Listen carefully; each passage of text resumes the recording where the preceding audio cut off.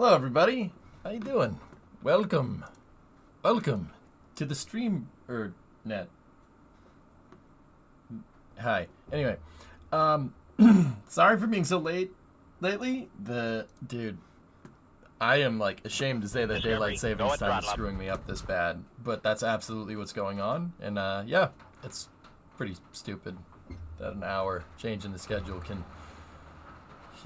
screw me up that bad. But yep. That's how it be. That's how it be. Jim, 60-month resub. Morning, everybody. Morning, dad joke. How are you? This areas, I'm good. Yeah, DST is hill. Yes.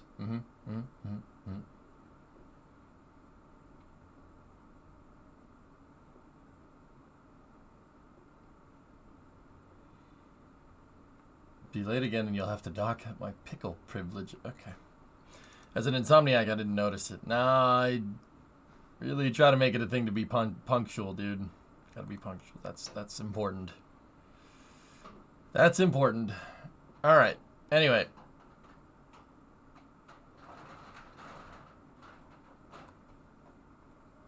Yep. Okay. So let's get to it. Time did you finally get to bed?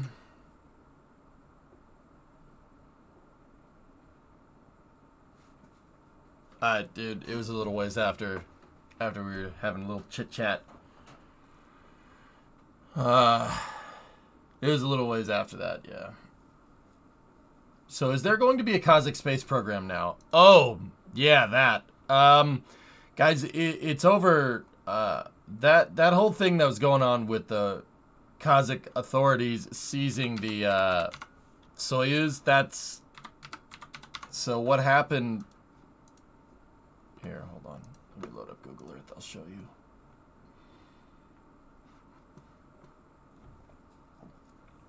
No, you. All right, so okay. So the Russians have their it's over here somewhere. Their spaceport is out in the middle of Baikonur. That's where the Soviet spaceport was when Kazakhstan was part of the Soviet Union. The space program was there. It's just to the east of the Aral Sea. Let's see. I always try to see if I can pick it out, but it's you should be able to find it. It's in here somewhere.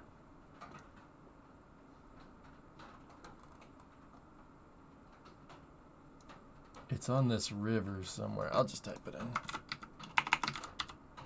So, ooh, I was way off. Anyway, so there's a whole city out there called Baikonur, right? And the story was that Kazakhstan seized the entirety of the Baikonur Cosmodrome, which is all these facilities up here. These facilities are where Soyuz launches from. Well, that's one of the pads. There's two of them.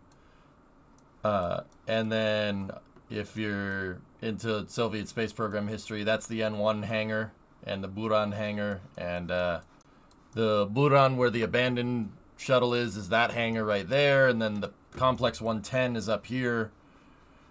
The launch pads, etc., etc. And then the Buran test stand is over here. And then the runway for Buran is over here as well. So they didn't seize any of that. Anything that I just showed you. They didn't seize any of that. The Russians are trying to broker a deal, or they did broker a deal a little while back. There's the other Soyuz pad. They brokered a deal a little while back about bringing Soyuz 5. About bringing Soyuz 5 to... Soyuz 5 is this thing right here. About bringing Soyuz 5 to Baikonur, all right? It's called the Baytarek project, okay? Soyuz 5 is... It's an RD-170 first stage and an RD-0124. It's basically a Soyuz third stage on top of a Russian-made Zenit booster. It's this one on the right here. So the thing about Soyuz 5 is that it uses an RD-170MV, okay? An RD-170MV is a updated version of the RD-170 that was being used. So MV is modernized variant, right? That variant was last used on this rocket. It's called a Zenit.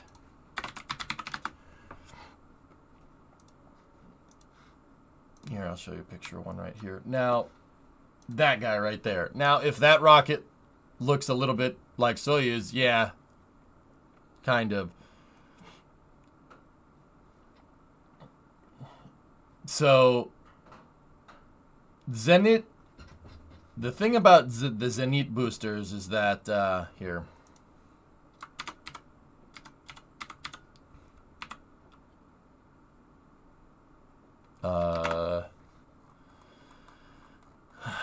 They're made in Yuzhnoye, which is over here. So Zenit is a Ukrainian rocket. Was a Ukrainian rocket. So the Byturek project is basically the Russians trying to make a Soyuz 5, right? And they're trying to basically, they brokered a deal with the Kazakhs to pay them to use the Zenit pad, the ex-Zenit pad now, to launch Soyuz 5 rockets out of Kazakhstan. And that's what the Kazakhs seized because they haven't paid them. RD-180 is derived from the RD-170. That's correct. What's the difference between Soyuz 5 and Angara? Not much.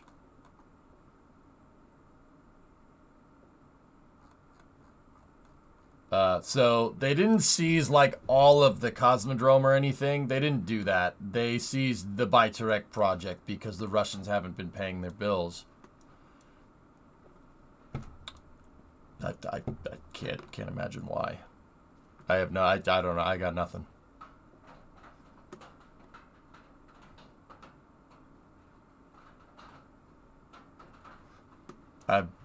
You can draw your own conclusions there. I'm pretty sure we know the reason, but yeah.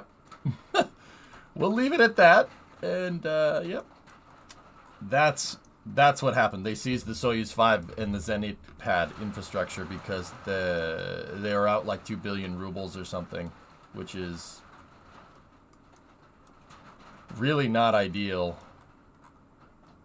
I'm trying to find the Zenit pad. It's down here somewhere.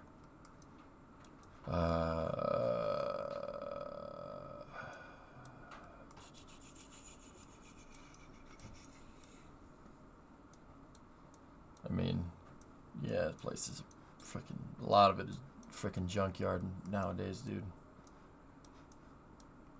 So like Baikonur to the Soviet Union is what Cape Canaveral is to the US. Like that's where everything, they tested everything there, and that in Krasnoyar or Kapustin Yar, I forget. Krasnodar is its city. But yeah, they did all their testing there. It's Yuri Gagarin was launched from here. Sputnik was launched from here. They're all of it.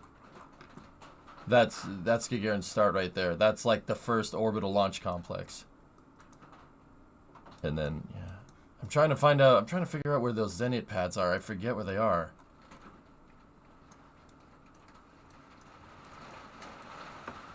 Jeez, it's been pouring since last night.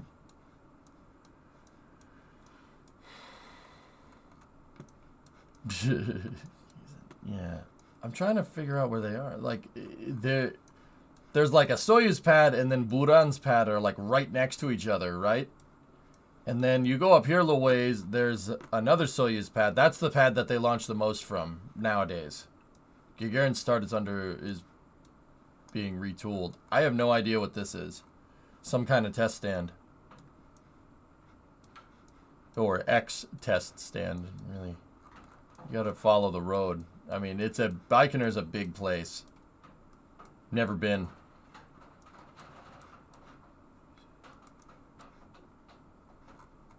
Proton's pad is out here somewhere. You live in Cali? No. No, opposite side of the country, dude. It has been raining a lot in California, though. I would say they needed the water, but I think this might be a little bit too much water. I would say they need the water, but also... I don't know. Proton's pad is somewhere out here. It's somewhere out in the desert. What's going on with Baikonur? The Kazakhs seized the Baytarek project because the Russians aren't paying their bills, and that got reported the other day that they seized Soyuz. All the Soyuz pads. Yeah, they didn't. They repoed the Soyuz 5 pad.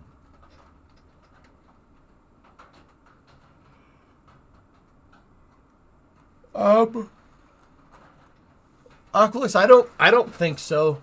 I don't think so, dude. I think it has very much to do with cash. I mean, the Russians were very adamant about bringing Soyuz to Baikonur, Soyuz 5, and yeah, they were brokering a deal with the Kazakhs for a long time. This was like pre 2022, pre February 24th. Like that was something they've been brokering for a long time. That deal was like years in the works. Interestingly enough. I subbed. Don't take my Zenith.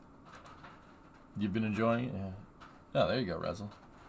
Like Tahoe, California is about to break their yearly snowfall record. They're at 651 inches. I mean, like I said, this is going to sound a little messed up, but they needed the water, dude. They needed the water bad. The problem is that it's causing mudslides. It's causing mudslides everywhere, from what I understand. But, yeah. So when does Buran get freed? Buran, Gießen, believe it or not, is privately owned. It's owned by a guy named Darin Musa. And somehow he was able to acquire the orbiters. I don't know how a private citizen could get an entire orbiter like that. And the guy also owns 6 Zenit boosters for Buran, the ones with the crooked nose on the side. He owns 6 of them. Very strange. Very strange. How do I know all this? If anybody's wondering, there was a time, we haven't been doing it so much lately. There was a time where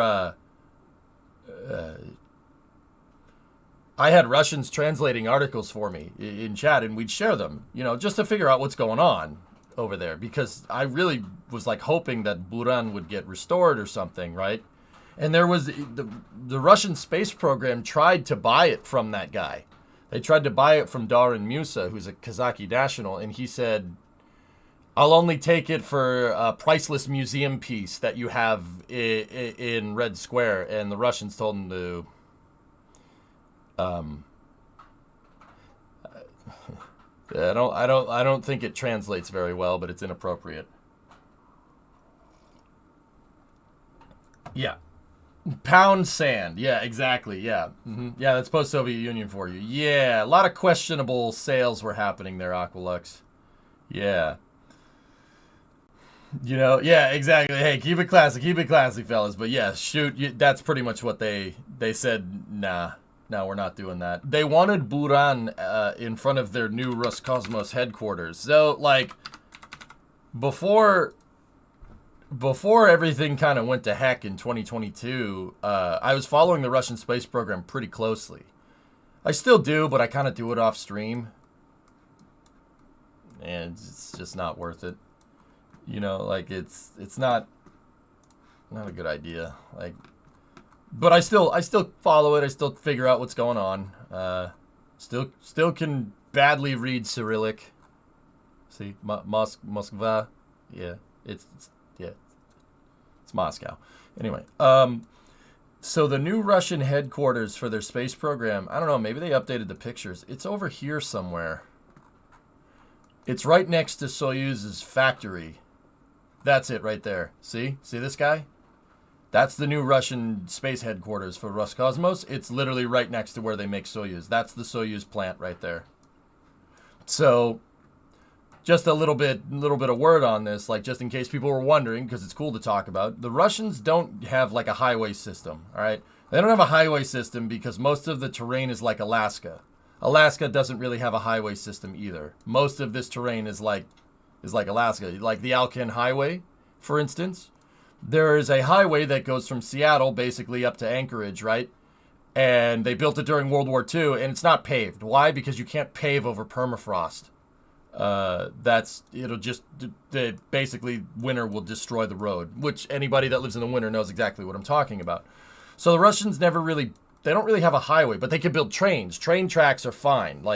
So the Soyuz factory is in Moscow, and Baikonur is obviously way over here. That's a long ways away, right?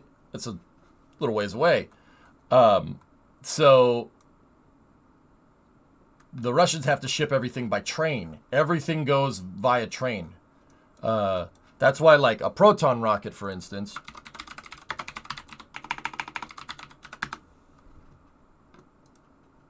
Proton looks like, a bunch of side boosters. It's not. A Proton is a bunch of small fuel tanks put together to make a bigger rocket, because they can't transport a rocket core size that big via train. And it's not like the Cape where you could ship it via barge either. Proton is literally made out of a bunch of smaller fuel tanks, like Saturn 1B is. Same idea. So, I know what people are going to ask. Well, how the heck did they get Energia Buran down there?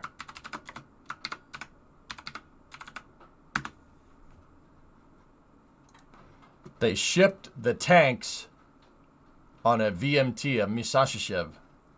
Hey, Bofunk. Tier 1 sub. Thank you very much. Welcome to Mission Control. Your go at Throttle Up. They shipped them on this thing. This is a Misashishev M4 bomber. They took the bomb bay out and they shipped the tanks via airplane. The thing moved the hydrogen tank and the LOX tank. And then after that, it moved uncompleted Burans around. The reason why it moved uncompleted orbiters around like that, if you notice it's missing some pieces, is because this wasn't finished. That was able to move the completed orbiters around. But here's the thing. So there's a reason why the AN-225 was the biggest plane. Okay? And the reason why it was the biggest plane is for that same exact freaking reason. The VMT could move an uncompleted orbiter back and forth between Moscow, between Tushino is what it's called. Tushino is the name of the plant where they built them. Between Tushino and Baikonur. But there's not a lot of infrastructure in between there. The Soviet Union wanted a solution where they could build an orbiter, put it on the plane, and send it right to Baikonur. One shot. So instead of mounting the shuttle on a 747, not that they could do that, instead of mounting it on like an AN-124 or something, they built the 225. The 225 can carry a shuttle from Moscow to Baikonur in one shot. That's what it was designed to do. That's why it's the biggest plane.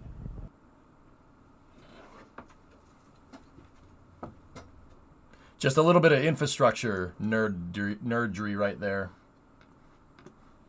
I wonder how many refueling stops that took. 0. The thing can straight up fly a Buran from Moscow to Baikonur. That's pretty insane capability when you think about it. That's why the 225 was built. How many miles is that flight? Let me see.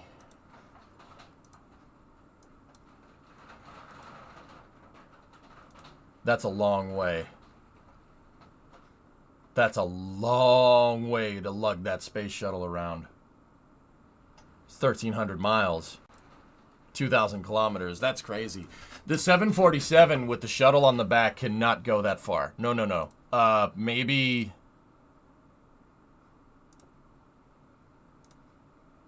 to here. Maybe. With a space shuttle. Granted, the space shuttle's a little bit heavier.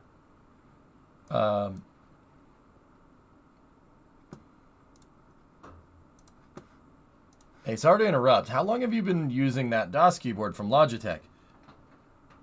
Does Logitech own DOS keyboard nowadays?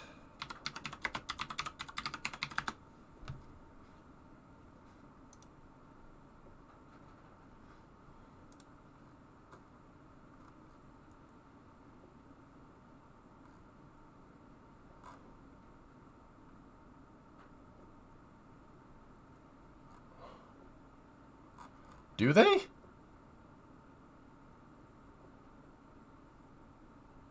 I don't see anything.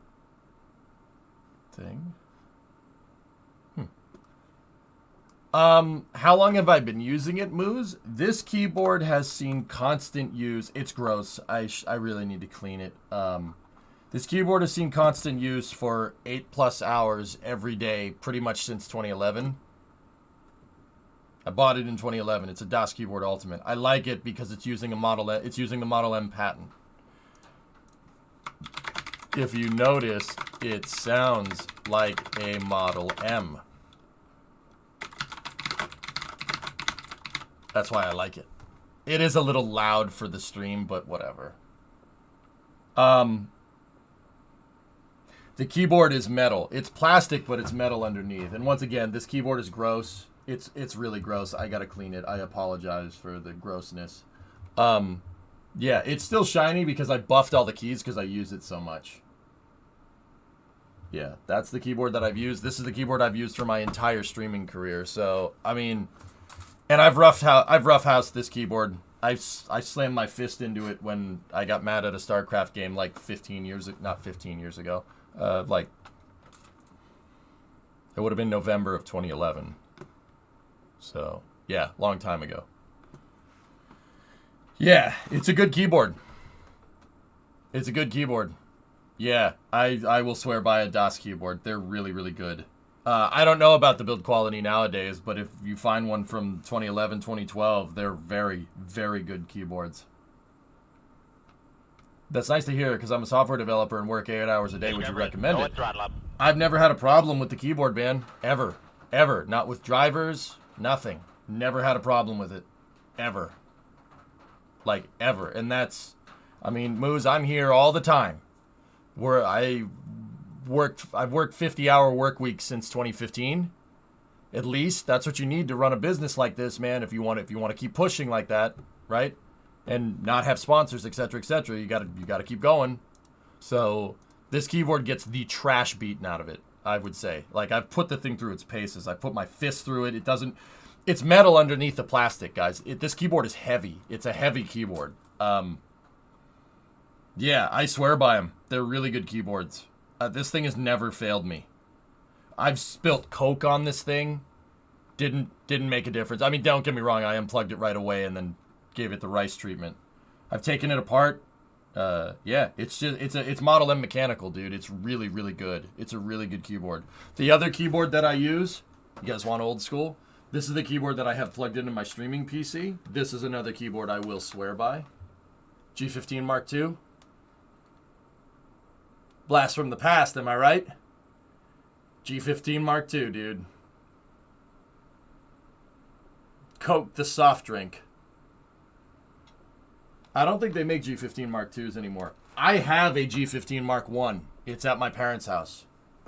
The keyboard is, like, huge, dude. It looks like a Steel Battalion controller. And then wait till you see what I have for a mouse on my, This is the mouse for the streaming PC. Talk about old school, right? Thing never failed me. It never failed me. It's one of the best mouses ever made. This is the Nokia 3310 of mouses. It's an MX518. MX518s don't break. I don't know what the hell that's about. They don't break. Is it dented? No, that's just the design. The thing looks worn. Dude, these mouses, my equipment gets the trash beaten out of it 95. Not because, like, I'm slamming the keyboard or anything, but just it gets used. It's my business, man. Like, guys, my streaming PC has a EVGA X58 SL3 motherboard in it that's easily over a decade old with a Core i7-970 that's cooled on a Corsair H100i. I take care of my stuff. I really take care of it. But yeah, that thing's a tank, dude. It doesn't break. It's mostly because it's, if I'm understanding it right, it's server architecture. That motherboard. The MX500 is even better, Tessa. I had an MX500 and it kicked the bucket a little while back. That's because I threw it at a wall. Old EJ wasn't as patient as new EJ. 23, 24-year-old EJ was not nearly as patient as I am. Like, and, you know, you could argue that I still am not very patient with, like, Hunt the Streamer and stuff. Dude, that thing pushes my buttons, man. I don't know what the heck that's about. It just pushes my button. It pisses me off so much. It's true. Yeah, I used to beat the snot out of my equipment. Now I really take care of it. Yeah, I stopped doing that right around the time I started streaming. I used to thrash on equipment, throw it through the wall, frick it. It doesn't matter. Buy another one. But not so much in the last, like, 13 years. No, I really take care of my stuff.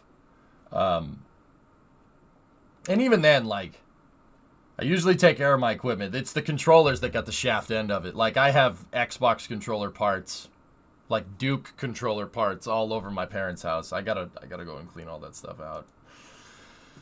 But, yeah. Yeah, it's, you gotta take care of your stuff. But this keyboard, I will swear by it, Moose. It's a beast. Oh, yeah. I mean, it's withstood the test of time. It gets constantly used. Constantly used. 8 hours a day, 5 days a week, 50 hours easily. Like Kerbal, with all the typing that I do, everything. It gets the snot beaten out of it. It doesn't care. It doesn't care. Do you have a day job or are you full-time stream? Full-time stream, Shake? Yeah, I've been streaming full-time since September 22nd, 2015. I've been working at home before it was cool. When's the last time you played Counter-Strike? I played Counter-Strike on stream a couple weeks ago, Hip, because somebody was, we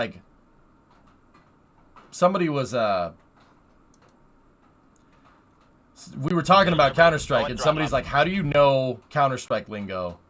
And I'm like, oh. I played a lot. What is the keyboard? It's a DOS Keyboard Professional. Kind of new here. Really like the content. Thanks, Shaked. I appreciate that, man. Thank you. Yeah. Yeah, it's good stuff, dude.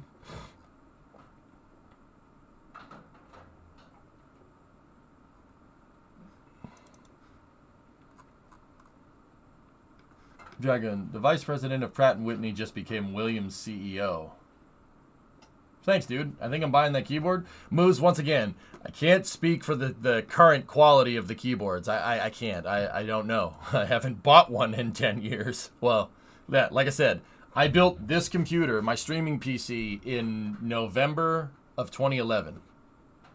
I built that PC to stream StarCraft, believe it or not. There's a little requisite for being a popular StarCraft streamer, though. You have to be good at it, and I'm not good at StarCraft. I love it. It's a really fun game to watch, believe it or not. You wouldn't know, you wouldn't think, but it's really fun. Really fun game to watch. Yeah, once upon a time, dude, I followed the StarCraft scene pretty hard, but that was before Kerbal. Falcon 9 today or tomorrow? I think they moved. Oh, no. Nope, Falcon 9 today at 8:30. I didn't know you liked StarCraft 2. Abaddon, yeah. Dude, I've met all the original StarCraft players, dude. I've met, like, Idra, Huck. I met In Control. I shook that dude's hand. That was kind of sucks. Got his autograph too. Shao, Lenok, DRG, OGS or MC, not OGS. OGS was the clan he was in at the time. Yeah, I've met all those guys. Yeah, good dudes. Artosis, Tasteless. I've never met Day 9, but I'd really like to. He's still around. I miss Jeff. Me too, man. Me too. That dude, Scorebelt. I usually don't get pissed off about, like, celebrity deaths and stuff. That one screwed me up a little bit. I'm not gonna lie. I'm sitting there like, okay. Actually, guys, I'll be honest with you. I'd love to meet Day 9 someday, dude. He is kind of... So the Day 9 Daily I used to watch a lot. Fun Day Mondays, man. Fusion Core Dance. I used to watch that all the time. And that kind of gave me an idea about teaching on stream. Like, it's totally doable. Day 9 does it with StarCraft. Why can't I do that with Kerbal? Go figure. And then trumpets. Dun, dun, dun, dun, dun. Yep.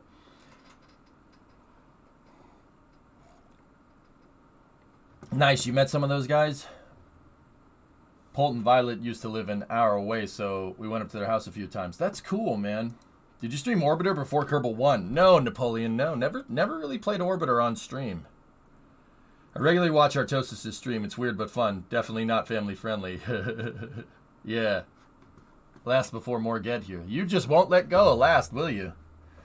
Old Logitech stuff from pre-2010 is bulletproof. Post-2012 is cheap and plastic. In between was a mixed bag.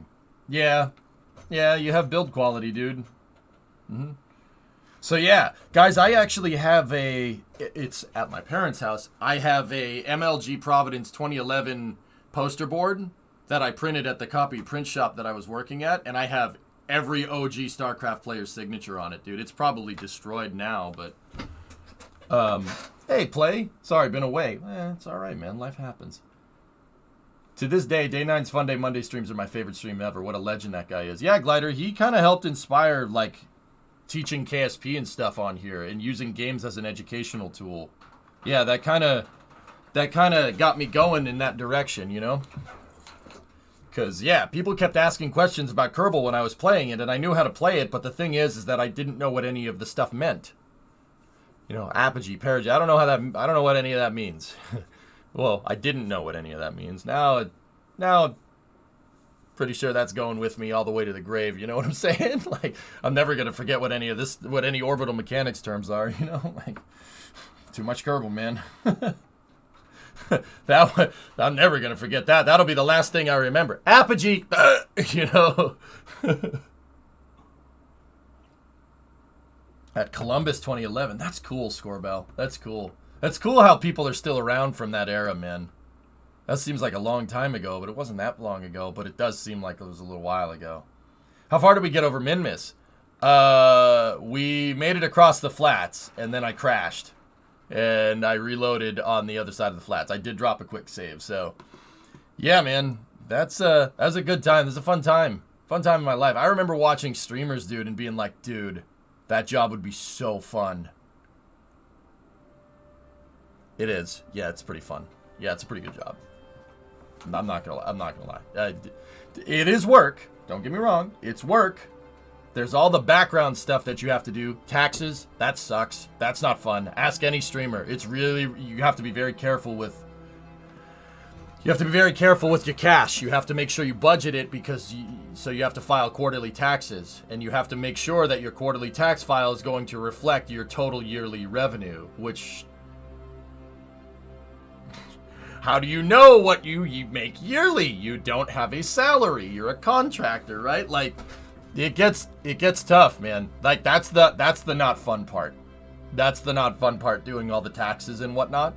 But IT security contractor, yeah, no Wrath, you know, got to file quarterly.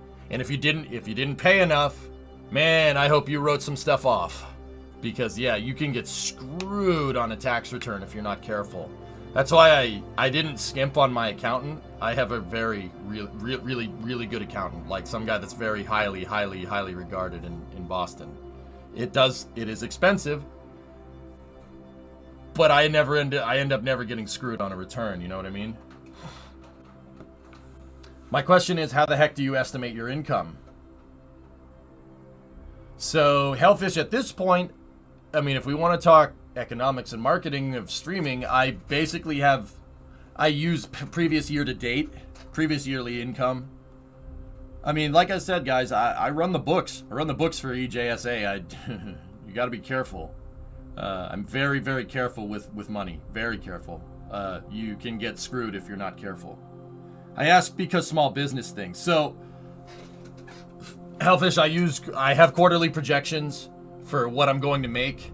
Ideally, I want to grow, but I'll be honest with you, my standards for growing the stream are extremely low comparatively to, like, if we were running like a restaurant or something. I don't really mind if the stream contracts and shrinks from time to time, and it does, or it grows like crazy with KSP, right? Like,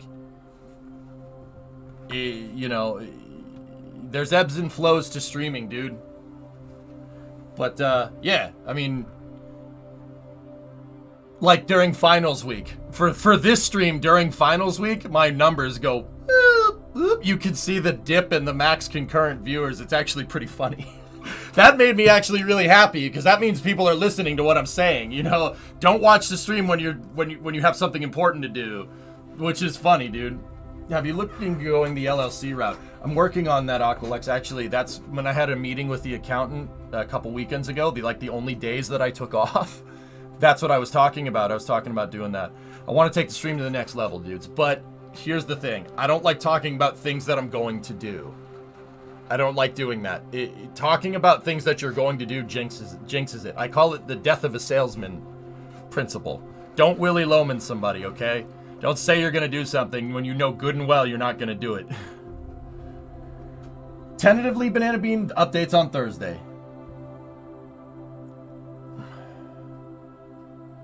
Ah, so you are getting an ITAR sign-off. I have no idea what you're talking about, man.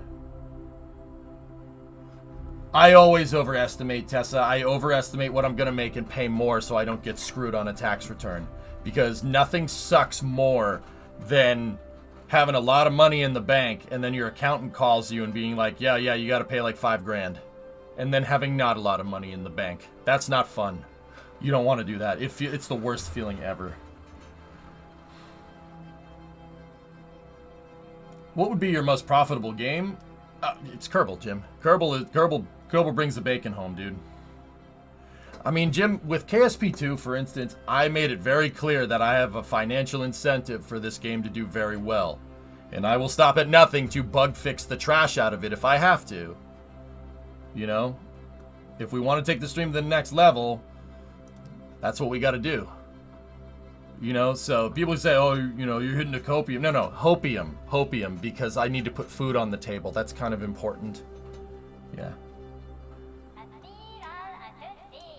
All right.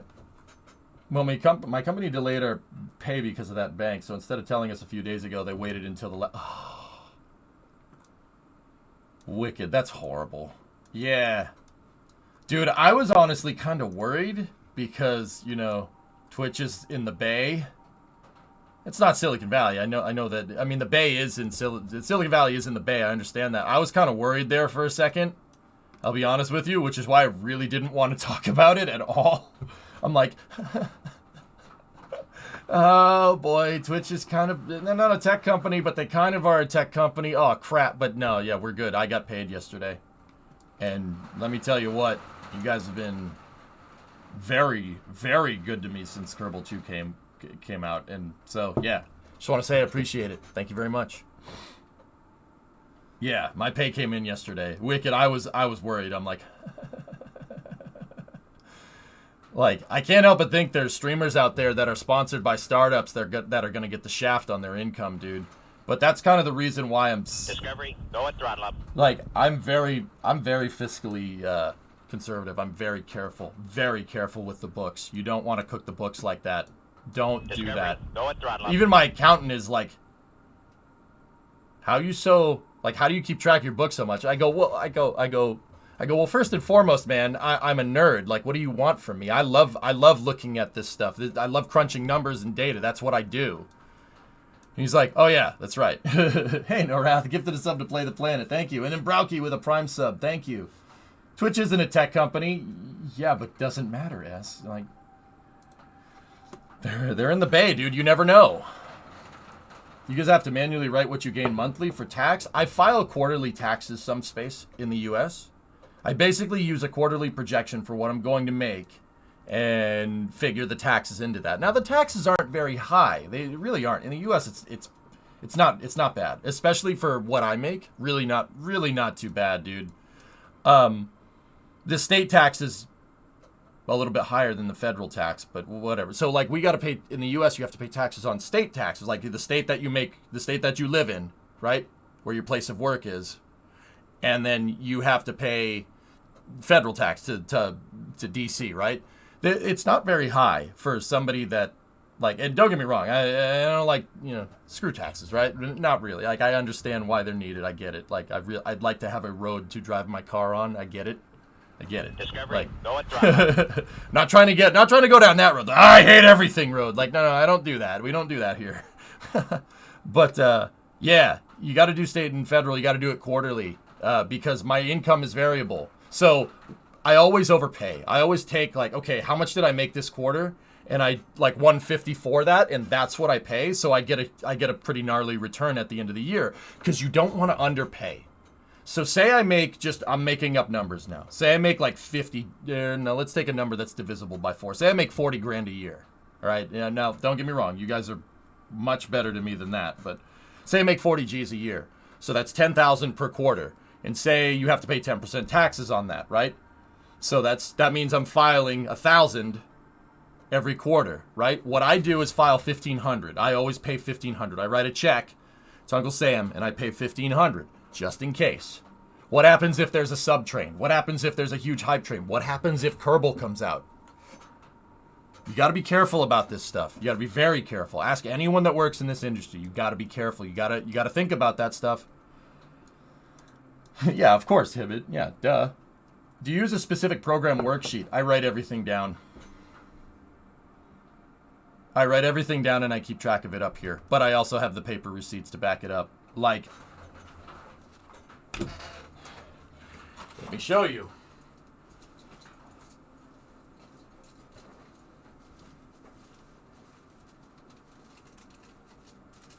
What I'm currently doing right now is because I need to pay taxes, right?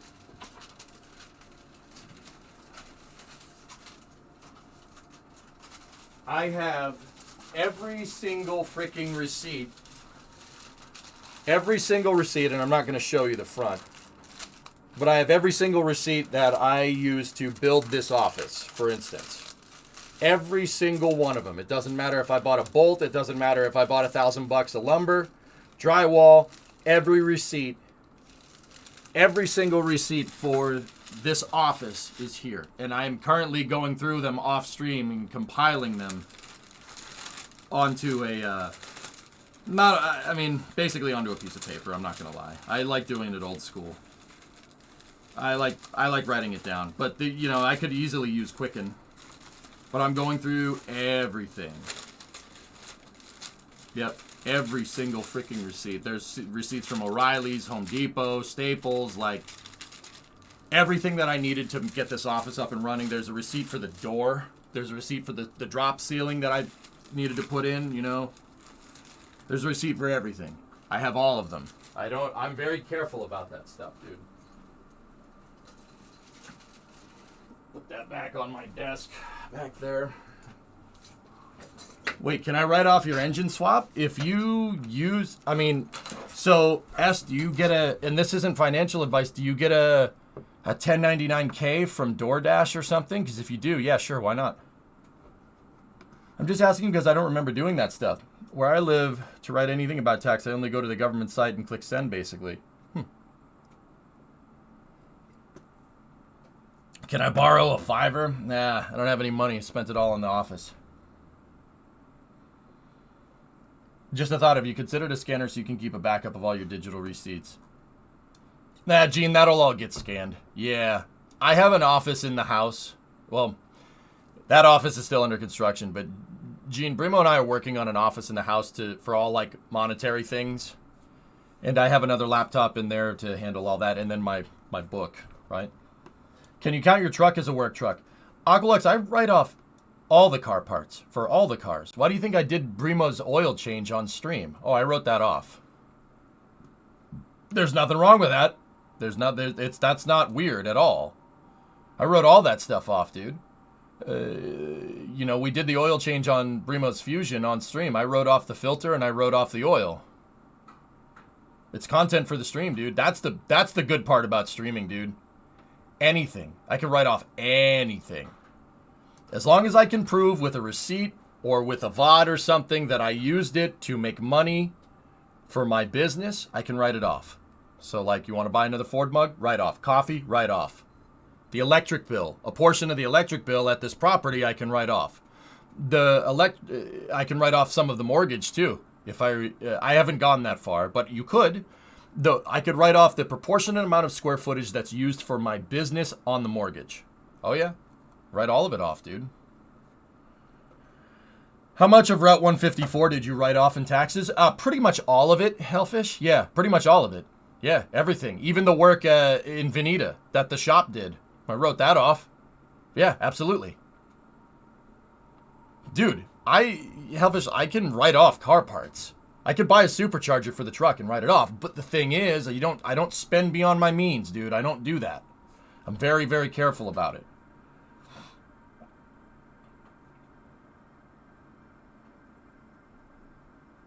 Since EJ tried to stream the proposal, did you write off the ring? I did not write off the ring. I can't, I'm not doing that. I did not write that off. States is so business friendly, annoying that if you do all that. Yeah, Spaceman, that's the kind of thing that nobody really talks about here, dude. It's really easy to run a business in this country. Real easy. Like, you can, it's pretty laissez-faire about that, which is actually really cool, man. That's one of the things that I really like about this place. Sounds like the J2X could be a write-off. Here's the thing about write-offs, guys. Great power, great responsibility. You can't abuse that privilege. You can't write off what you don't have. If I go and buy a $100,000 Ferrari, right, with doors that open up like this, Ferraris don't have doors that open up like this. If we buy a Lamborghini, 47 Lamborghinis with doors that open up like that, oh, okay, great, you wrote it off. I don't have $100,000 to spend on a car like that. You can't write off what you don't have. That's really important to understand. Doesn't that give you an incentive to stream other parts of your property? If you stream it, you can claim it? Pretty much, homing. Yeah, of course. Why do you think I bought a house with this big freaking garage, dude? All the stuff that's in the garage, the 3D printers, the truck, all the truck parts, the computers that are in there. Heck, the kitchenette that I made. All of that is stuff for my business. And this isn't like nefarious or anything. This is just running a business. This is the norm, dude. I can write everything off. That's the best part about streaming, dude. I would say everyone should, like, dude, put some effort into streaming and you can write a lot of stuff off, dude. If you put some effort into streaming, make a little money off of it, enough to where you have to declare it on taxes, that means you have a paper trail where you can write stuff off.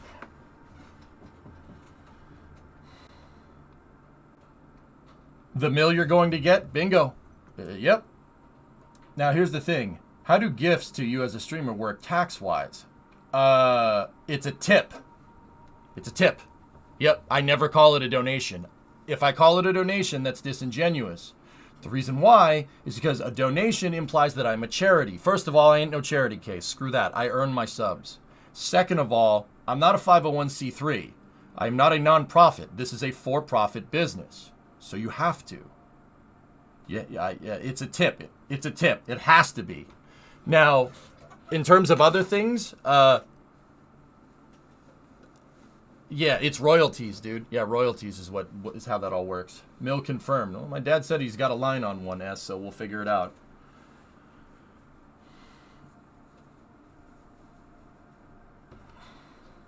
More, the stuff sent to you, i.e. the engine computer. Gifts like that, Hellfish? That's... The 3080 doesn't need a paper trail if someone's going to give it to me for free. I mean, we could prove the paper trail that it was a gift, and, I mean, I don't need to make, like, a bill of sale for, like, a 3080 or any of the gifts that I get from the P.O. box. That's not enough money to be taxed. Really, it's not. I mean, the 3080, you could make the argument there, but... if it's a gift, yeah, and I can prove that it was a gift through the post office, through the receipts from the post office. So, gifts really aren't taxed, if I'm remembering correctly. Thank you for being another person that knows the difference. Really wish more streamers would stop calling it a dono. It's not a dono. You can't call it a donation, Sneaky. That's very disingenuous. The IRS can come after you for that, for impersonating a 501. Not that they will, but why even leave the door open? That's really stupid. Actually, Das is the one that taught me that one. Yeah. He said, don't ever call it a dono. You're not a 501. And then I was like, oh yeah, that's a really good point. And then my accountant told me the same thing, and I'm like, okay, yep, Das is right. Yeah, we should listen to him. What if you, let's say, build something on stream and then write that off? The thing is now something you use privately. I guess only a part of it can be written off since you're essentially selling it back to you privately.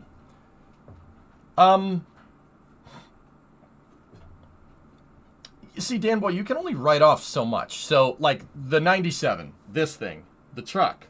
I wrote off buying the truck, I wrote off all the parts for it, and I wrote off the entire Route 154. I don't write off the car insurance for that thing. Why would I do that? I can't. I mean, I could have written off the car insurance for the duration of the trip for Route 154, but you can't. I don't write off the car insurance in gasoline for that truck right now. I mean, I daily drive the 97 around when the road isn't salty because the thing isn't winterized. I make sure the rain washes the salt off the road and then drive it around.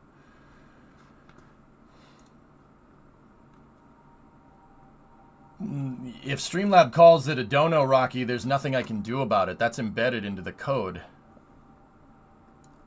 Ever seen the Arcdroid plasma cutter? Wait, that's a shirt? Yeah. A write-off doesn't make it free. It just eliminates it or minimizes taxes. Bingo, Adrian. You can't write off what you don't have. So I know people are saying, oh, why don't you just go buy a rocket engine? Or why don't you just go buy a mill? I have to expand my business and make more money if I'm going to do that. That's really important to understand. You can't write off what you don't have. It's not an end-all, be-all solution. You write off stuff for your business. I try not to abuse that privilege, you know what I mean? Anyway. Screw it, 24/7 live stream and write off everything you buy. I mean, Silent, if you want to expose your personal life to the internet, by all means. We got a foot of snow last night and I drove the Jeep around before they plowed the roads. Much fun. Well, that's what it's built for, S. Yeah. Does pretty good in the snow, doesn't it? Were you able to get Val out? We recovered one of the launches on the pad wheat. So I had to recover Val, so Dudvis is the stand-in. Does this thing use Kraken tech?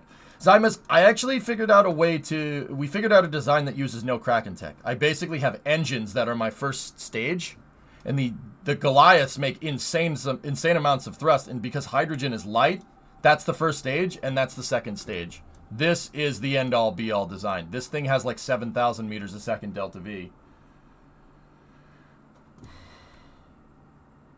So yeah, fellas, yeah, little bit on that. You got to be careful. You got to be careful, especially if you're a streamer, dude. You don't want to get a free Audi from the government. You know what I'm saying? Holy crap, Brian! I'm getting an Audi. Peter, that says audit. No, it says an Audi. The T is silent.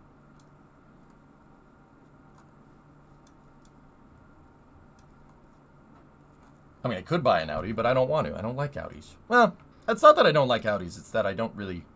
I like my truck. I am simple. I'm simple, man. I like truck. Truck is nice.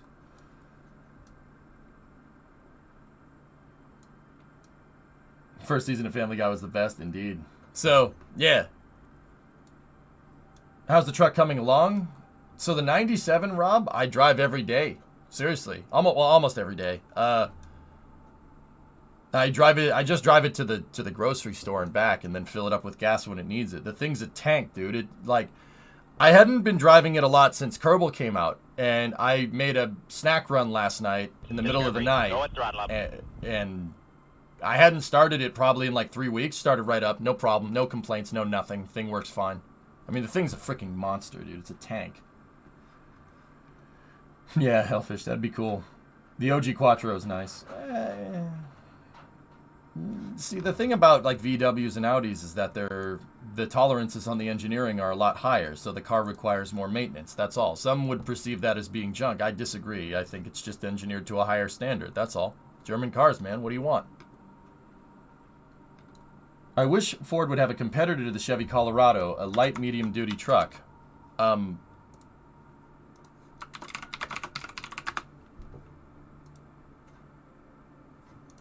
The Ranger, dude. The Ranger. They remade the Ranger a little while ago, Panta, and yeah, that's their answer to it. The Ranger's a good little truck. The crazy thing is that a Ranger basically started as a quarter-ton mini truck, right? And now it's basically an F-100. I would call the Ranger an F-100, which is ironic because the Ranger nameplate started as a trim level for an F-100. That's basically an F-100. That's what it is. It's a half-ton. Well, it's like between quarter-ton and half-ton. It's an F100, dude. Yeah, it's got a 3.5 V6 turbo in it, man. Or you could get a 2.3 turbo with a 4-speed. Ranger's pretty much the only Ford truck in the EU. The Rangers are good trucks. I like the old Rangers. Those things don't break. And if they do, they made a bajillion of those things. So it's a Mazda. It's a Mazda B300. Because Ford bought Mazda back in the day, and then they just made they made their own mini truck. That's what that is. But those things are nice, dude. I mean, the engine, they had the Cologne V6 in it. So it's not the best motor, but it's not the worst either. Yeah, I miss mini trucks, dude. Yeah, me too. I really wish someone just made a nice little mini truck. But yeah, that's the closest thing we're going to get to an F100. Yeah, that's basically what it is, dude. It's F100. Yeah, I got you, yes. Needs the Coyote 6.2 in a Ranger? Actually, Hellfish, I kind of am curious what... So, like, Brimo's car has a 2.0 turbo all-wheel drive, right? I'm kind of curious if, like, you know what would be cool? To take that out and put it... Or, like, gut the Fusion, right? Like, I'm talking real race car stuff. Like, not that we would with that car, right? But there's all-wheel drive. There's 4-cylinder turbo all-wheel drive Fords out there. The problem is the car is so freaking heavy. I would be, like, interested to take that out and basically put it in, like, a Focus or something, right? Which is, I mean, that's basically what a Focus ST and a Focus RS is. But, like, those motors make pretty damn good power for what they are. I mean, gasoline direct injected. What do you want? But, Zonic's like, I heard Focus. Just like they bought Aston Martin, took the styling cues, made the new Stang modern Focus, and then dumped them. Not exactly our finest hour, Tessa, yeah. V6 Tacomas are good. Yeah, Toyota's always made a good truck, dude. They've never made a crap box. Now, don't get me wrong, there are Tacomas from the early 2000s that do, like, tacoing the frame, but they fixed that. The Mercedes X-Class? Or, well, we got to get to trekking on MINMUS, speaking of trucks.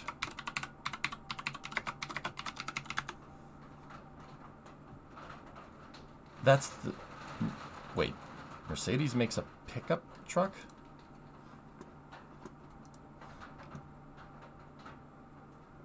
I don't know how I feel about this.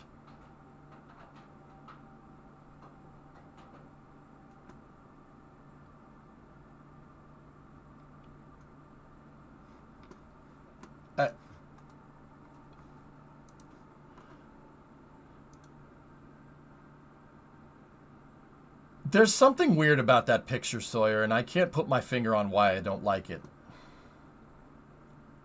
It's something about European car makers making pickup trucks that just doesn't sit right with me. Japanese pickup trucks? Yeah. American pickup trucks? Well, absolutely. But European pickup trucks just kind of weird.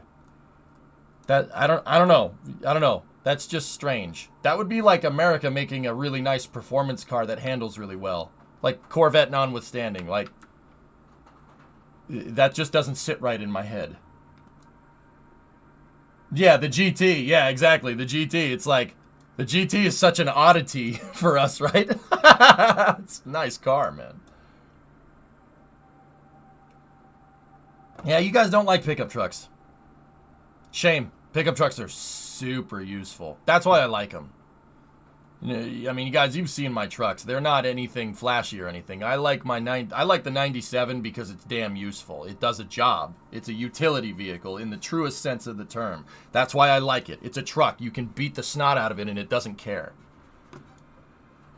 The X-Class is just a Renault Nissan. Yeah, okay, that makes sense. The only Euro pickup trucks that was good is the Mini pickup truck. Yeah. There's such a limited use case for them. Yeah, straight up.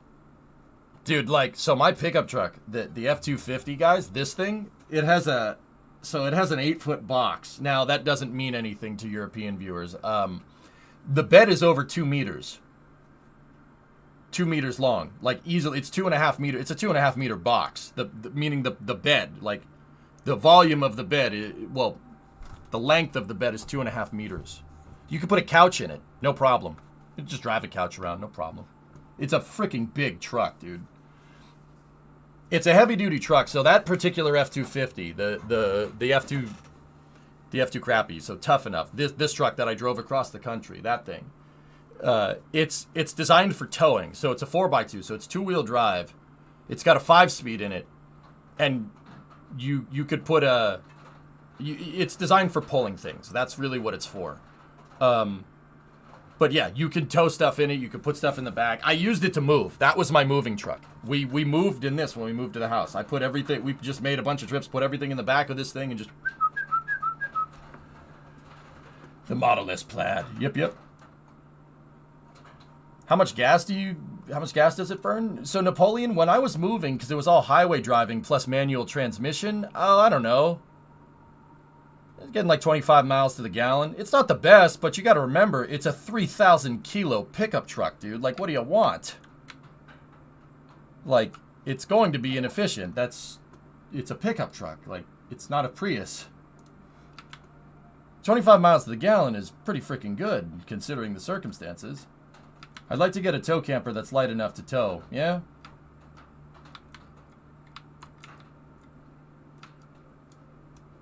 All right, guys. So we're going to continue our MINMUS trek. So we're four-wheeling on MINMUS. We started over here. Where's the flag that I planted? I guess that's not there. So we landed right here, and we made our way across the flats. We got to navigate all the way around MINMUS.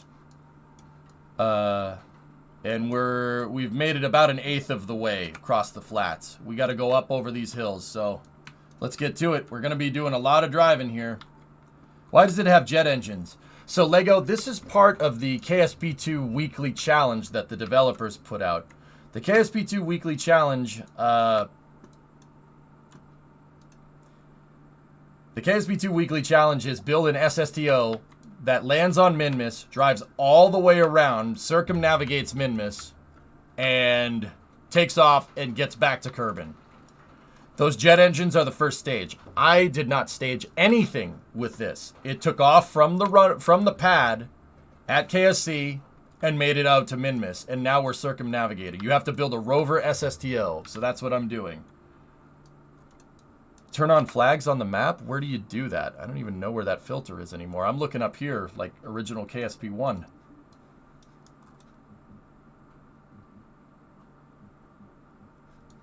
No wings. Nope. Took off. The jet engines were my first stage. I gave it just enough fuel so the Goliaths would get me up to 30,000 feet, or about 10,000 meters, and then we fired the nuclear engine off. Boom, right up into space. Are the rover wheels able to get up steep hills? Yep. That's why I chose the heavy-duty wheels, because they're powerful. You can really make them go. To be honest, it looks like something I made in Space Engineers. Dude, it's not bad. It's not a bad little rover, to be honest with you. Oh, I gotta do this so Dudvis can see. It took off vertical with the jet engines. Yeah, hydrogen. Hydrogen is so ridiculously light, Ninja Tuna. The jet engines were actually enough. The jet engines in the swerve, dude. This thing has, I mean, look. This thing made it all the way to MINMUS. Look at how much Delta V I have. I have enough to go back to Kerbal easily. Go back to Kermit and circularize at 100 kilometers. And that's pretty much what we're going to do. We're going to bring it back down, and then I'll use the jet engines and the parachutes to basically get it back to KSC. That's what I'm going to do. Yeah. Oh yeah, easily has enough Delta V. Nuclear engines, man. And because hydrogen is so light, the jet engine, because we're not carrying oxidizer because of how a nuclear engine works, right? The nuclear engine basically takes liquid hydrogen and flows it over a nuclear reactor for cooling. That's how the nuke works. So because of that, we're not carrying any oxidizer. So I have a couple of spare tanks for liquid methane here, right?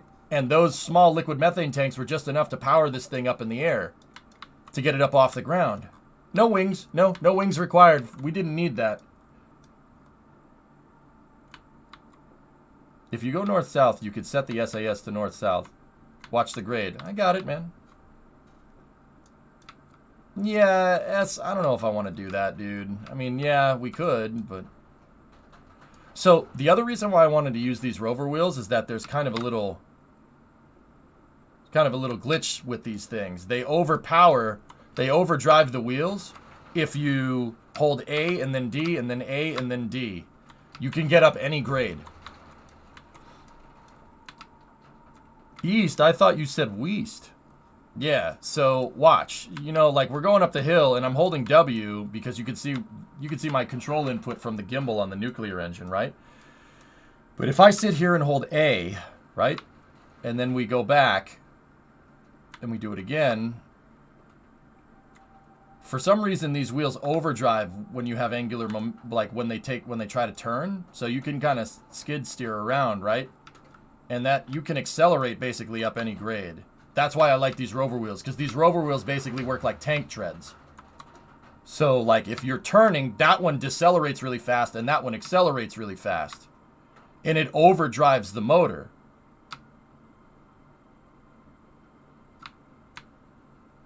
So if you hold W, right, I got to take the torque off for this part. Let me just shut the SAS torque off and keep it to SAS only so it doesn't tilt the nose down. Watch. We go left, or we go right, and then we go back to left, and look, we're accelerating up the hill. You can overdrive the wheels. It's the same, it's from what I can tell, it's the same code as before. So we could do what we did with the MMB. We could just drive up stuff, no problem. Can you drive in time warp? Yeah, of course you can. And it's super stable because KSP2 has really, really tried to optimize the fizz warp. You just got to be careful when you do this, though.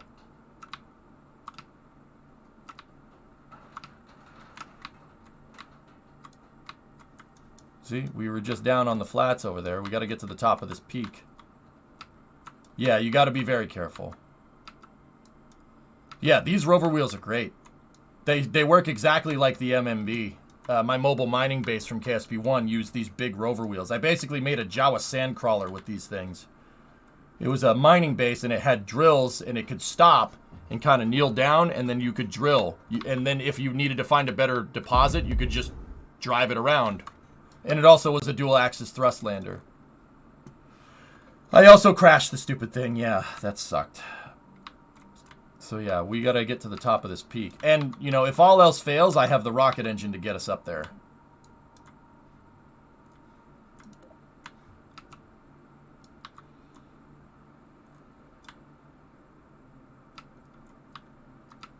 So does this mean this is the hydrogen prototype for the MMB Mark II? Sure.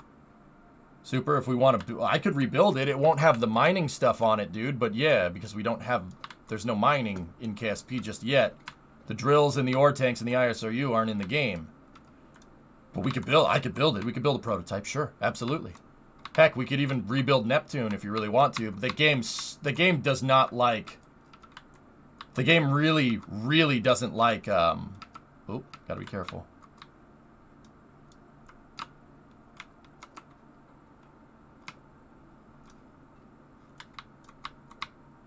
The game really doesn't like a lot of engines and a lot of fuel tanks right now. Yeah, we're going to stop here for a second.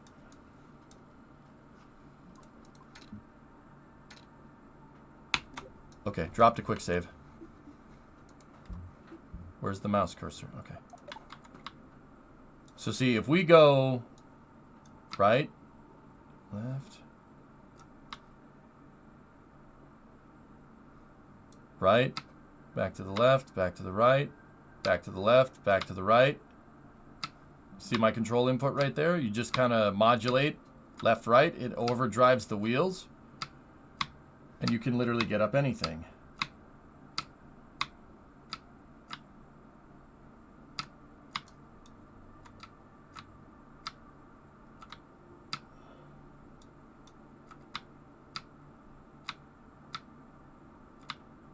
Junie, I haven't seen anybody have much luck with Steam Deck, but yeah, it's like having low gear. Yep. Mm-hmm.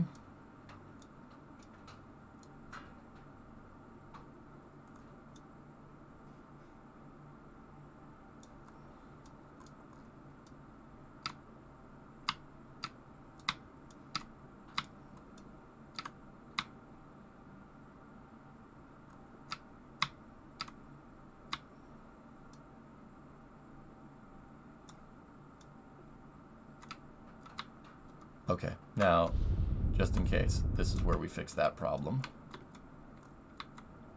Like, if I hadn't stopped to save, we would have made it all the way up with our momentum.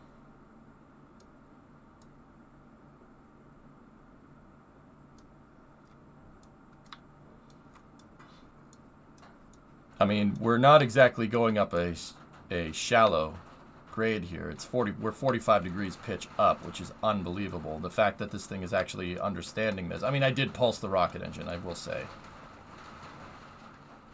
Discovery, go at throttle up. How is the car? Question. We will go with plan X. Question. We've gone through all 26 letters of the alphabet. We were going on to plan Alpha. Plan Alpha. No, stay in. No, stay out. Please, no.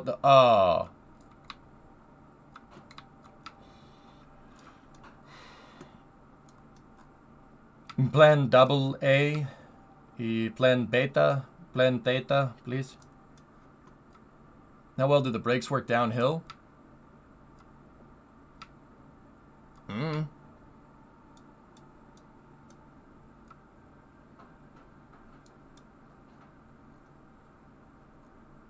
Yeah, Gene.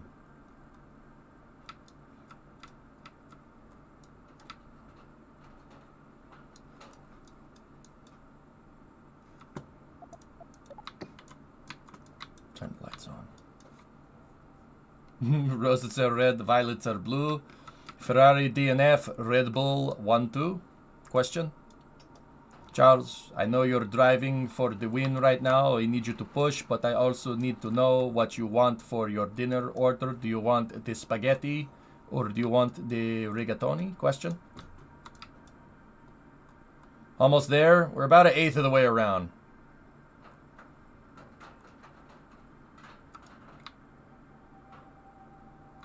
Well, yes. Charles, I need you to engineer the car as well. Why do you want me to do this? You are the engineer. No, Charles, you tell me what you like. I like Freddie Vassar, but I still think getting rid of Bonato was a mistake. But then again, I said that getting rid of Arriva Bene was a mistake too, so... What do I know?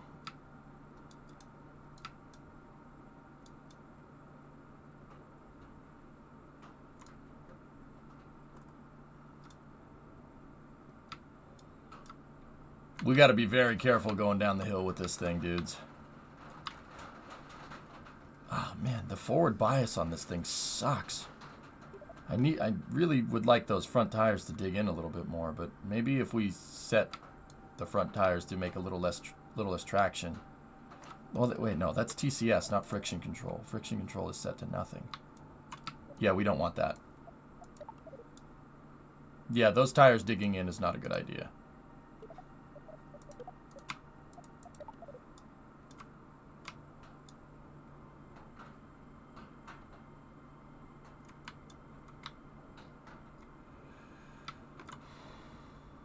Yeah, I'm thinking for the Mark II, because it seems like we might get this done, but I'm thinking for the Mark II, we might want, okay.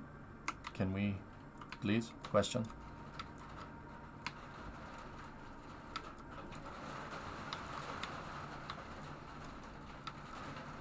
I'm thinking for the Mark II version, having an ion engine or something pushing us into the ground to get traction is probably a good idea.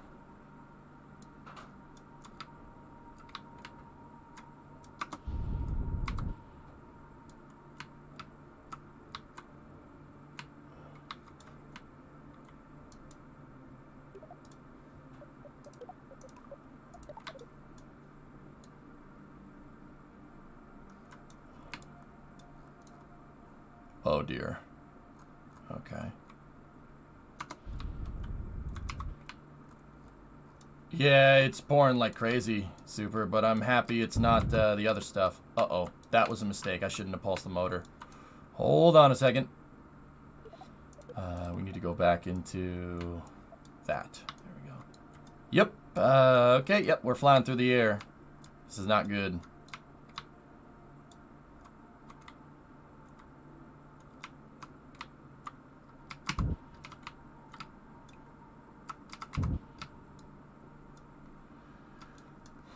Yep, I used that as a gigantic ramp, so, you know, I got that going for me. You ever heard of Evil Knievel, chat? I got that going for me, which is nice. This is good. So the main problem I'm having, guys, is that the SAS is counteracting my rover wheels. If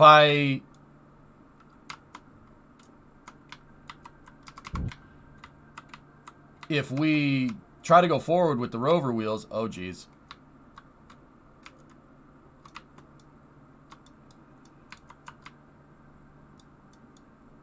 I got this. We're all right.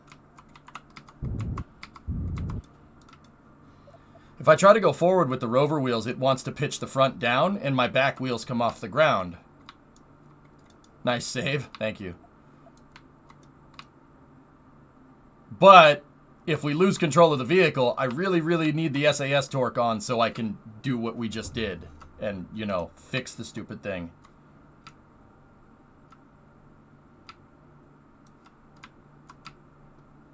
Maybe if we turn the friction control on the front tires up, turn it up to 5 on both tires.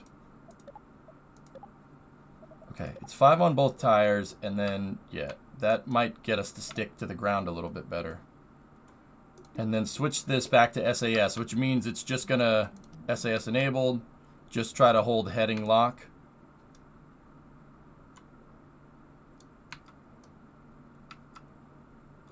Now we have a little bit more sticky tires, so we'll stick to the ground a little bit more. NASA wants new deorbit tug to bring down space station in 2030. I'm not 100% sure why they would have a deorbit tug. Why wouldn't we just use Cygnus? Yeah, that's an honest question. I mean, I'm sure there's a reason. My guess is that Cygnus doesn't have the Delta V. If I had to guess. Or Starship? Yeah, maybe. I mean, personally, I still think they should contract out Starship to bring out. NASA should contract Starship to bring some of the modules down. Maybe just Destiny, the Destiny Lab or something. Or Kibo or Columbus or whatever. Just bring down one module, jeez.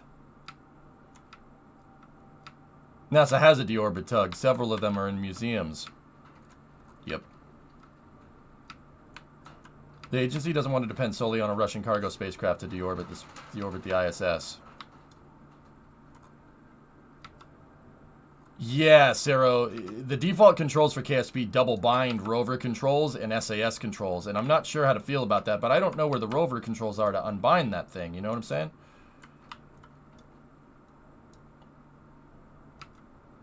But yeah, the sticky tires seem to be... Sticky tires front and rear. Oh, a little bit of a crater here. Oh.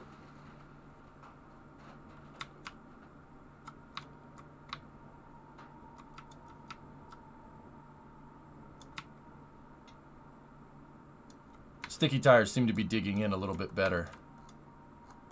Considering we were down there a second ago.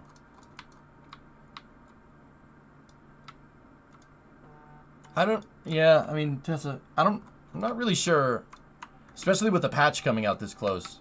I mean, maybe rebinding the controls might, you know, it shouldn't hurt anything, but yeah. I wish IVA views were in, yeah.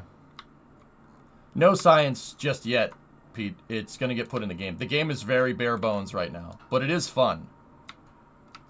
I mean... Yeah, it's like I said, you know, people always ask me, dude, like when, you know, in the run-up to KSP2 Early Access, they're like, what are you going to do in KSP2? Are you going to do mission mode? No, I just want to play. We only have Sandbox. I just want to play the game, dude. Ad time, Chigster? Already?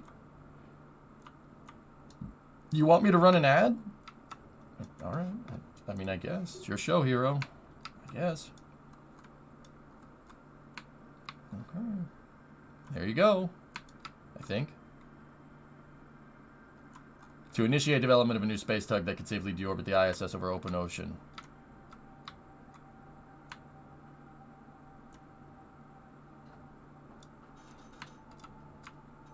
I mean, yeah, I like doing the weekly challenge. It's fun, and it's fun content, and it's like completely ridiculous engineering like this.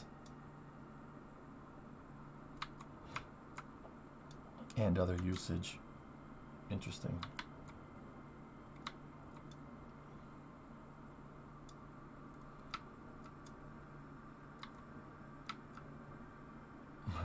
people are pissed, Jig. You stirred the hive, man. So he's just sitting at his computer going, "Oh, I think I hit that button by accident."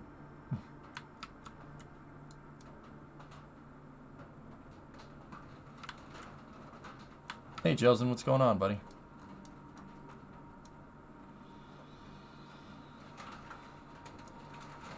Yep, I'm flying through the air.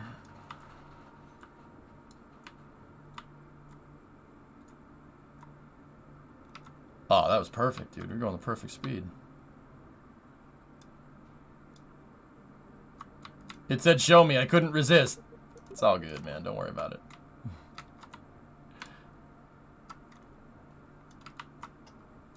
It's all good, man. No problem. Thanks for watching. I do appreciate it. Honestly, I have that, Jig. I have that in there because I always forget to run ads because I don't like ads. I just conveniently forget to run them. We do it during like shuttle launch, not shuttle launches. We do it during like real life rocket launches, but yeah. Guys, I don't make enough money off ad revenue. Like, I really think, in all honesty, that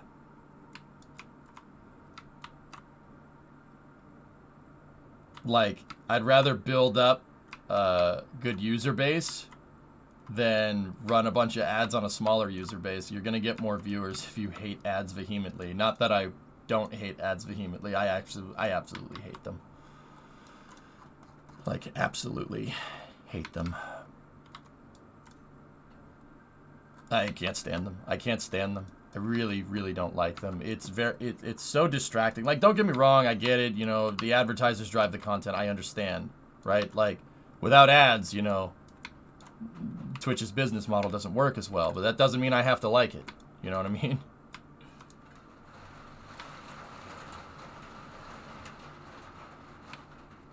Yeah, Dan, I think we got it to work pretty well. That's a huge cliff. Okay. Okay,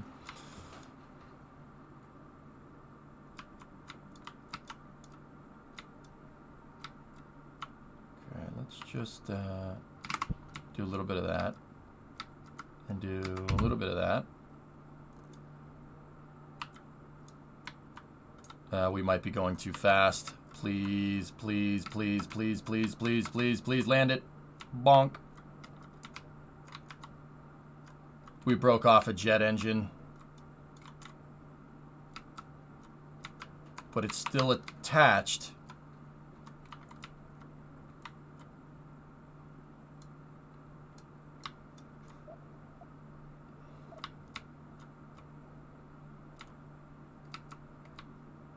Oh, Nelly.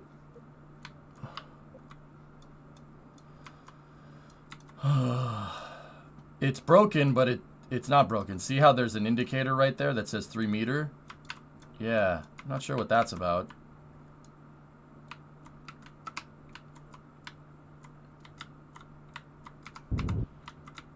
Yeah, it seems like we can still drive.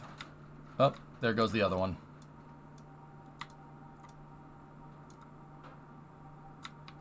I don't think it's a broken strut. I don't know why the game registers that as a collision. Like, why it registers it like the way that it does. But, yeah. Give me 1 sec. I'm going to aim for that flat spot over there.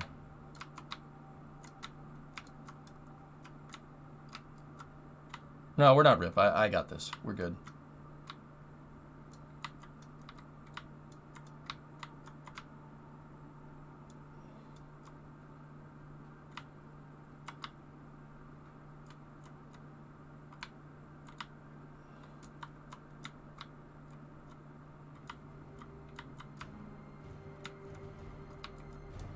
Dude, Discovery, look at that. A little pulse like that. Freaking weird. 270 meters off the deck.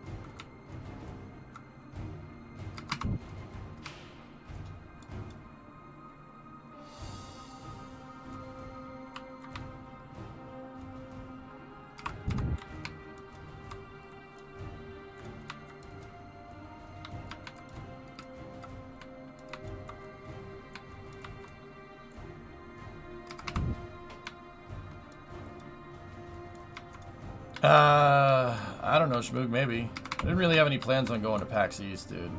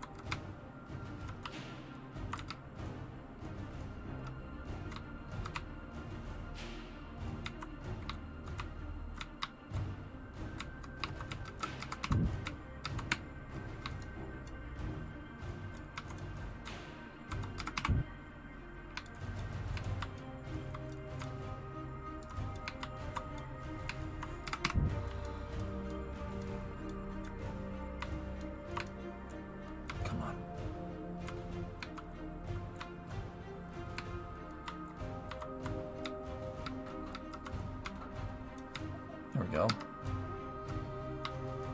Well, I don't know, dudes. Do you want to reload because we broke the jet engines? Like, I don't know what that's going to do. I mean, they're not... We don't really need them anymore, but I don't want to keep going like this. This could bug the game out, and I don't want to ruin a run because my engines decided to detach but not detach.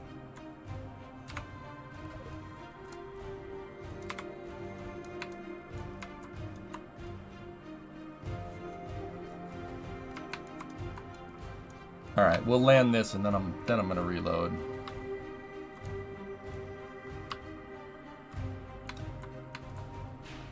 The other thing is that if this gets too tricky, what we could do is just build a different variant. We could send this one home and then try to do it again.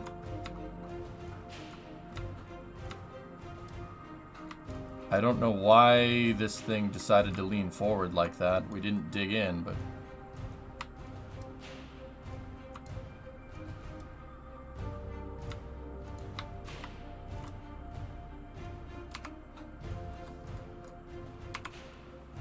Oh, the brakes. Yeah, well, there you go. That's why we dug in.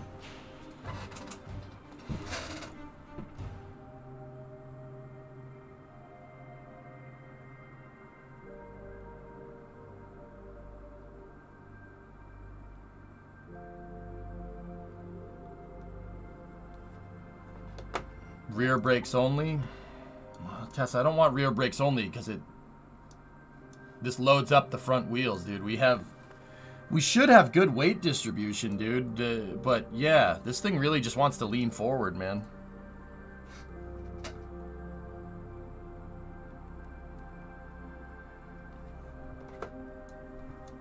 It's still looking for water. Yeah, we gotta reload. Or we could send it home, guys. We could send it home and work on a different version.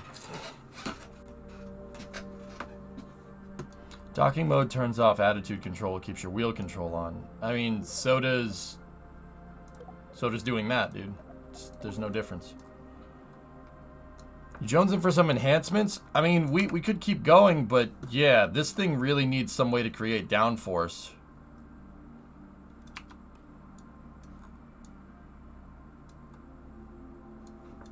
I mean, how far did we make it? We made it pretty damn far. We started right there.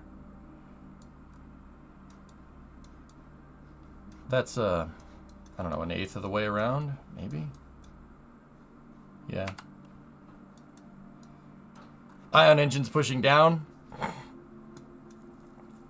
Yeah, that could do it.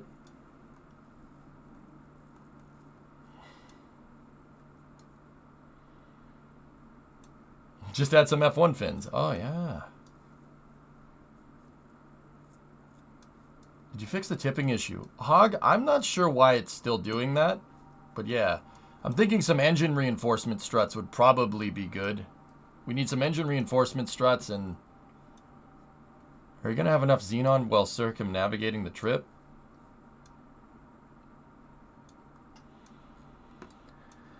Yeah, I'm not sure. Also, we need like a skid plate or something down here. Send it home and redesign. I mean, we could just... Yeah, okay. Xenon lasts forever. It's the electricity. Yep. Yep.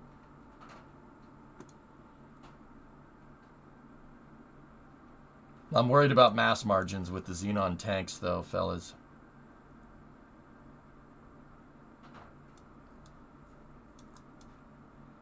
All right. Yeah, I think we'll send it home. Because I can't help but think that...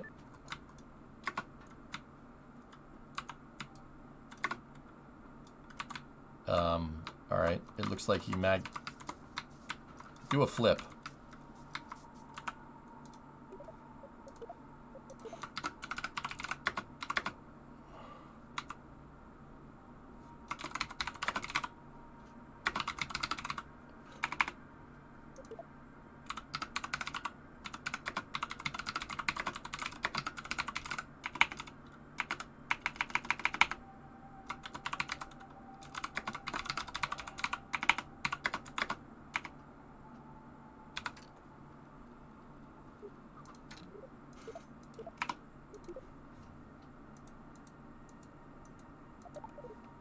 Hey, Fabio, what's up, man?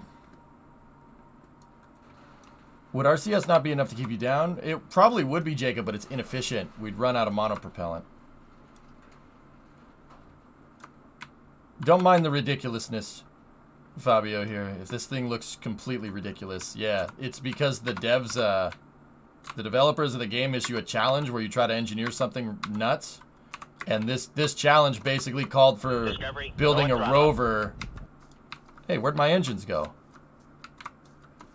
The challenge is basically to build something that gets out to a moon of Kerbal, and the engines are gone, so that's good.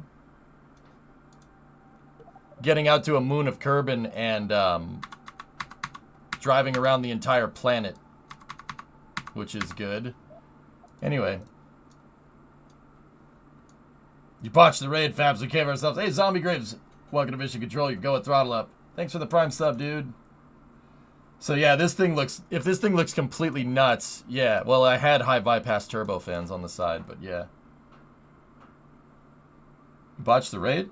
Didn't botch the raid. The raid went through. I saw it on my notifier. I think we're good.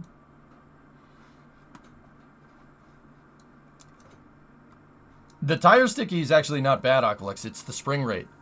The spring rate. We bottom out the suspension and it Kraken strikes and it shoots the vehicle off in different directions, and I need the SAS to compensate.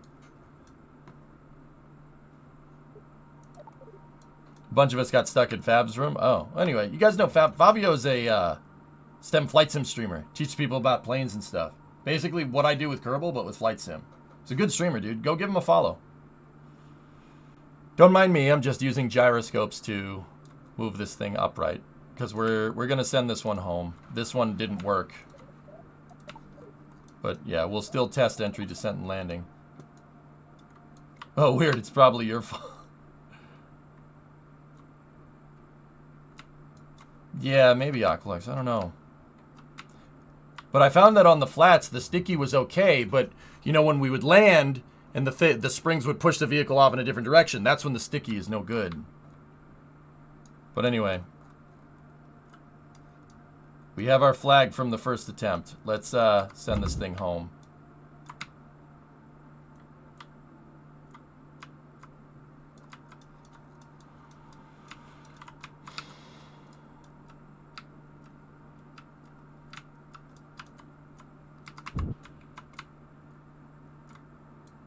Yeah, I saw them, Gold. They broke away.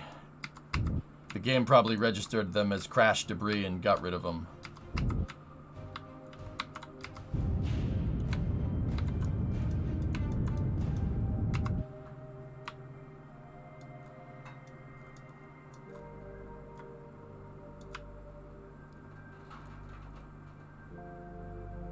So yeah, I got a big gyroscope built into the front of this thing. That's how this thing has attitude control in space.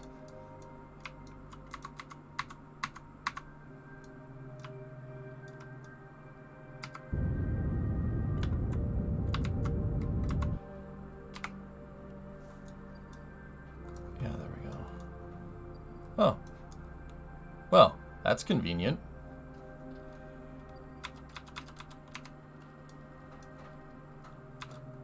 We made it across those flats last night, but yeah, this thing broke. No, Kerbal likes Kraken Tech just fine. I just figured out, I just tried a simpler way than Kraken Tech, and it worked a lot better, actually.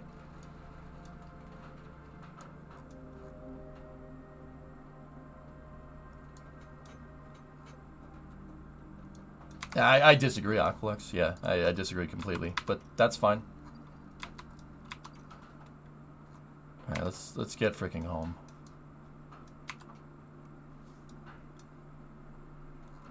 Yep.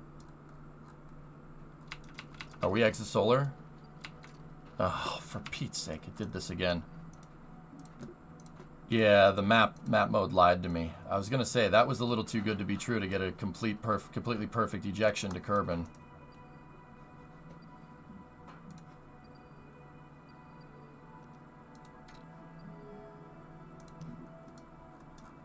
We're not out of Kerbin's SOI yet, so we can correct this by doing that.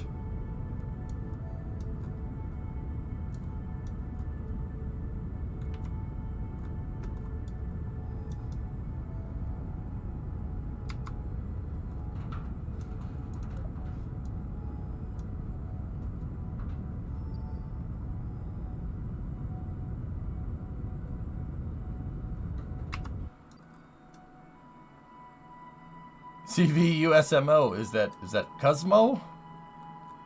I'm not sure how to say that. Thank you for the raid, buddy. I do appreciate it. Yeah, it's a freaking... Alright, we gotta set this on a re-entry trajectory, guys. We're not gonna have the Delta V because the freaking maneuver node lied to me.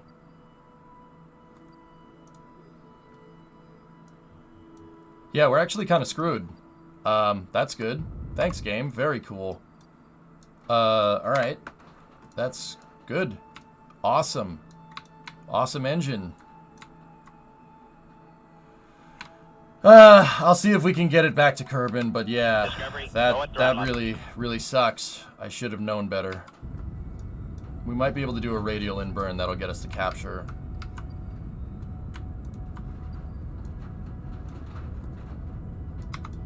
Problem is, we're just going way too fast.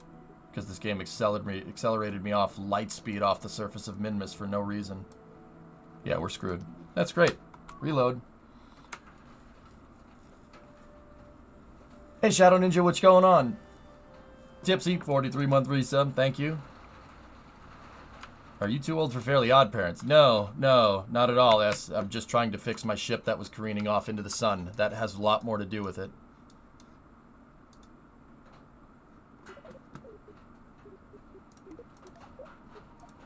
Yeah, kind of trying to fix the ship.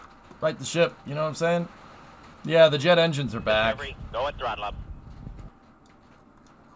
Oh yeah, I wouldn't have planted the flag. We planted the flag like up there. Oh, hey, come back now.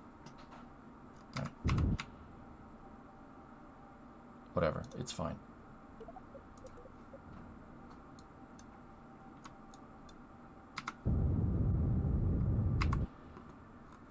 Hey Eagle, what's going on, man? Tier 2, 36 months.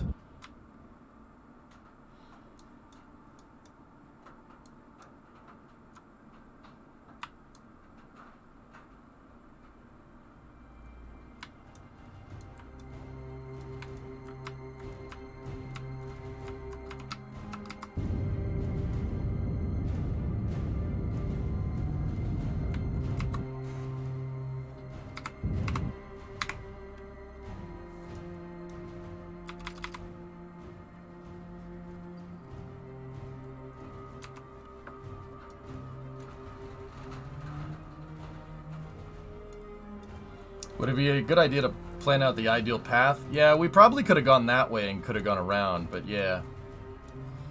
Has the game been patched yet? Thursday, cats. Yeah, Thursday. Thursday is tentatively the patch. They say tentatively because that's barring the QA finding any ridiculous problems. Why is your AP lowering? There's a phantom force problem in KSP right now. When you're near planets, it likes to perturb your orbit. Yeah, that's kind of annoying.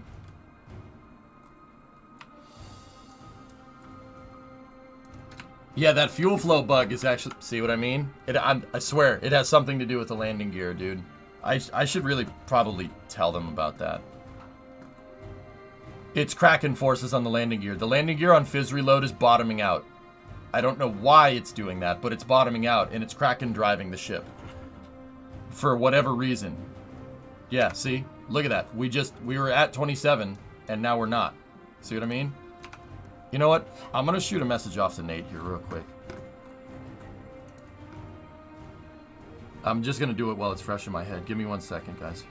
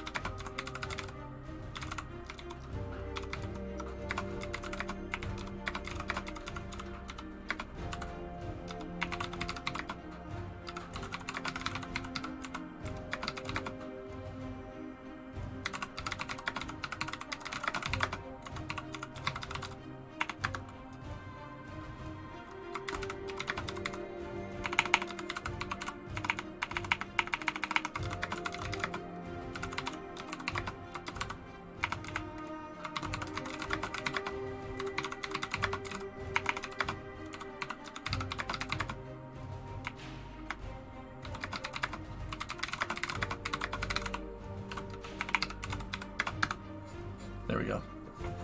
I thought you'd be watching the James Webb stream. NASA are streaming it. James Webb? NASA's showing off James Webb on NASA TV. Wow. That's nice.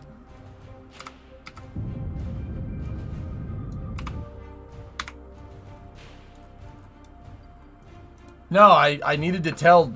I just sent I sent a little message off to the devs because I know they were trying to figure out why this was going on. They told me about that the other day. Can you EVA and repair and remove the landing gear? Nah, Shadow, you can't. I think it's Kraken driving. If I'm looking at this right, it seems to be Kraken driving. Like, yeah, see? Look, that's...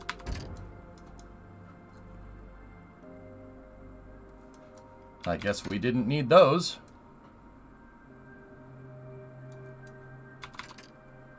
Something is weird on Fizz Reload, dude. I think that's what's causing the Phantom Forces. See what I'm talking about?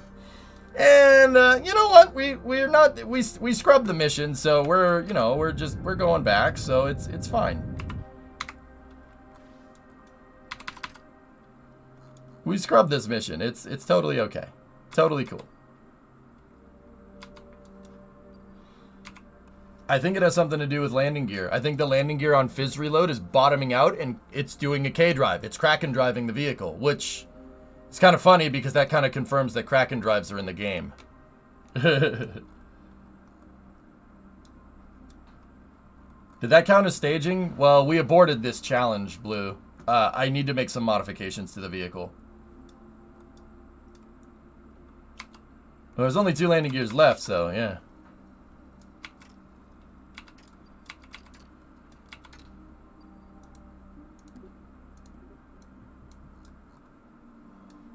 Yeah, that's the trajectory that we were on before. We don't want that.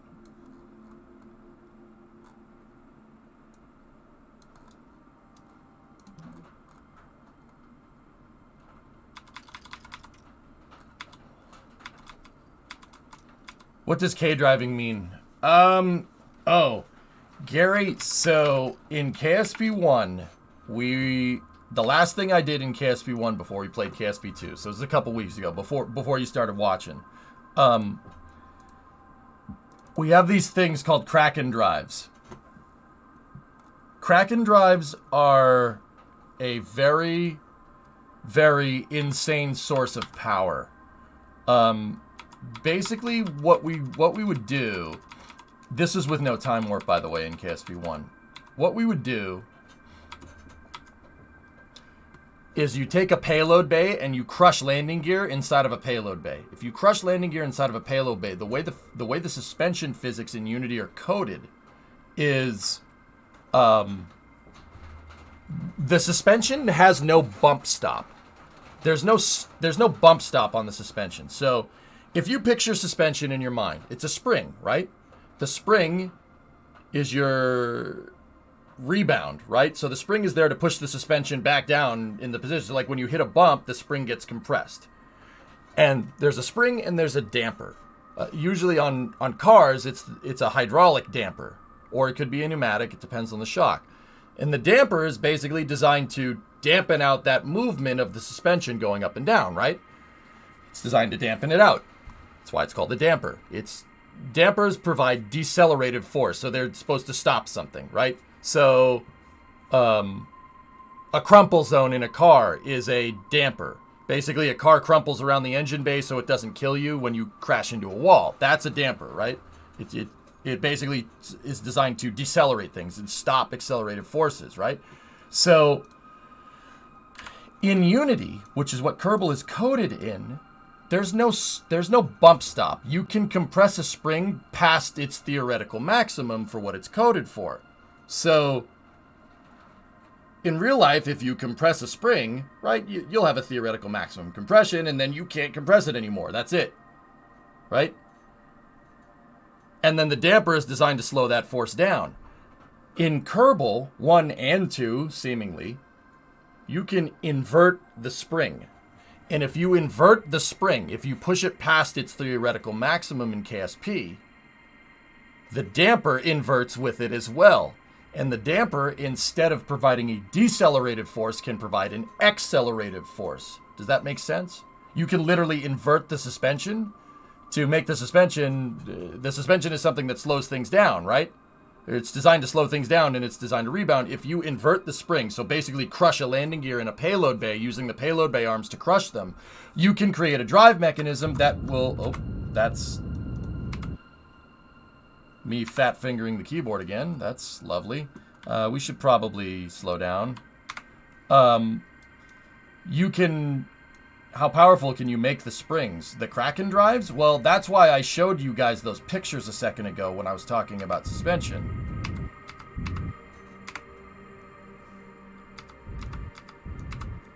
There we go.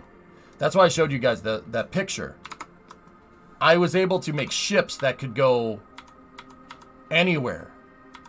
Anywhere. We had Epstein drives from the Expanse. See, the last ship we traversed around with was a ship that I built called Aquarius. Aquarius had a drive. Had 4 drives in the bays. It has 4 payload bays around it. It has 4 drives.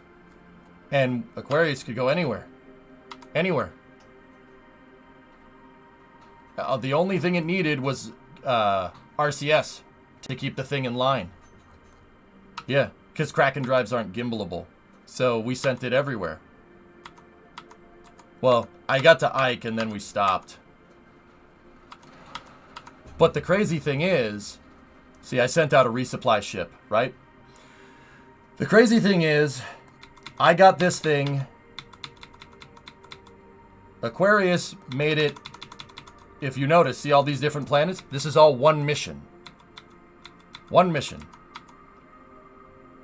I sent Aquarius to the moon, then to MINMUS, then to Moho, then to Duna, then to Ike. In 40 days in game. 40 days. The Kraken drives were able to accelerate the Aquarius well past 100 kilometers a second. Easily past 100 kilometers a second. The fastest speed we achieved was, I think, 250 kilometers a second. We went to the moon, to MINMUS, to Moho, to Duna, to Ike in 40 days. 40 days in game. So it took me like 3 or 4 streams to go to a bunch of different planets with one ship. That's how powerful the drives are. But we can't really do that because we don't have same vessel collision in game right now. But I think that same force is what breaks stuff. when you get near a planet. I think that's what's applying the Phantom Force. I think. Could be wrong.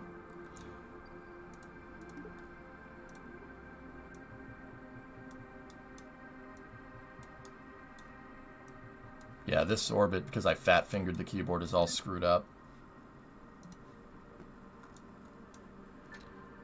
0.0075C hypersonic. Yeah. No, 40. Yeah, I mean, you could accelerate it to the speed of light if you really wanted to, guys, but yeah, that's...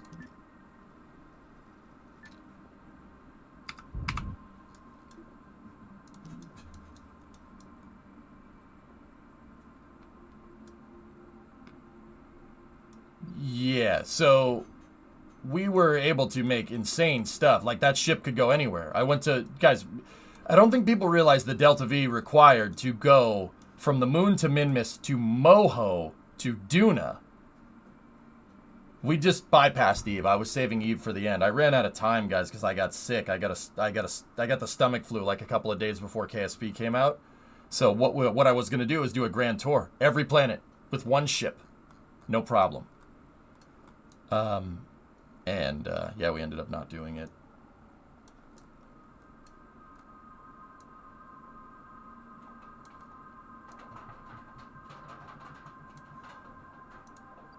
All right, let's get this thing home. We ended up, KSP2 came out, and I ran out of time, which really sucks, but yeah, maybe we'll go finish that mission one day. But the Kraken drives, dude, good times.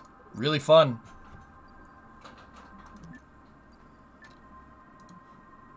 Yeah, I could basically go anywhere. And the reason why we did that, the reason why we use Kraken drives is because Kraken drives is like one of the most ridiculous things we ever made in KSP. And,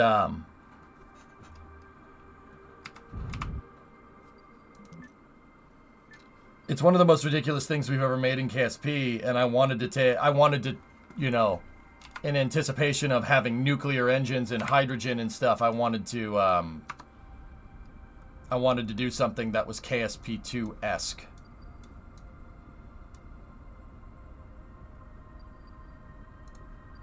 That's good, S. Very nice.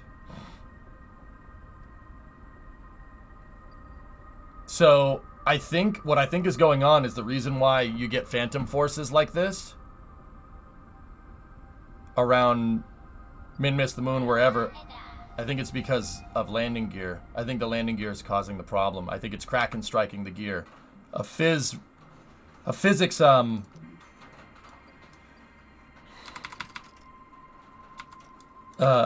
easing like what they did in KSP1 would probably be a good idea. This trajectory better not be lying to me again. It's lying to me.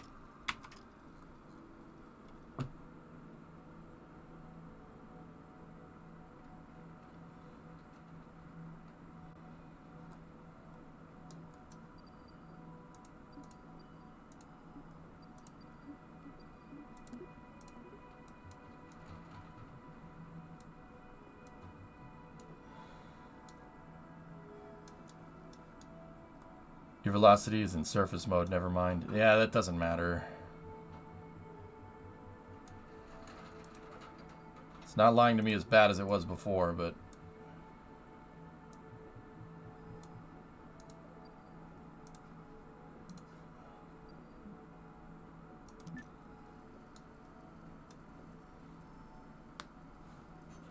You're completely ignoring your ejection angle. You ejected radial.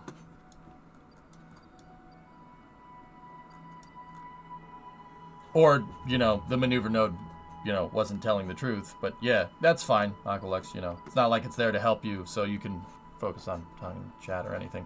No, yeah, no.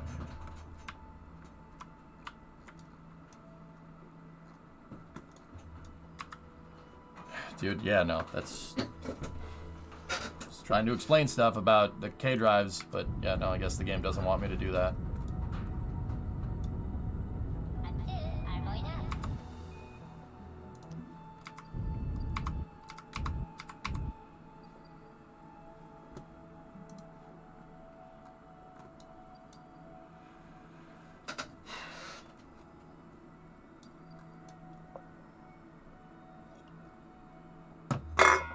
Oops. Beer can. Let's put that over there.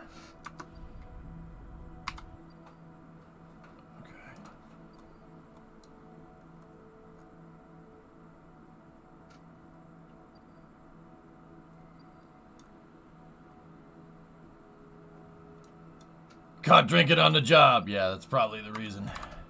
Alright, there we go. Good. Let's just get this guy home.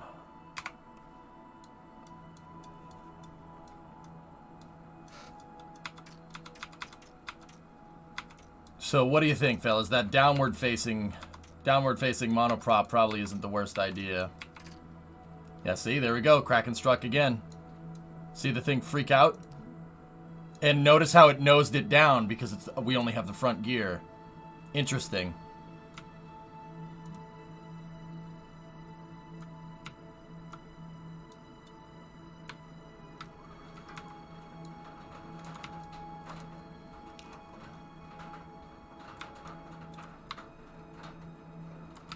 I was honestly wondering why you didn't catch it, but I forget how much my attention bounced it around.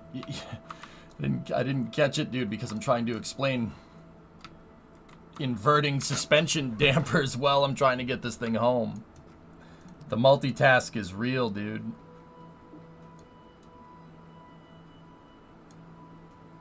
I'm really happy there's no re-entry. This thing would have just destroyed itself if there was.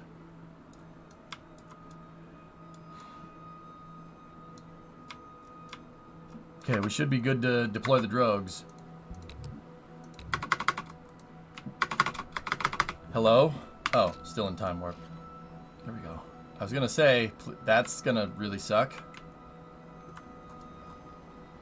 I just really don't understand why I mean, that swerve engine is so ridiculously heavy. Why would this thing nose down like this? That doesn't really make a whole lot of sense to me.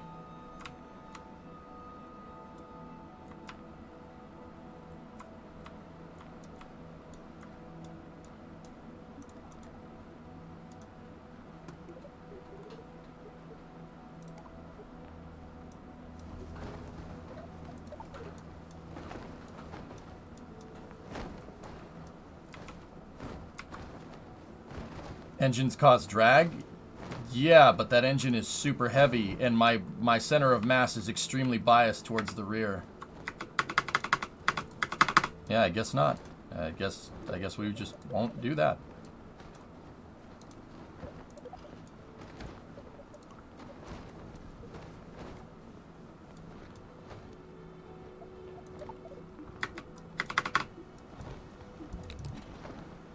There we go. So when the center of mass, like this, the camera focuses on the COM naturally. Yeah, that's strange. The wheels are heavy. I mean, you say that, but our center of mass is way towards the back. That's what it should be doing. But meh, whatever. Maybe it was just the SAS and coming out of time warp with Kraken strikes and stuff. You know, I don't think the aero simulation is dialed in yet, you know?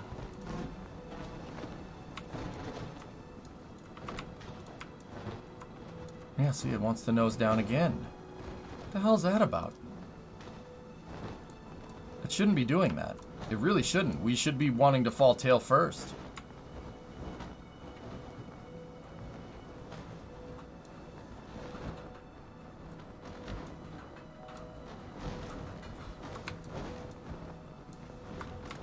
This is defying physics right now. Maybe if we, like, open this up.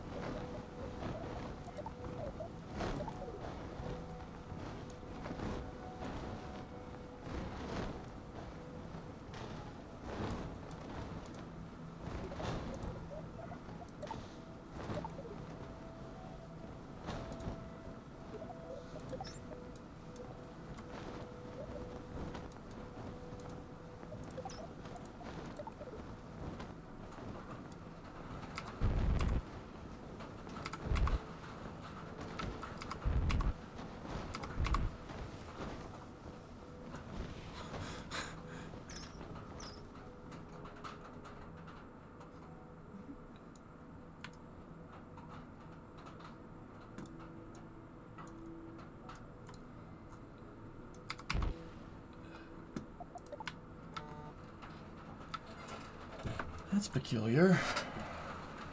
Have you ever played War Thunder? Nope.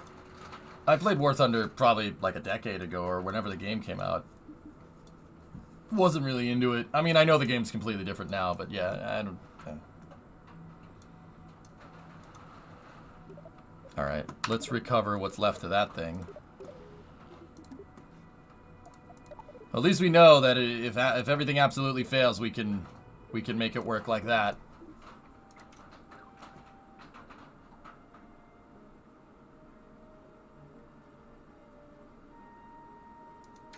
Can you use docking ports to make Kraken drives? I'm not sure you can do that in KSP right now, maybe. But you can in KSP1, Shadow, for sure.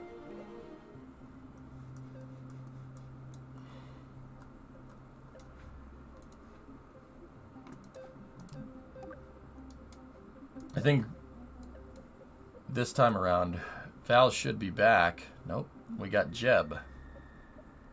Okay.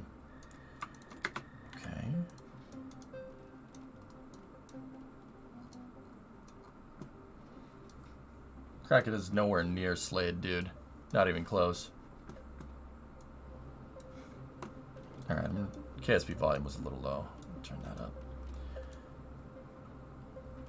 So, this thing really likes to nose forward, even when the SAS is off. I'm not sure why.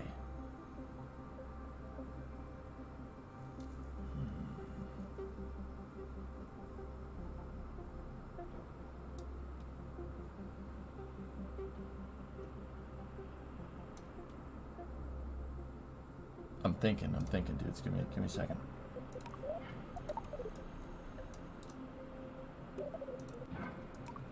What the heck is this thing? Why is that? Whatever.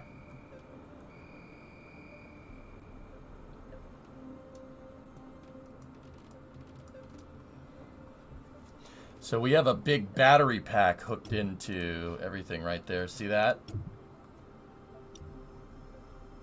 I'm thinking maybe put the battery pack in the tail end of this thing, but yeah, I don't know.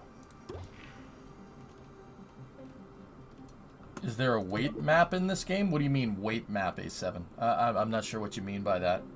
I mean, we could see the total mass and stuff, and then you could see the center of gravity, right? It's good when you're making planes, being able to see the center of gravity and your center of lift and stuff.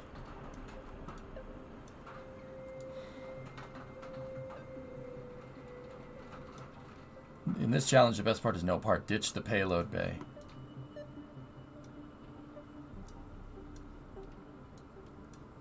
How does the center of gravity change with the empty fuel tank? It basically should stay the same. The wheel center of gravity, the engine center of gravity, everything is lined up on the vehicle's long axis. So it makes it so the vehicle always handles the same. The problem is we just really don't have the ground clearance that we're looking for, huh?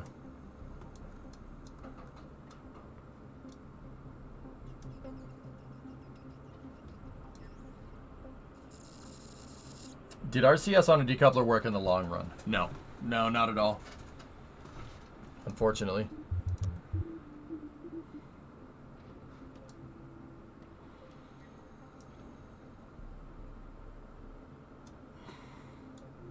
Alright, so the first thing that I know we need to do, because the engine's just like breaking off, so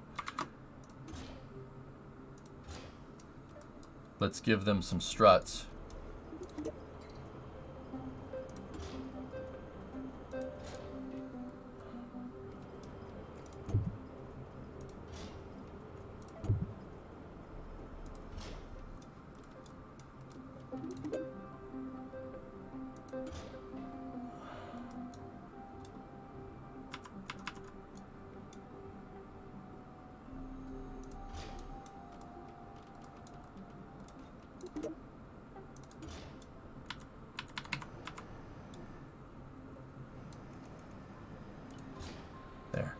Those should stay in place a lot better now.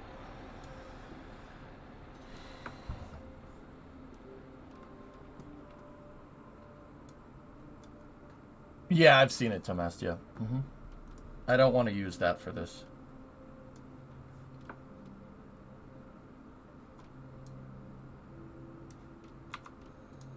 Yeah, if anything, when the fuel center of mass is just going to go backwards a little bit, which is strange.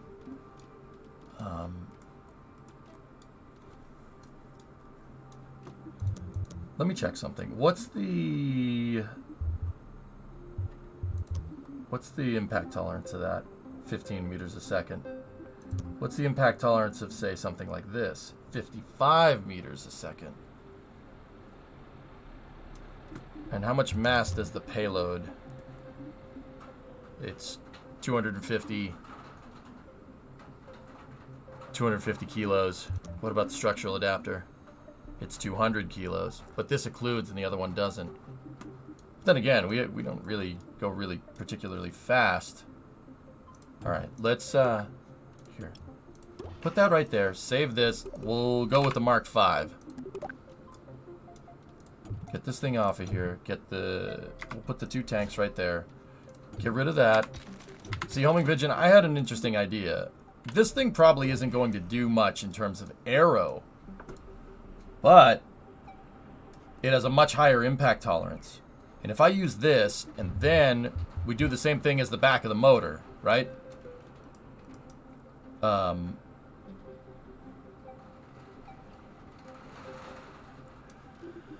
then instead of using that battery, we use this one, right? Attach that battery in there, and then take this and move this back in, like this. We're saved 50 kilos doing that, but we're not really aerodynamic per se, but.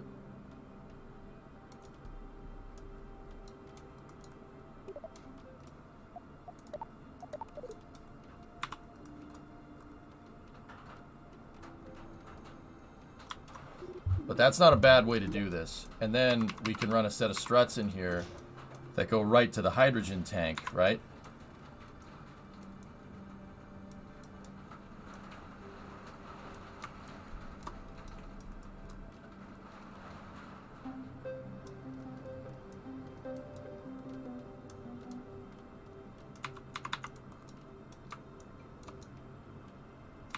And then we take the jet engines, or take the motors, and we can put those right behind there. There we go. See, the reason why I wanted to switch to this isn't necessarily because aero. We're going to take an aero hit now, but we don't really ascend that fast with this thing, right? We don't really do that. That has 55 meters a second impact tolerance, so it's a lot stronger than the payload bay. Way stronger and also lighter. That's 15 meters a second impact tolerance. You know, we hit that nose cone, bye-bye. The whole thing falls apart, which is what we saw multiple times, right? This thing has a 55 meter a second impact tolerance. That, coupled with the wheels and the tank, what's the tank's impact tolerance? 20 meters a second. That's really, really good. Yeah. Yeah, it's raining a lot. Yeah, I see it. I can hear it.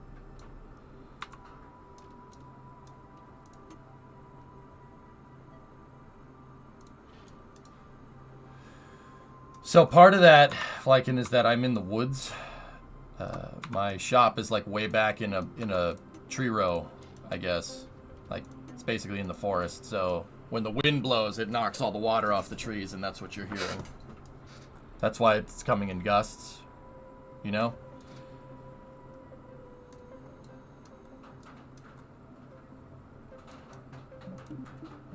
So 68.45 on this one. That's very inappropriate, S. Thanks for that.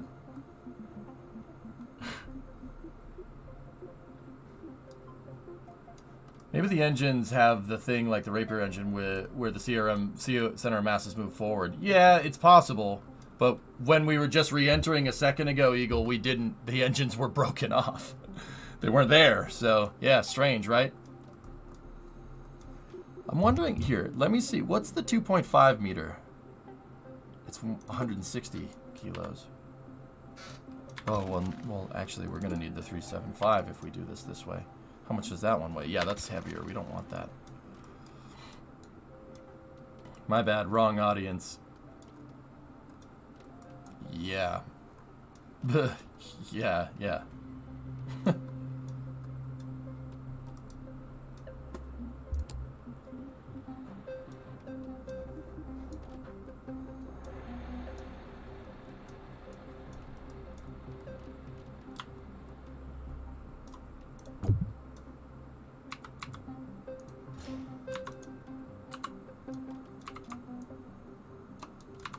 Put the lights up in the front.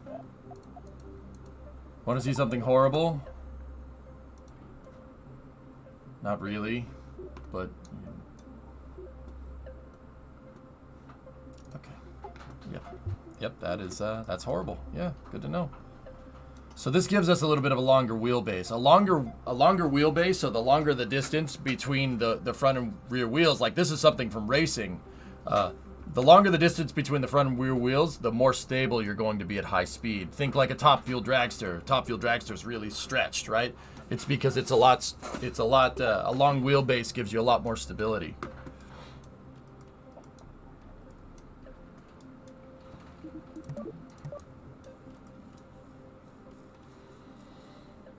Don't forget the lights on the front. No, they're there.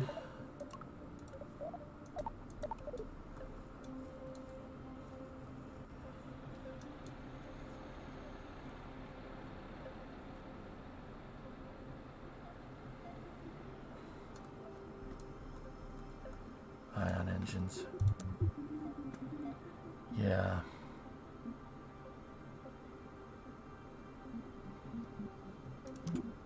I'm thinking about how we're going to do this, man.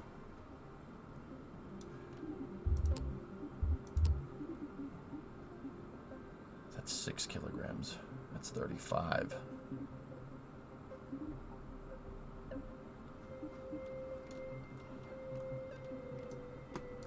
They're also very flat on the bottom. Yeah, yeah, on a side note, yeah, absolutely. So what's the plan now? I redesigned the front a little bit to be able to... I basically put this here instead of the nose cone to give it a skid plate. We have a nice skid plate there instead. Now, I'm thinking... We have 1.388 TWR when these motors are fully maxed out. I'm just trying to be cognizant of that delta V, guys. That's all. The downward-facing ion engines might do something, but they... I don't know how to feel about it.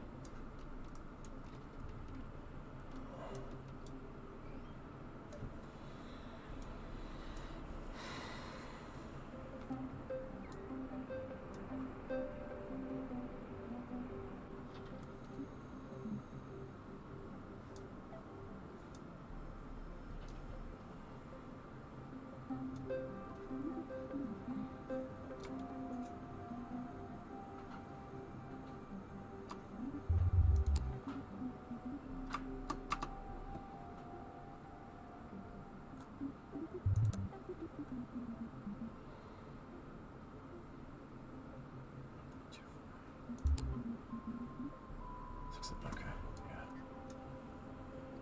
If anything, it should add delta V and it'd be really cool.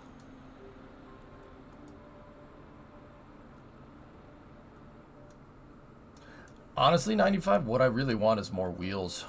I want to make the wheelbase wider.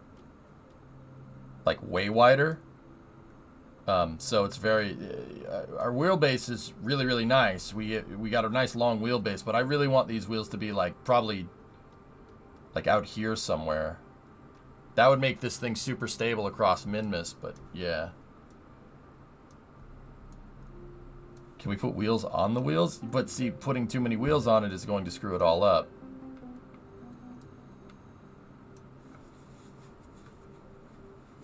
Would this be harder, easier, or just different in KSP2?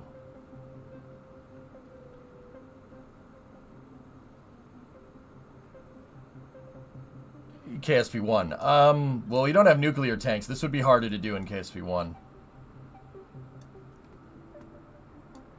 Could you make foldable wheels? Well, that's what I was trying to do, Gene. The problem is that the foldable wheels on Kraken Tech with a docking port, I mean, you saw that engine screwing up. We got to hard mount these things or else they're going to break right off.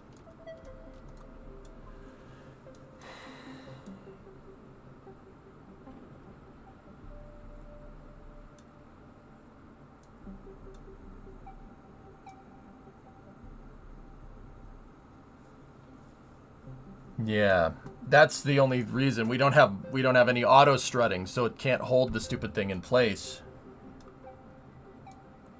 What about the strut reattach behavior? I haven't tested that enough to know if that's something that we can rely on, dude. See, because what made the MMB so damn good is that it was super freaking wide. It was almost a square. In terms, the track was almost the same as the wheelbase. It was, I mean, like,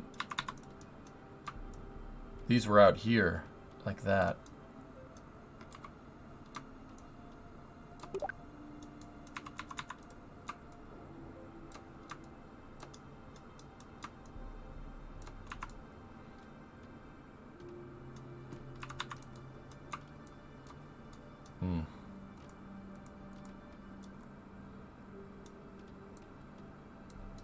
Catamaran was our original concept, dude. But yeah, you know what?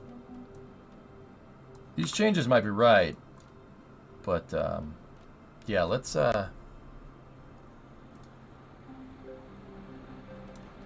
pretty much Halo. Yeah, you got to manually strut things. I was manually strutting things with auto strut though before, even in KSP1. I was bypassing certain auto struts because the auto struts don't really make it too incredibly stable.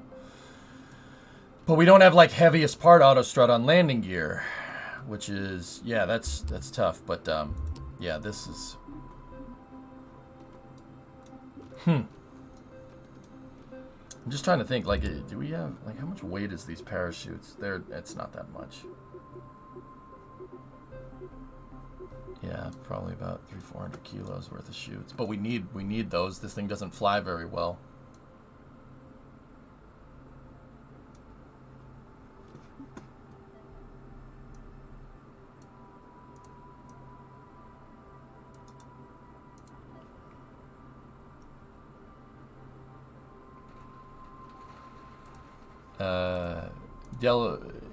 Davis Espacio.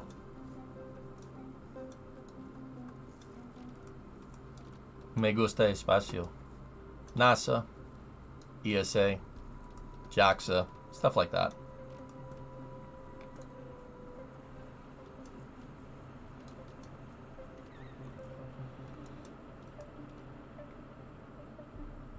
The hydrogen keeps it cool, Jackery, but you do need some kind of passive cooling systems or find a way to moderate the neutron flux on the engines.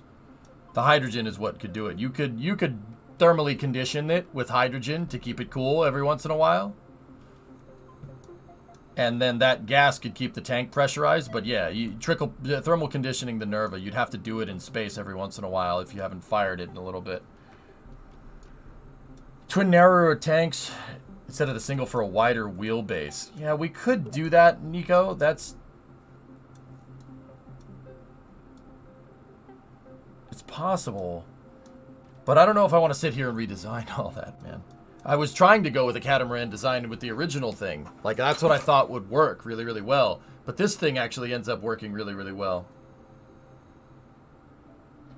I think the catamaran mixed with this would be cool.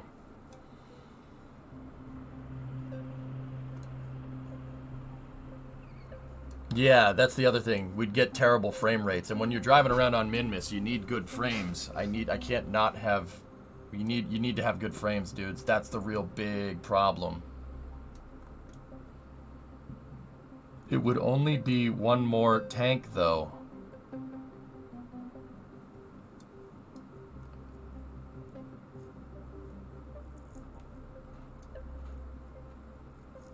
Rerouting something else, you need to select it as your primary vehicle hired, and then you can reroute.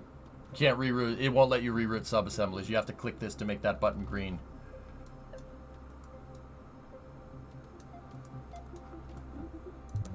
Well, let's just take a look. Let's start tallying stuff up. So that's 20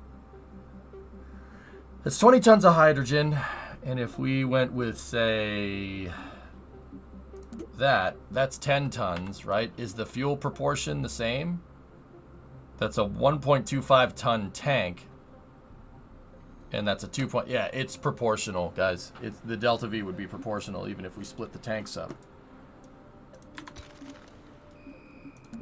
If we needed these, 8 times 3 would be 24. And we'd have 3 tons of tank. Yeah, it's all 1-to-1, guys. Basically exactly proportional. Do you know how to read Spanish? See?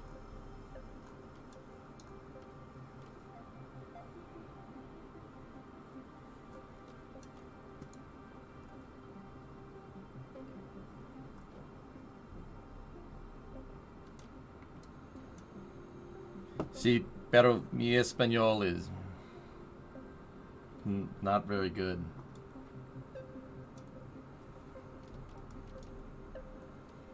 Are I-beams strong enough for a wider wheelbase? Yeah, but I wouldn't attach a big subassembly to a small I-beam like that, Bob. Yeah, it's not very strong, dude. We'd have to reinforce it with struts.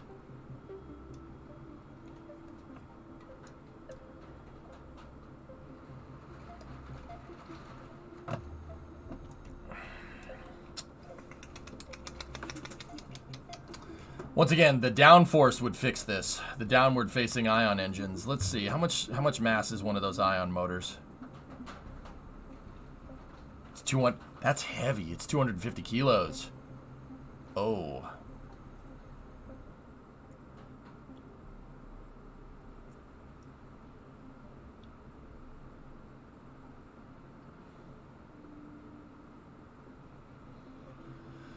The Delta V, though. Why do you keep saying that, 95? What do you mean Delta V? It's gonna be, if it's a downward-facing engine. What do you mean? I don't understand. What are you referring to? Like off? I don't understand. No. You don't understand. Just change the control point and burn.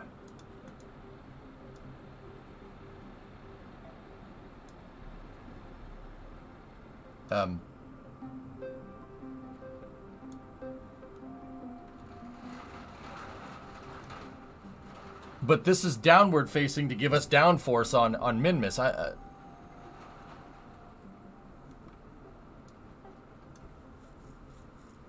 Yeah, I don't understand what, like, yeah, that was, yeah, what submitted said that was the goal. What are we talking about here?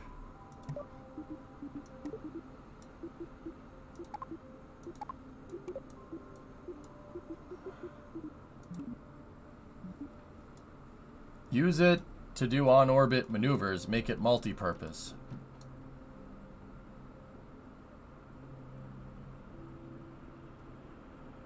I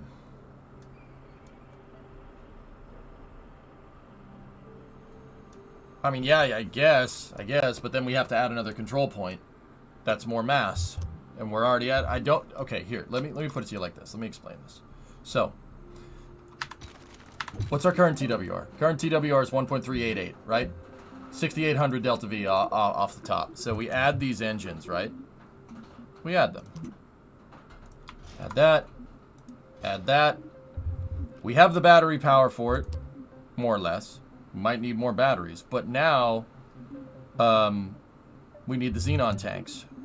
So, we're going to need to do something like that.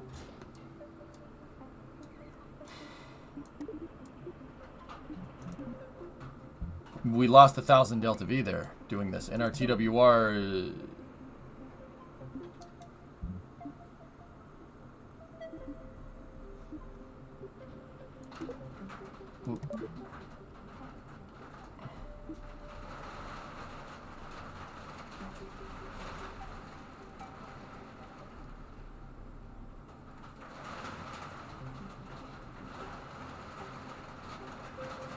Yeah, our TWR went up. How powerful are the ion engines? They're not that powerful, dude. Damn. What? It's 2 kilonewtons of thrust. An abrupt whale. Thanks for the prime sub. I'm super freaking confused now. That's very weird. Why would it do that?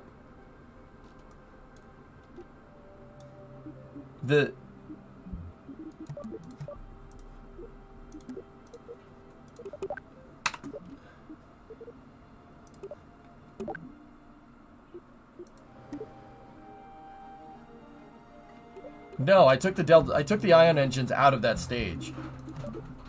Yeah, okay. It was lying to us. It's 1.22. Yeah, it still would work. It still could work, dude. Yeah, even with that all that extra stuff, yeah, I wouldn't mind the downward facing motors, to be honest with you.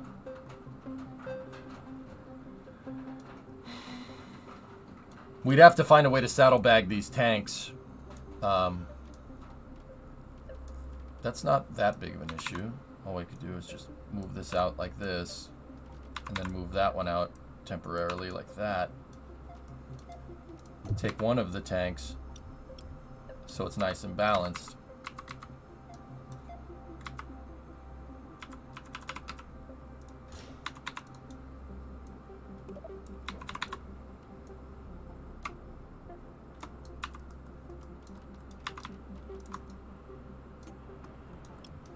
Hello? Okay. Discovery, go at throttle up.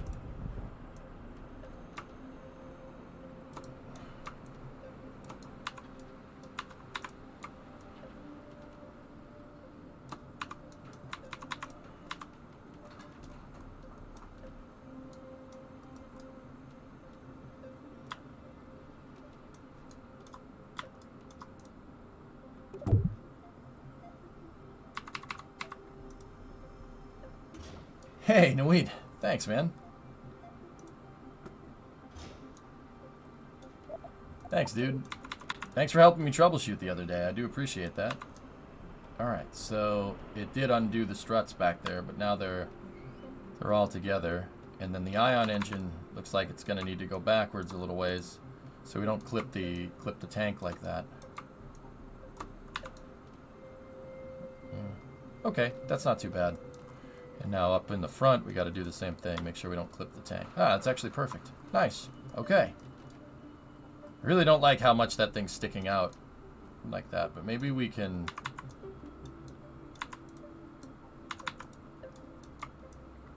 just take the ion tank and just move it in just a little bit. Having it being cradled by this structural avenue is not the worst design. Like that, you could do that in real life. You can get away with it. Not that this thing is the beacon for realism, but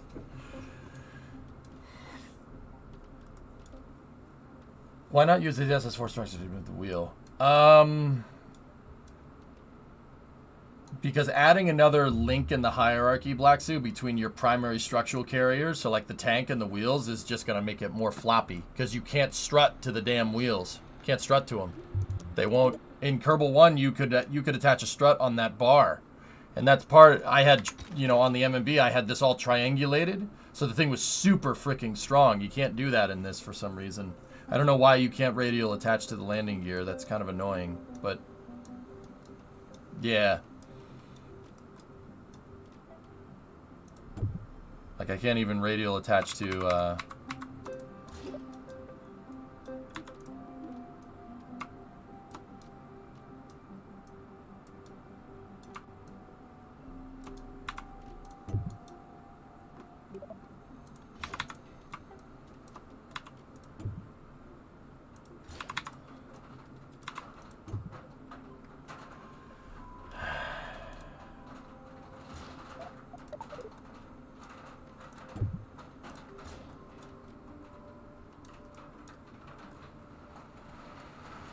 You just watched the NASA stream for about 5 minutes before I realized it wasn't me? Oh, jeez. So has the hype and excitement dropped yet to give an objective comparison in anticipation of KSP2 versus the original? I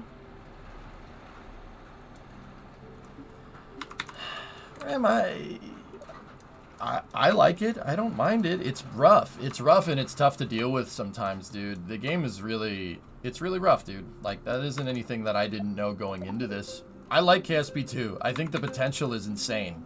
Like, I really think people overlook that, and they just go right to frame rate, and they kind of get target fixation on frames, but the patch should fix most of the frame rate problems that people are getting anyway. KSP2 is going to age like fine wine, dude, if I'm looking at this right. Now, don't get me wrong. I can't predict the future, so that statement may age poorly. Who knows? I don't know. I enjoy it. I really like it. I'm really looking forward to the patch, and honestly, I'm having fun with it. The thing is, dude, I can't Ramster, I can't play KSP2 the way I played KSP1 right now. Can't do it. It's not going to happen. I can't play it the same way. I can't do my whole plausible realism thing. I mean, I could re-engineer and build around vehicles and stuff, but like, I'm not going to go and try to build a shuttle right now. The editor is too rough to be able to do something that complicated.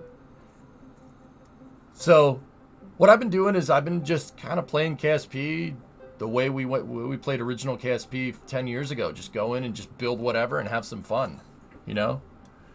I'll admit, I would never, ever, ever make this vehicle in KSP1. Ever. I would never make something like this. The jet engines as the first stage just piss me off. It irks the frick out of me, dude. I'm not even kidding. I get so mad. I'm like, this, oh, it's so stupid. I hate that this works. But it does, dude. It's pretty good.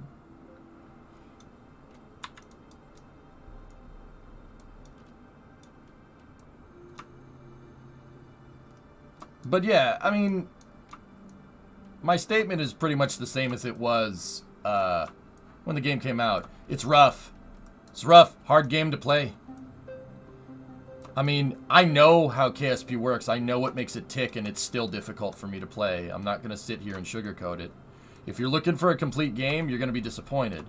But my argument always has been is that the developers never marketed it that way, ever. They never once said that you're not going to get a buggy game. Like, they never once said that it's not going to be early access. Personally, I think KSP2 is,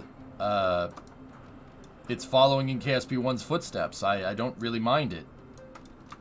You know, I don't like all the hype beasts that got all bent out of shape because they were expecting a full release game and they got early access, and you know, now they're pissed off because they can't read. You know? With that being said, the game is really rough, man. Hard to play. Discovery, go at throttle up. It's hard to play. Dude, why the frick did you just do that? Discovery, go at throttle up.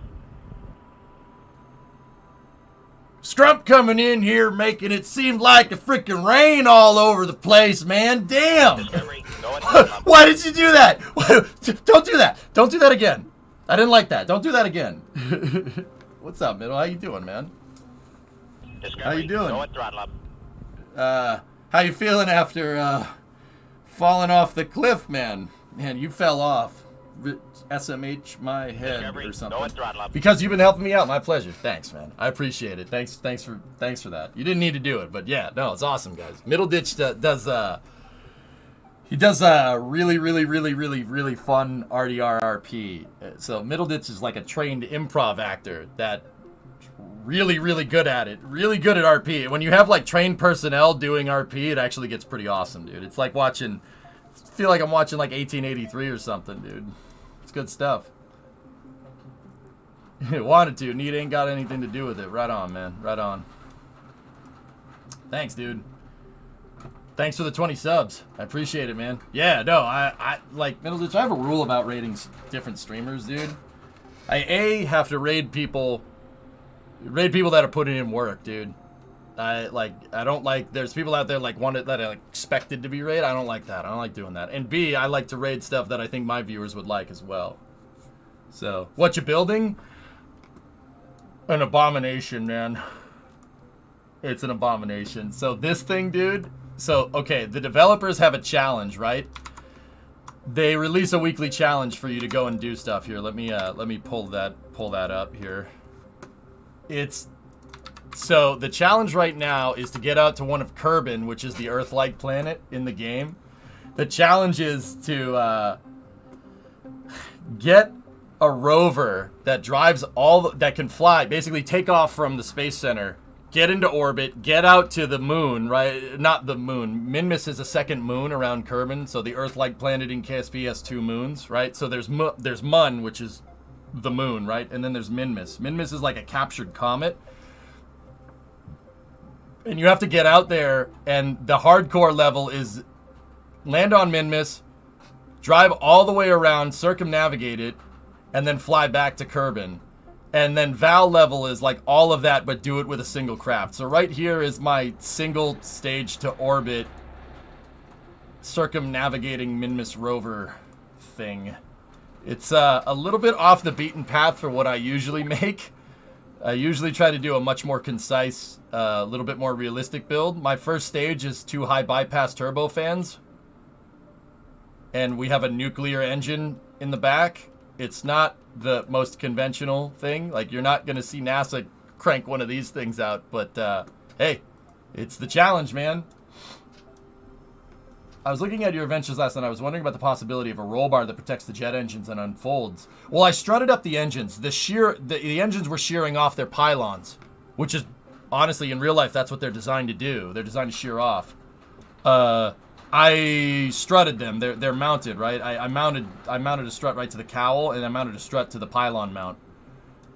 So that shouldn't happen anymore. And then I made a skid plate up front. I replaced the nose cone with this structural piece, and the structural piece is really, really strong. It's very, very strong. So, can you slingshot with planetary gravity in Kerbal? Oh yeah, absolutely, sure. Oh yeah, you can slingshot off the moon. You can slingshot off. So there's a bunch of different. Here, I'll show you, man. Let's just actually let me just make sure I save that. So Kerbal. So okay, Middle Ditch. Kerbal is the real nerd of nerd games. Richard Hendricks would like this game. You know what I'm saying? Kerbal is a game where you build and design rockets, and then you have an entire solar system to explore. Now, the solar system isn't our solar system. It's close, but it's not exact. So there's like Moho and Gilly and Eve and Duna. So Moho is supposed to be like Mercury. Eve is supposed to be like, even Gilly is supposed to be like Venus, and Gilly is a moon around Venus. And then there's Duna and Ike, which is supposed to be like Mars and Phobos, right? And then you have Dres, which is supposed to be like Ceres, and then the Julian system is supposed to be Jupiter, and Elu is supposed to be kind of like Pluto, right? And what you do is you build rockets, and you've got to fly to these planets, but it's not like Star Wars, dude, where you just like, oh, I can fly around like an airplane in space. There's no air up there, so you can't fly around like an airplane, right? So you have to build real spacecraft, real life approximations of spacecraft, and you have to use real rockets, and then you fly them. And the cool thing about the game is that it has it's kind of like it's not like full physics simulation, but it's a tailored physics simulation for like gameplay. So, I mean, if it was real life, nobody would be able to get to the moon. That'd be really, really difficult to do it right. But then again, there are mods. There are mods for Kerbal 1 where you get the real solar system, and that's really difficult to play.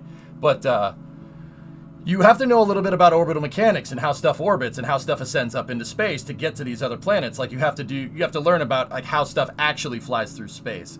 So like Kerbal will do for space flight what Flight Simulator does for flying, right? That's the good way to say it. KSP will teach you about how spacecraft fly around, just like Flight Sim will teach you kind of how planes fly. Like you're not going to get your pilot's license by playing Flight Sim, right? But it'll definitely help, So, can you tell a major physics difference between KSP and reality? Sure.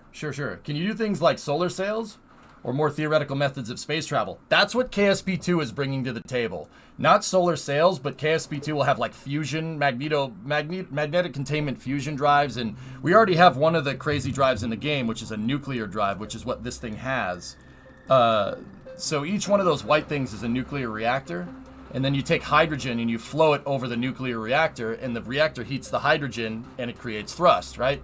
This is a near future engine. This thing is nuts. I mean, it's a crazy piece of equipment. But NERVA's nuclear thermal, or NTR, that's definitely something that's coming in the pipe. NASA's working on those. So there are near future stuff that they're going to add to the game. And then eventually you'll be able to go to other star systems in the game. You'll be able to go to other places. There will be other stars, so you can go interstellar, which is really freaking cool. You'll be able to build colonies in the game sooner rather than later. Like, there's a city builder that they have. It's locked out right now. It's in the game, but it's locked out. You can't use it. You'll be able to build cities, refine fuel off other planets. You build huge colonies and stuff. It's pretty gnarly, dude. It's a pretty gnarly game. But yeah, this is what I do. I play this and I teach people about rockets. So like the weekly challenge thing, dude, is not something that I usually do. It's a fun build and I am enjoying it. The stuff that I usually do, like sometimes we build airplanes and sometimes we build rockets. So like, Discovery, go at throttle up. Here's a rocket that I made. It's more plausible, realistic, right? Like, and I was using this to move parts around to build a huge transfer vehicle up in space. So this is my like NASA SLS style rocket, right? You got your 4 shuttle engines down there, big solid rocket boosters and stuff. That's more realistic building for me. And then, you know, with airplanes, we have stuff like this. Can you build the ultimate thrust drive powered by farts? Sure, man. I mean, the primary rocket fuel that you have in this game is methane. So, I mean, yeah. Yeah, if you're trying to make a joke, well, flip that one around. Yeah, you guys can hear the rain. Sorry, it's raining on my roof. Do the math, brother. Anyway, man, thanks for the 20 subs, dude. Yeah, that's what we do. That's what I do here. So, like, it's like this plane that we built, it's not really like anything. There's no plane that's like, there's a close one like this is like a C-119 or something. But I kind of put it together. You know, I had to engineer out how the wing box works and, you know, where the engines are mounted. You got a center of gravity, center of thrust, tricycle landing gear, or tail drag. You can do whatever. And then I even put the beacon and the nav lights on too. So like we got strobes. I have the beacon on top. You know, all the lights are there in the right spots. You can really get crazy with how detailed you want. I even put a little cargo bay inside and then a hatch to get in. So, yeah, you know, there's stall speeds. When you build planes, you have stall speed. You rotate this. You know, V1 rotate, positive rate, like that's all. You can do all that in KSP, sure. It's not as high fidelity as Flight Sim, but yeah. Somebody asked, like, what's the difference between real life and KSP? Like, what's something that's not in the game? So precession isn't in the game, so precession is an orbital perturbing force. Because Earth has a non-uniform center of gravity, believe it or not, guys, precession will eventually bring a satellite down. Not a lot of people know that out on the moon, where there's no atmosphere, you'd think you could keep something in orbit for a long period of time. No. The moon's non-uniform gravity will eventually pull it in. You can have decaying orbits on the moon in real life. It's, yeah, kind of hardcore. But yeah, man. It's a fun game, dude. And I use it to teach people about space and spaceflight and stuff.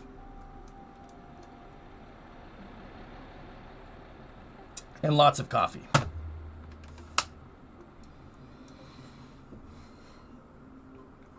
But yeah, Middle Ditch, thanks for the 20 subs, dude. I really appreciate it. Yeah, and I actually love watching, dude. To be honest, guys, Middle Ditch does some really hardcore RP. It's really fun to watch. I'm telling you, it's like watching 1883 or 1923 or something. Yeah, it's really good stuff. It's like watching a Western, man. Like Good, the Bad, and the Ugly. It's good times. You do me a great honor, sir. Ah, you deserve it, dude. I mean, Middle Ditch, I'll be honest, like we were already fans before RDRRP because of other things. Like I'll be honest, man, when the improv with Ben Schwartz came out, that was funny as hell, dude. It was really funny. that was awesome. That was really good stuff. And that's how we were like, wait. Oh, RDRRP. Yeah. That was good stuff, man. And obviously Silicon Valley, dude, right? Like Your reputation precedes you, sir. Yes. But yeah, man, you deserve it. It's good content, dude. Wait till he sees you troll through the NTRS server, yeah. How's RDRRP? Honestly, Bing Bong, it's pretty good, but please build. I want to see them boosters. Okay, we'll keep doing the weekly challenge. I'll get this thing, which we've kind of ended up calling the pickle. We'll get that thing flying up into space. Don't forget about the New Year's Bash in Tres Comas. Can't remember something that I wasn't cognizant for. Yeah. So, Bing Bong, RDRRP is good, but the thing about RP, even if it's GTA or Red Dead, like, it really makes a difference who's doing the RP. Trust me on this one.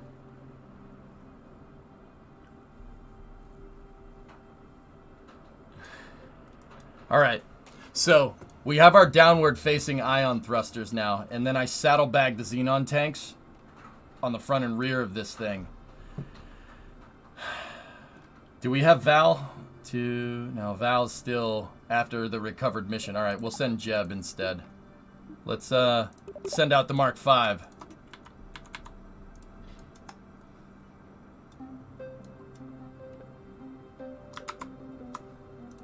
can you put the link for the weekly challenge? Sure. So we're trying to get to MINMUS, drive all the way around MINMUS, and then drive home. Thanks, Gene. Yeah, thank you. I was gonna... Actually, no, hang on. I want that back. Give me that back. There we go. All right, cool. Those are screenshots from KSP2. All right, so Jeb's flying on this mission. We'll go off Launchpad 2, and we'll roll from there. Let's do this. You watched the documentary last night about how pickles are made. It was jarring. Don't do that again. Don't do that. Don't do that again. Don't do that. Bob, don't do that again. Don't do that again. All right, anyway, let's roll, dudes.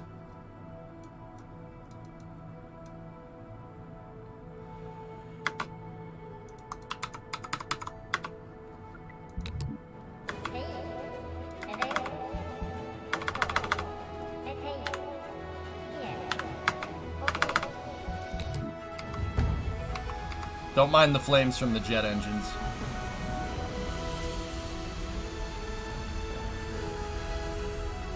Alright, we gotta wait for the turbofans to spool up.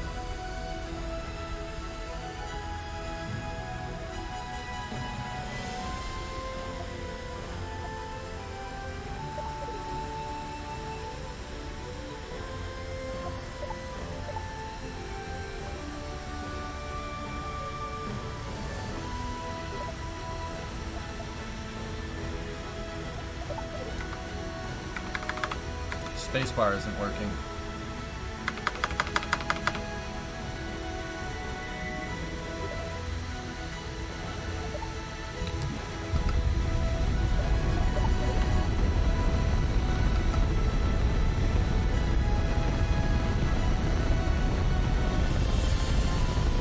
Oh dear. This thing. Why does this thing work? It's so obnoxious.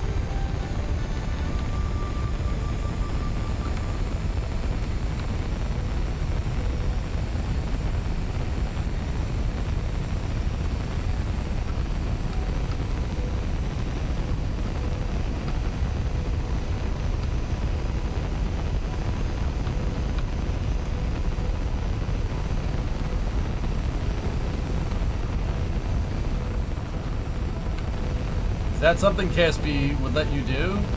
KSP1, yeah, you could use first stage's jet engines, Jackal. I never do it because it's super unrealistic. In Kerbal it works just fine because Kerbal's atmosphere is not nearly as big as Earth's. On Earth this would be nigh impossible. Like, you might as well strato launch the thing. I mean, at least the noise is sick, dude.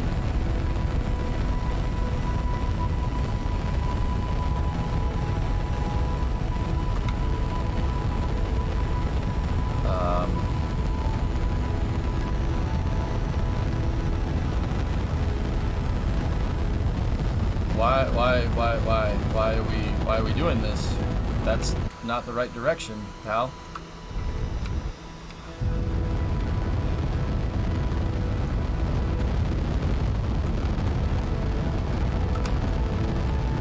Max Q, we weren't even going, the dynamic pressure had to have been low.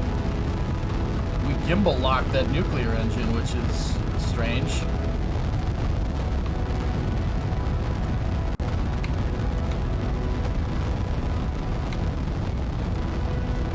See, it's acting like we have an offset center of mass. And I suppose we kind of do because of the ion motors, but...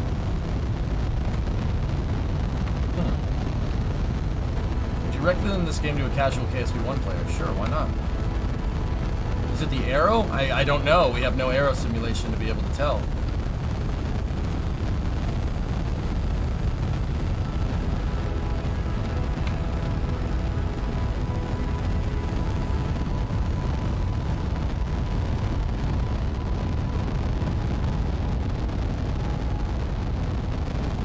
So this thing is handling right now like I have 1,000 tons hanging off one side.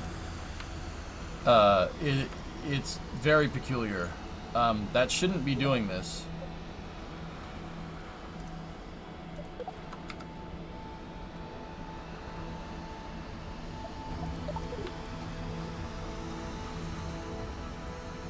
I mean, I don't know.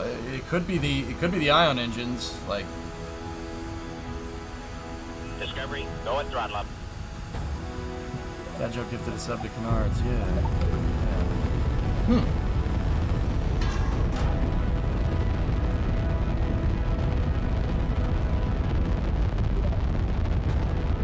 And we ran out of liquid.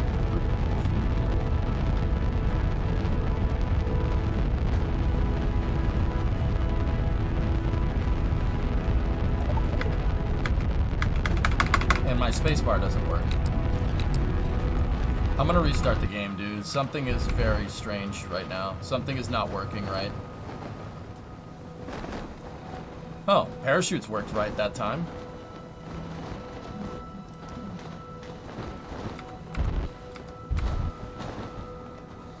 Well, we'll figure it out.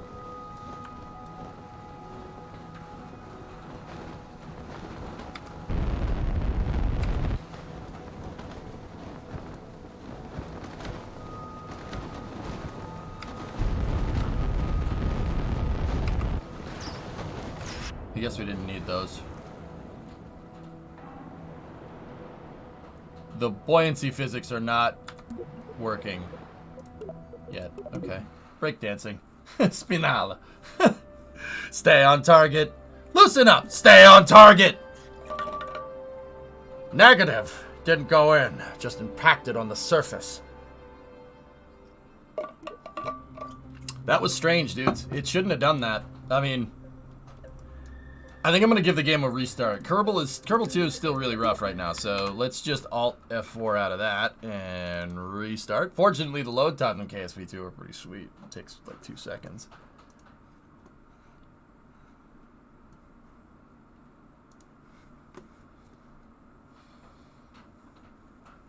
You got a beached pickle there. Indeed.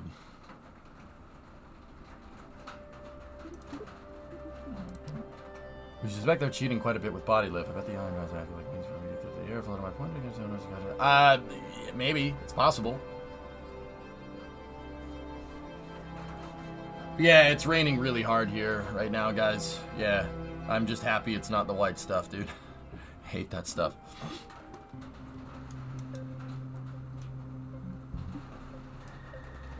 Yeah, the jet engines didn't even really, like, the efficiency was very varying with those things. I'm really kind of confused why it was doing that. We'll figure it out. First of all, my jet engine tanks are clipping into the xenon tanks, which I really don't want.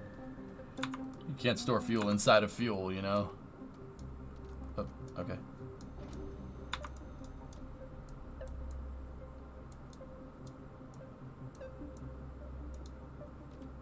Alright. I mean, maybe, guys, it also could be the arrow on the front. It could be the arrow occlusion on the front because I put this big skid plate on there over the nose cone. So it's possible.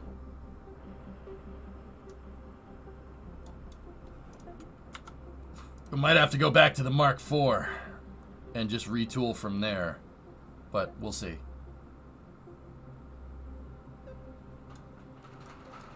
Yeah, Jacob, he's around. Pretty sure. Maybe. I don't know. Check. You know what? You know what we'll do, dudes? I'll take these. I'll take the ion thrusters.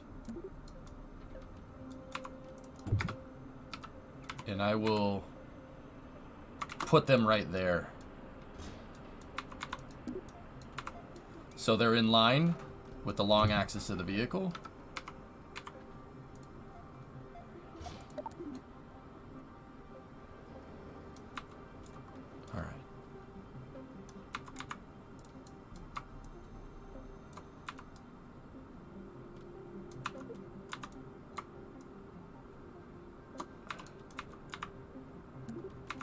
You know what we could do? 1.214.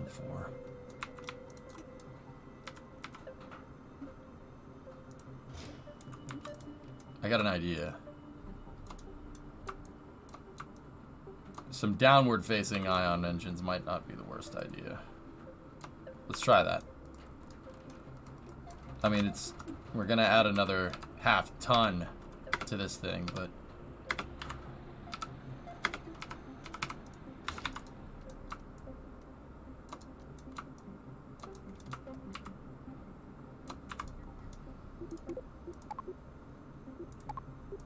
And what I'll end up doing is we'll AG these things.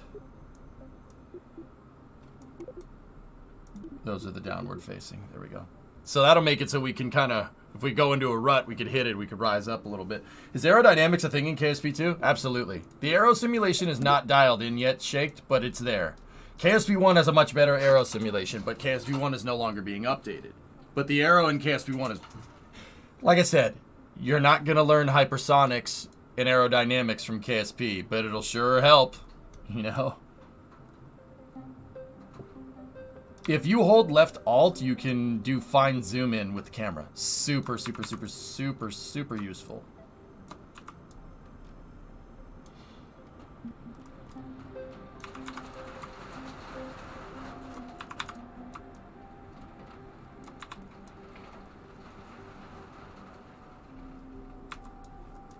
Also, for moving the parts, yeah, left shift will do fine control with moving parts. Left shift. Alright, let's try again.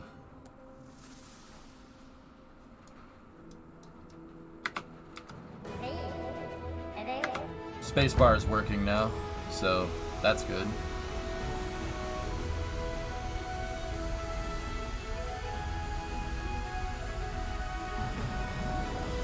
Gotta wait for the engines to spool up. It's gonna take a second for the turbofans to produce enough thrust.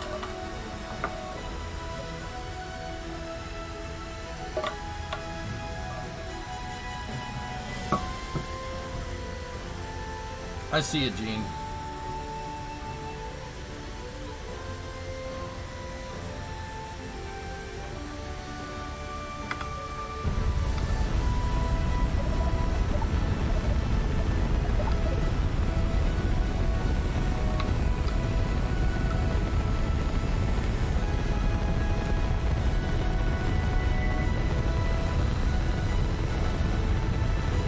It's no good, dudes.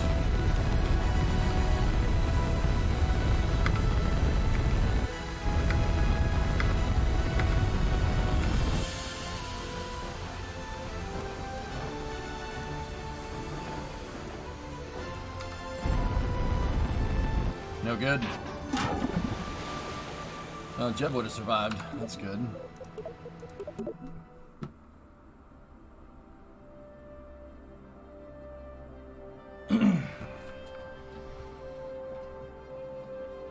Interesting. No, Hired, it's just, it goes into an unrecoverable, like, it's unrecoverable, dude. Like, for whatever reason, when we take off, it just wants to, and if you, yeah, if the SAS can't compensate for it, it's like the SAS isn't even there, which is strange. It's weird, man. It's a weird, I'm not sure if this is the game bugging out or if it's the design. I don't think it's the design. Everything is nice and balanced, but yeah, getting rid of that nose cone, really, it really didn't like that. It made whatever was affecting this thing before, it made it worse. The precession from the wheels spinning? I don't know if that does that in this game, Kebab, but in real life, yeah, that would be a problem. Is it control pointed correctly? Yeah, we're right in line, Rez. Very strange. Very strange behavior. Better if we could, yeah, of course. I could add droppable wings if I really wanted to, but yeah, I don't. The challenge is to do it all with one vehicle, which is why this thing looks like a pickle. Let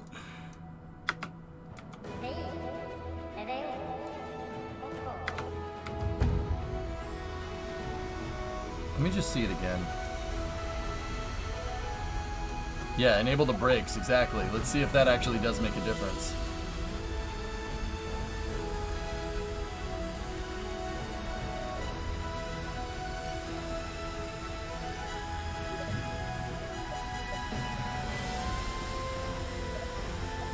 No, Weed, it has to be one vehicle.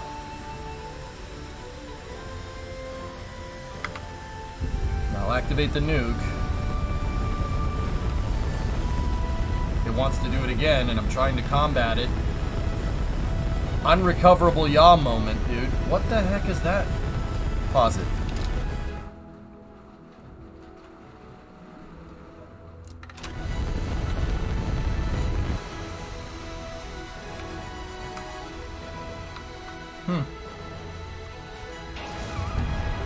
Jeb have survived? Did my crush core work how I wanted?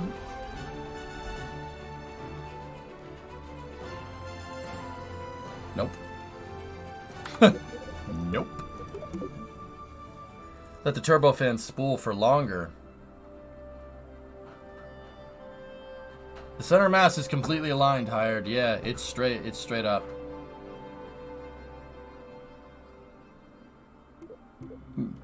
You guys, there's no gyro forces on these things. I don't think there's gyro forces on the wheels either. Nah, Kster, I had a design with jet engines on it before, and it didn't do anything. It didn't make a difference. It's a very strange one, dude. Yeah, well, we can't Aqualux, so I don't dwell on things that we can't control. You know what I'm saying?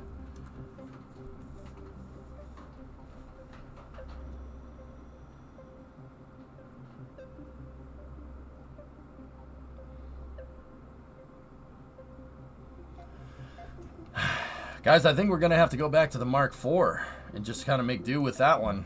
It kind of sucks, but yeah. This is the one that got the furthest. So what I'll do is I'll just we'll just give it the struts that it needs so the jet engines don't come off. That was the big one. Yeah, and it seems like adding more mass just screws this thing up completely. And SAS isn't recovering us. Like, it's very weird, man. Like, you'd think that get this off the screen. You'd think that a gigantic freaking reaction wheel with 40 newton meters of, or 40 kilonewtons of torque would be enough, but actually we have 45 on this thing with everything all told. It's very strange. Move the front wheels a little bit forward to prevent battery strikes. Yeah, I can do that. That's fine. Yeah, it's very strange. Strange behavior. I don't know. Like, I don't know if this is the game or not. Like, I can't tell.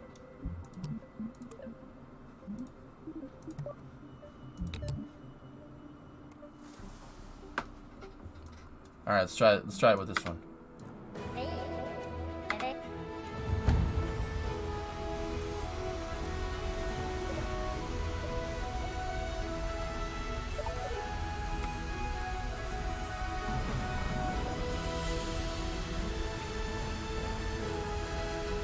Fluffy, I would rather go out to MINMUS and four-wheel, dude. We only have a day basically to complete the challenge, and who knows what kind of crap we're gonna encounter on MINMUS driving around again. So let's activate the engine just to give us the TWR, right? See?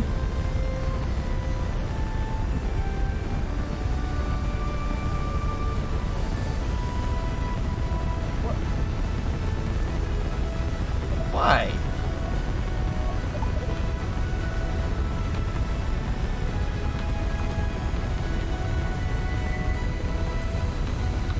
It was arrow, X to doubt. I don't know, man.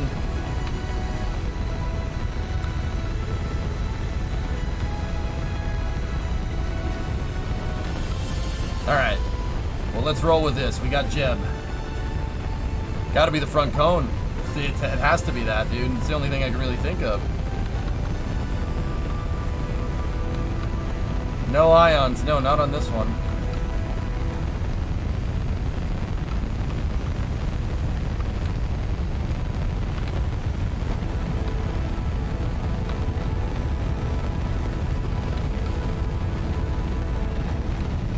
I mean, it's not like that. The Swerve doesn't have insane gimbal for what it is, right? Like, it's strange.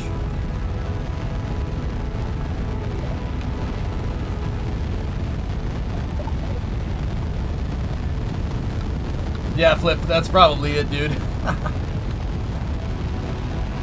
See, this one flies. I mean, yeah, it's got to be the nose cone, man. That's the only thing.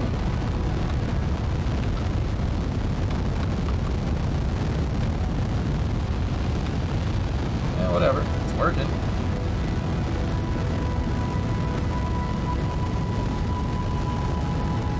Off to MINMUS, second attempt. Let's do this.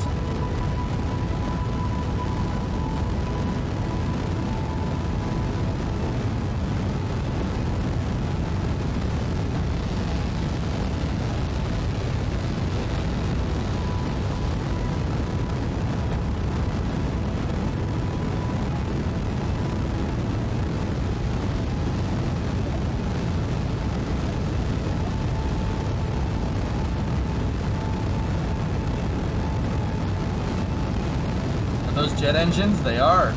Yeah.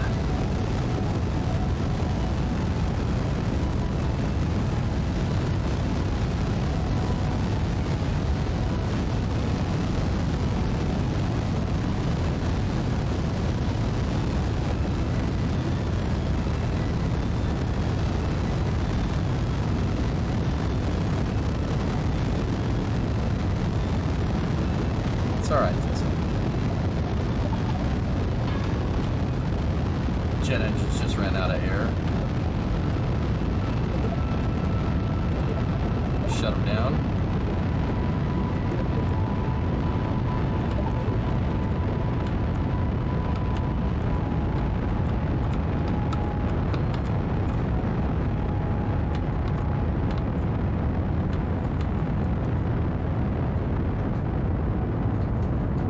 Sometimes they do, Drac. There's lathe. That's a planet around Joule. That jet engines work over there. Sure. Not on MINMUS or the moon, though. There's no atmosphere up there. And obviously they work on Kerbal. It's annoying that this actually works. I'm not gonna lie to you. This is I'm telling you, I hate that. Dude, I've spent, in like KSP1, I've spent years, like, not years, like months dialing in, like, perfect space planes. That makes it into space. It's just like, oh, that. Okay. Alright.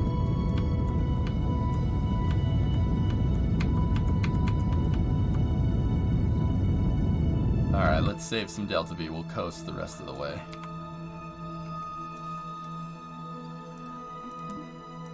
It's sometimes simple is better. It's like Thomas the Tank Engine said, simple is better. I learned everything I know from that show.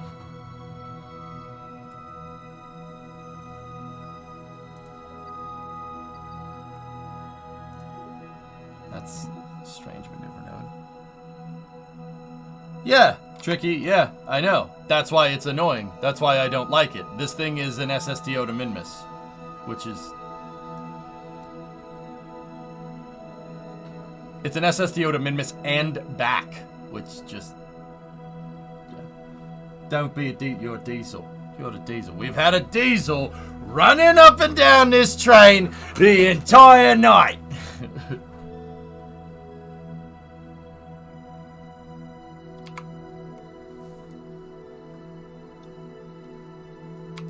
I wonder what happened to the materials in a real jet engine in space. They'd be alright for a ZEP. I'd be worried about trying to restart it once you get back down to the atmosphere. First of all, like, air starting a jet engine requires a lot of extra things. And those extra things, when you're up in space, and the engine itself, is basically useless.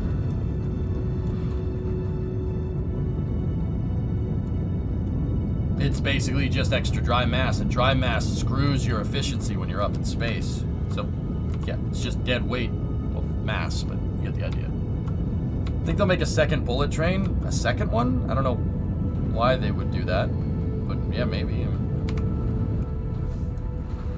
If you worry about the oil boiling off in a vacuum in cold welding, maybe. I don't know, dude. Maybe someday somebody will build a jet that flies into space and we'll find out.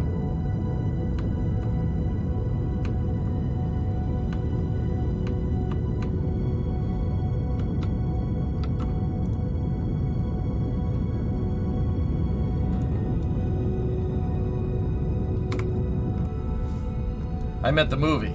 I know. I know what you meant, dude. Yeah, all good. Okay. Alright, so now, this is an inefficient way to do this, but we have mass delta V, so...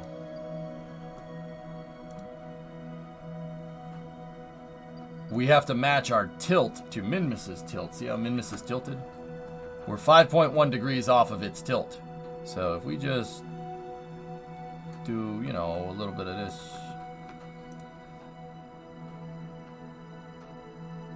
Nice, 95.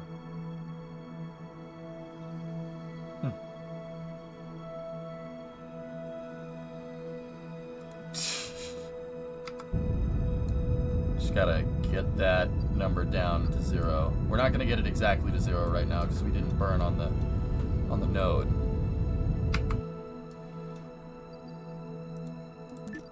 It's just time warp around.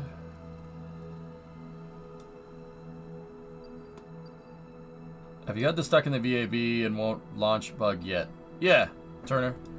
Yeah, of course. Go to the tracking station. Recover whatever... the hell?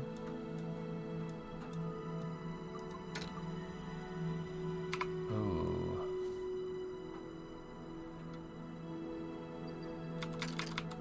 We have to get that P above 7.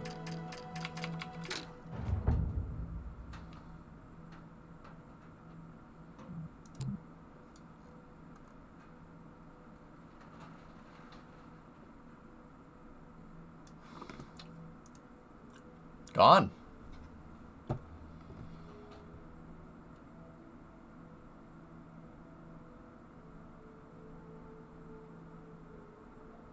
Well, I guess it didn't want us to do that. I spammed time warp when we were still in the atmosphere, and it did not like that.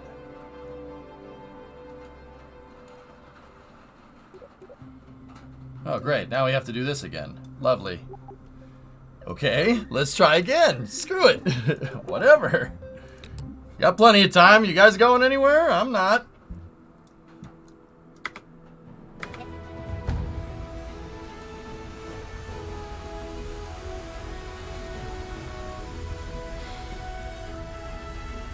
And I get to see another humiliating ascent of this vehicle because I really hate that it actually flies.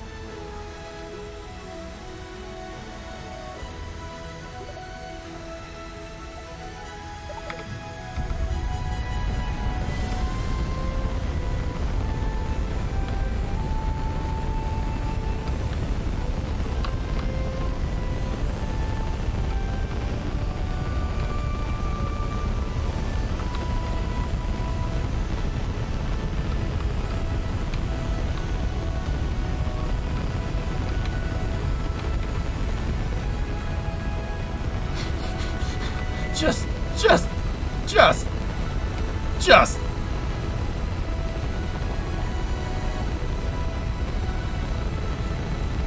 So stupid.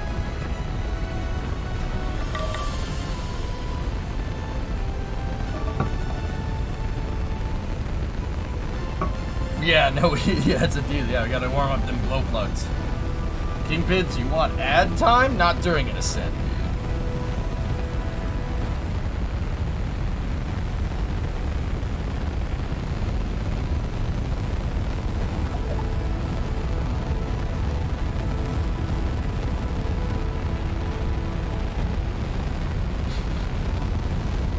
Why is this working? So stupid. She's a beaut, Clark. Yeah, you see that there, Jeb? That's an RV.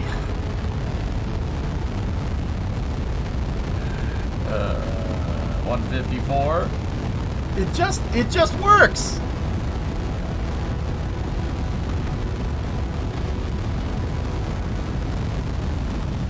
So you said we wouldn't use air-breathing rockets.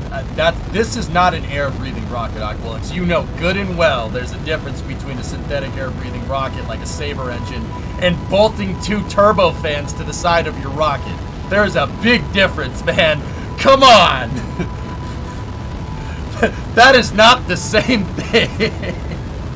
I hate this thing so much, dude. It's so stupid that this works. Oh my god. I know. If it's stupid and it works, then it ain't stupid. But also, come on!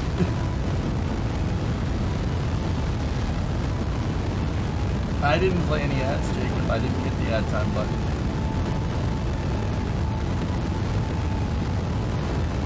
Yep.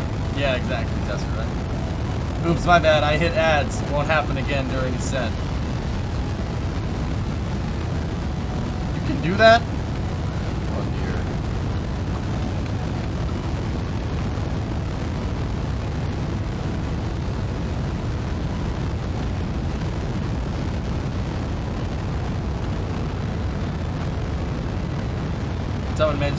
Someone mentioned it yet, but GPT-4.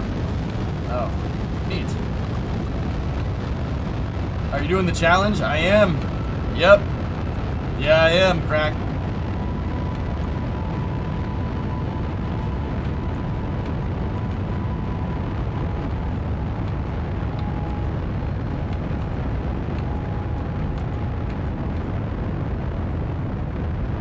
What happened to the same for you in MINMUS? The jet engines broke off, Cat. I needed to make a new version with the engine strutted. So I used that other aborted one to test out trying to land this thing. Turns out with the empty tank, with the parachutes and everything, it lands relatively intact.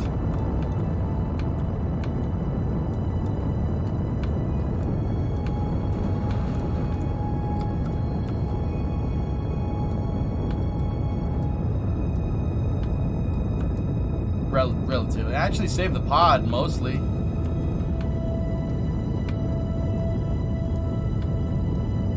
That you did.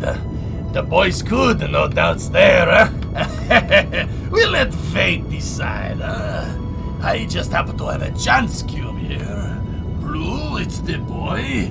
Red, his mother. No one else has a T-14 hyperdrive, I promise you that. Sorry, I won't do that again. I was lying. I will do that again, eventually.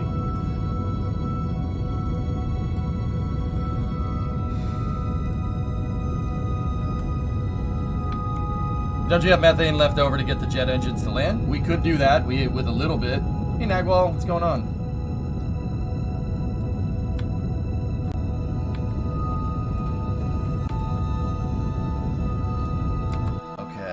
Coast.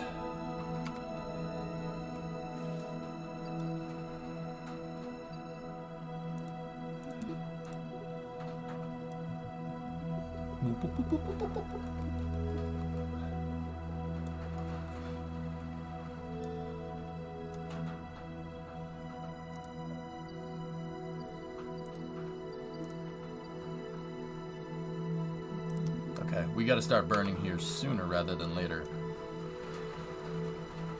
What in the Kerbal is this contraption? It's a challenge. It's the weekly challenge, Grab Shark. An SSTO that goes all the way to MINMUS, lands on MINMUS, drives around the entire surface of MINMUS, and then comes home. I hate that it works, and I'm embarrassed to use it.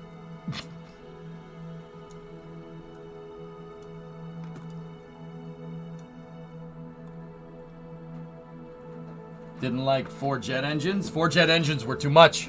We didn't need them. We didn't need them, believe it or not.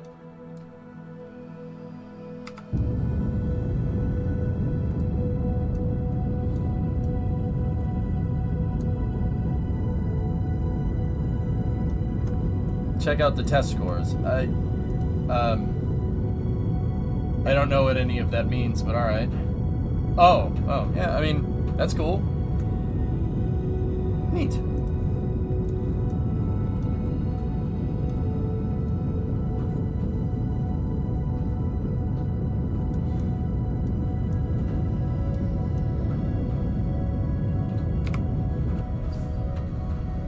Come on, baby.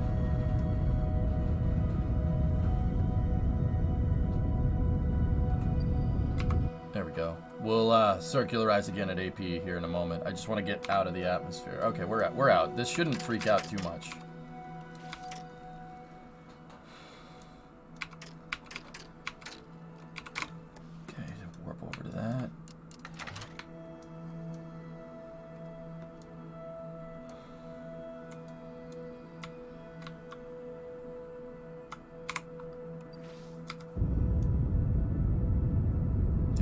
circ. There we go. All right, so set MINMUS as target. Now we just gotta, once again, change the tilt. Create the maneuver plan. I don't need to do that. We can just select, so we're on the descending node, which means that's the point where the tilt of my orbit and the tilt of MINMUS's orbit cross. If we're on the descending node, we need to point up because we're going that way. So to change the tilt, we have to burn that way, and that'll switch the tilt. We just have to get over to here, warp to point, right? And my spacecraft is pointed towards Kerbin's North Pole. And if we burn on the descending node, burning normal, facing towards the North Pole, boop, we can change the tilt of our orbit. Or orbital inclination is what it's called. Just modulate the engines right there. 0.1 is good enough. That's fine. It'll work.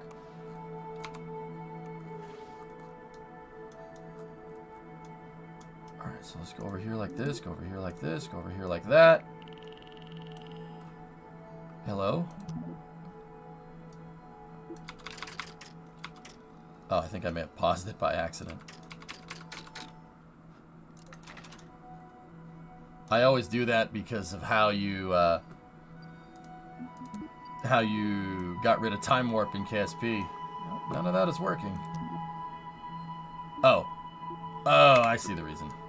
Yeah, so we gotta go to the jet engines, and I gotta shut off their flight control systems. We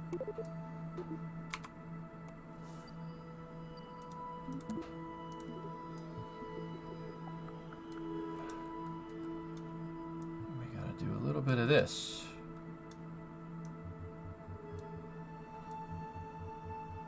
There we go. Now we just move this around until we find the right intercept. We want to get I1 and I1 over each other. Like that. Get a nice planetary encounter there. There we go. See, these are grav assists. That tells me I'm entering MINMUS's SOI, and then if I kept going, we would grav assist off of the moon as well.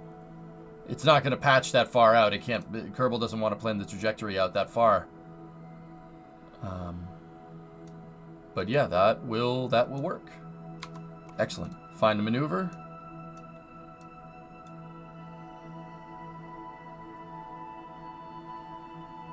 Those graphics are not very intuitive. On the contrary, they're super intuitive. I like them. The only thing that I really want from map view in KSP is the ability to adjust the maneuver nodes on a menu. Like the slider increment stuff that I used to have over there in KSP1. That's what I want. Other than that, yeah, this is really good. And once they draw out the conics through grav assists, so like the game isn't rendering the assists through local... Okay, I'm going to use some big words for a second. Just bear with me.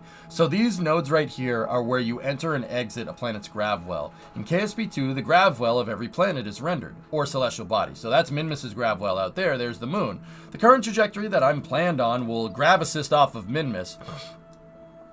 And because it's throwing me back at Kerbin really, really quickly, that means it's a retrograde grav assist, which is not ideal, but whatever. We'll just insert into MINMUS's orbit opposite the way that it's spinning. That's easy to correct.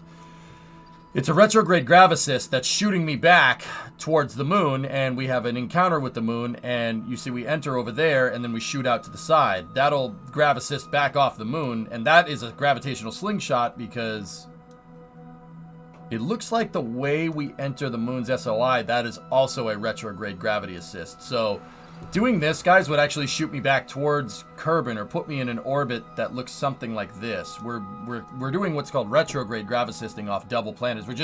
We're not doing that. We're just in phase to do it. This will retrograde gravity assist off that and that. This will get me back to Kerbin more or less. Because the moon will come around, right? And once the moon goes around this way, we're obviously entering it from like radial out relative to Kerbin, so we're coming in this way, and then we grav assist off the moon and shoot off that way. So when that node is over here, right, That means we're going to shoot this way.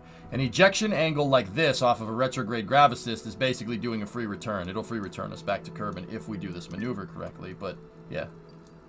I like your fancy words, science man.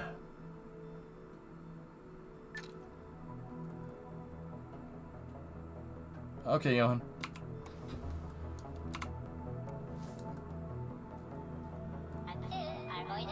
Alright, let's try to get this maneuver done. We're gonna fly the pickle out to MINMUS.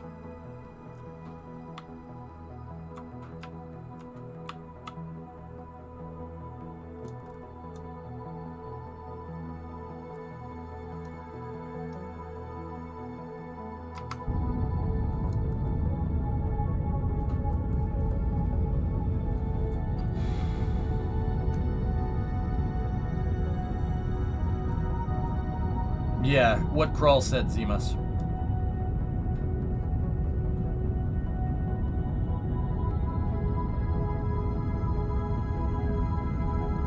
Okay, so we're speeding up, increasing our apogee here until it intercepts MINMUS's orbit.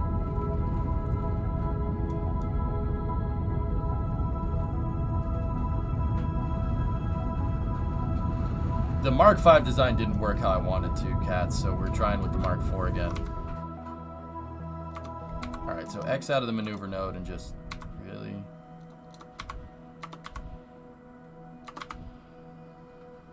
There we go. That's direct insertion, so... That's direct insertion, so we're actually on a collision course with MINMUS right now. See how there's only one of the dial tone indicator right there? It's because we're gonna crash. That's okay, I'll just land. Hopefully it's in the daylight. I think it would be. Yeah, we'll land in the daylight. All good.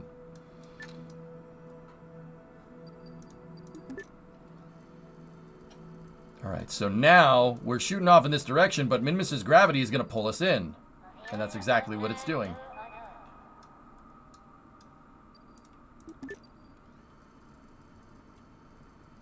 We're basically coming in right on the Terminator line, which is pretty good.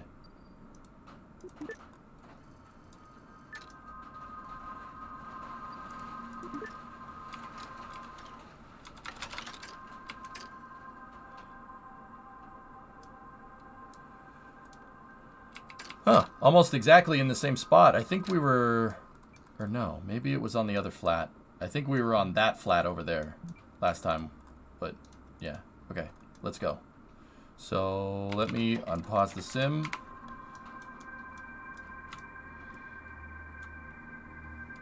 Let me get my orientation. Where are we? Okay, so that goes up. So that means... That's the North Pole, that's the South Pole. Alright, let me just make a trajectory change here real quick so we land down in the flats. Is this still on infinite fuel? No, not at all.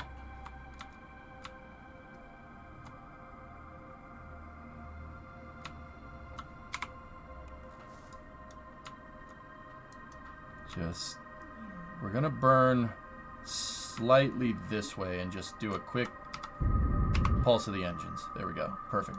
Find retrograde again, and we'll drop a quick save, and then we'll hard save.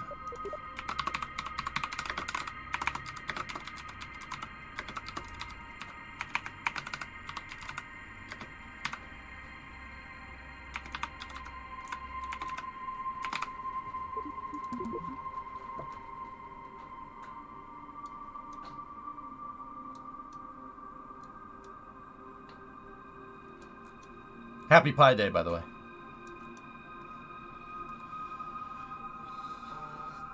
All right. Let's see what we got.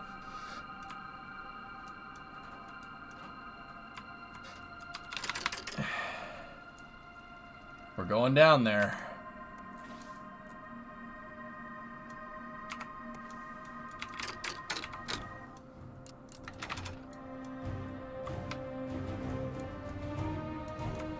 Okay, set surface velocity, radar altimeter is on.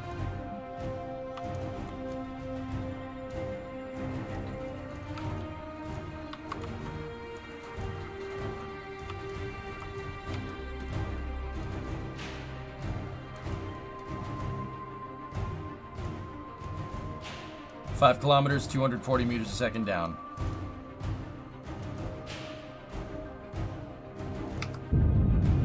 Beginning initial descent burn.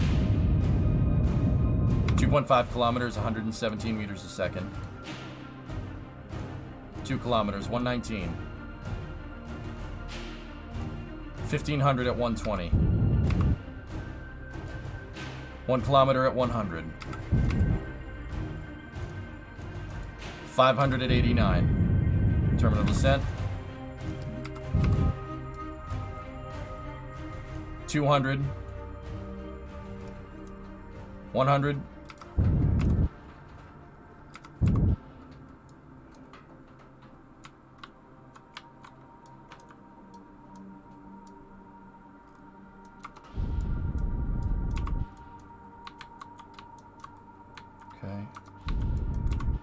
Okay, we're down. Now we just gotta... Oops. Oh, boy.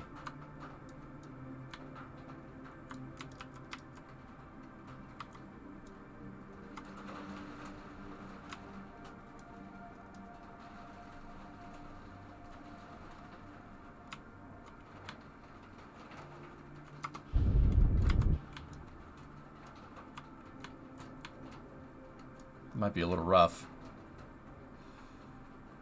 Okay. All right. We're down.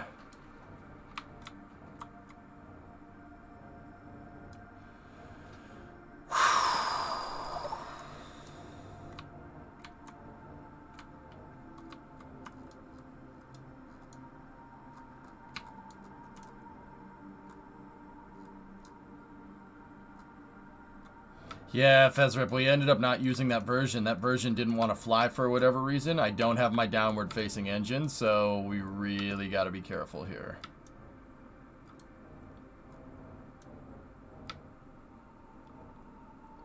I added ion engines to it, Wheat, which is strange.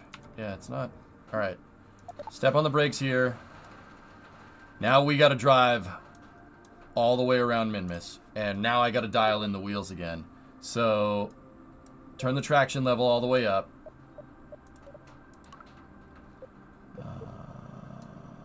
We need inverted steering. Springs at 1, dampers maxed. 1.5 springs max damper. And then we need sticky tires. Friction control is basically your tire compound here. So now we go into the second set of wheels. Traction control's totally high. Friction control at 5. Spring rate 1.5. Damper strength full. Okay. Save.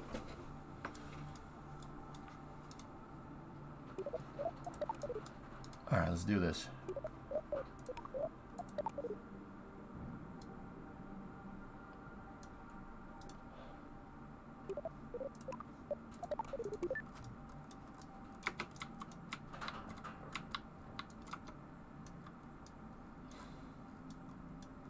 Alright, so in order to do the challenge that the devs want, we need to go all the way around. All the way. Plant flag, site name. Okay, so weekly challenge. We'll just name this attempt 3.1. Start of attempt 3.14. Okay. Bragging rights, Jackal, mostly. Alright, there we go. Flag is planted.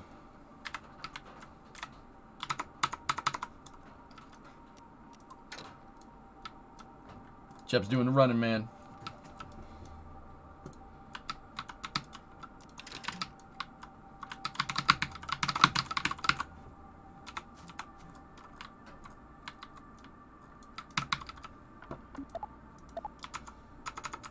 Hello?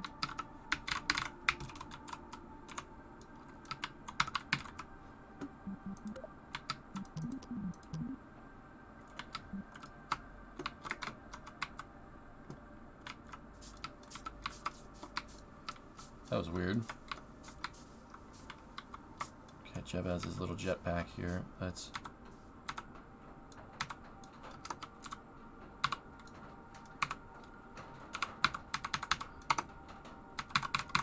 Half of my keyboard is not working. And it's not the keyboard.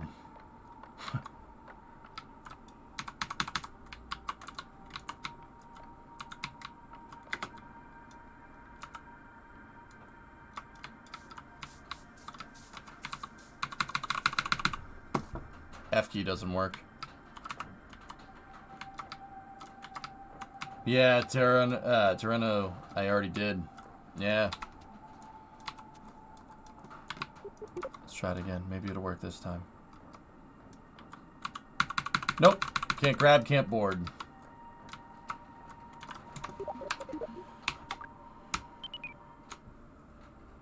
Quick save, quick load.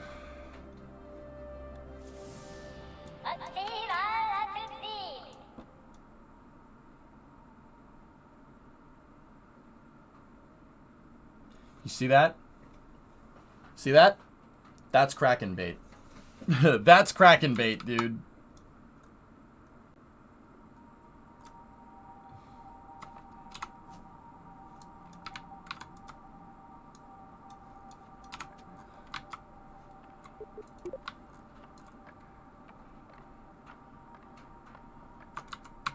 No, it still thinks I'm in the prompt, I think.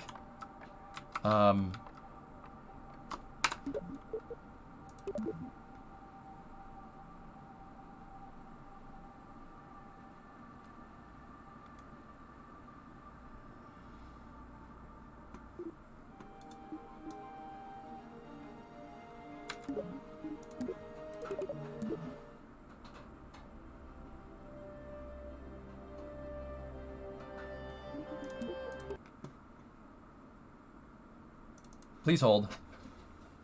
Did you bring a winch? I don't need one. I'm not like you. I don't get stuck. I have a feeling I'm going to eat those words later, but whatever.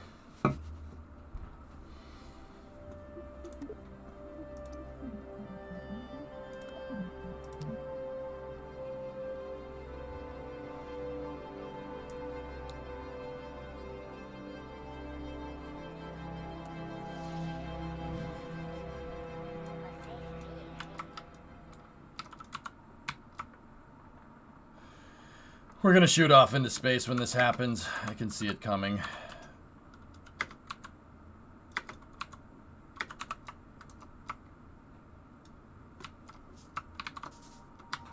I'm gonna board the vehicle. The suspension is gonna register a collision and we're gonna fly off.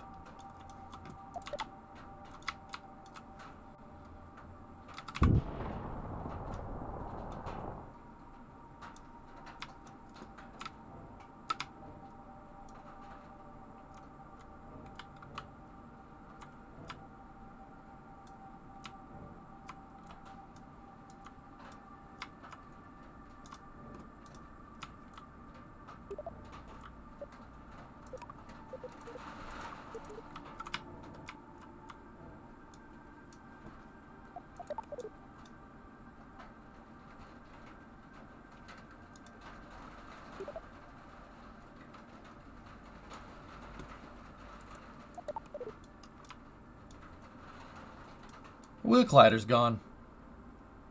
There's no wheel collider, guys. It's not rendering.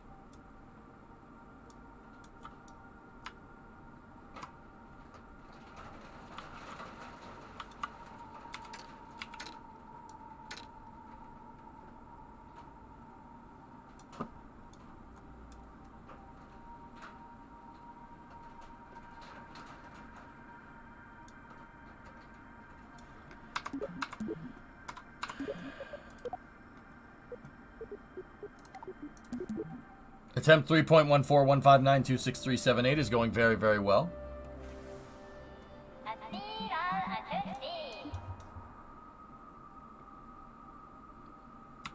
Okay. Let's try this again.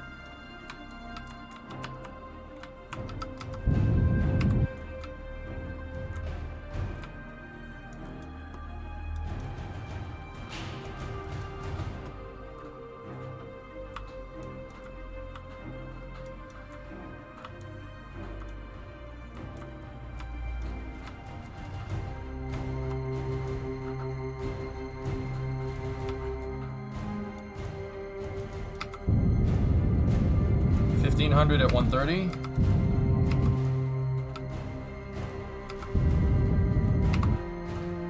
$900 at 58. 700 at 50. 400 at 53. 300 at 25. Switching up to straight SAS lock. 4 at 150. This is guys, that's MINMUS music. Yeah, that's the OST. It dynamically plays depending on what's going on in the game. Most of the soundtrack in KSP is like that. It's one of my favorite features about KSP2. The sound design on KSP 2 versus 1 is like night and day, man. Okay, just give the engines a little pulse. Use the gyros.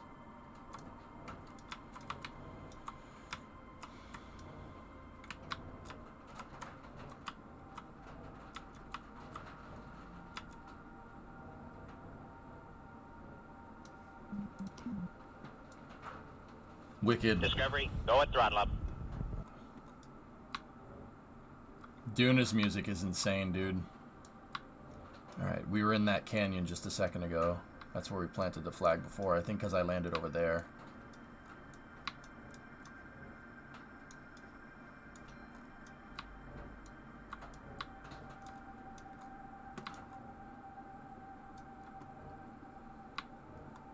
Raven Guard.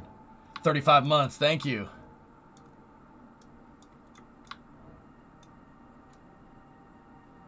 Deja vu. I just been to this place before. Higher on the beat, and I know it's my time to go.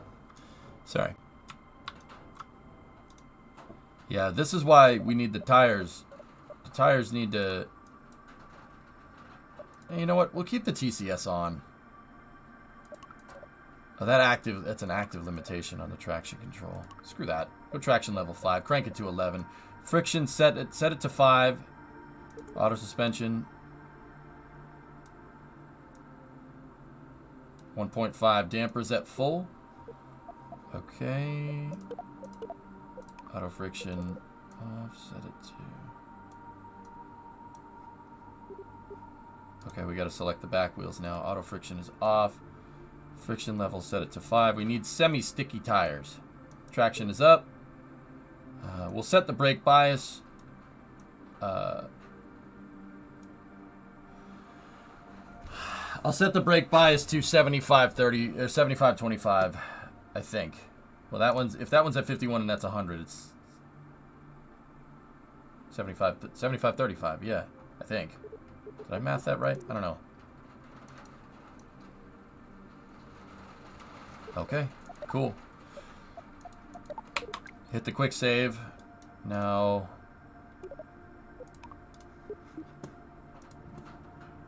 Oh, nice. Yes, yeah. Yeah, TC off, man. We don't need traction control. Alright, let's try this again with less dying.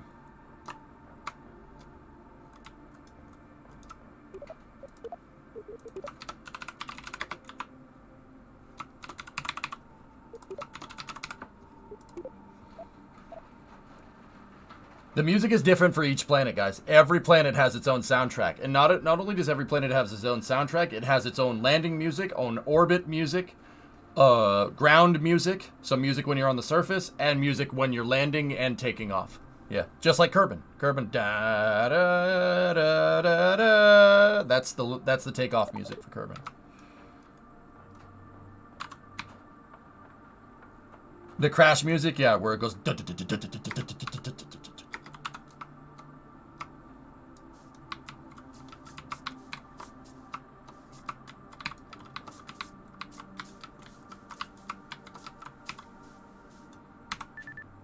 Okay. I don't know why that screwed up so hard last time, but alright, flip the lights on. Lights are on. We'll save this as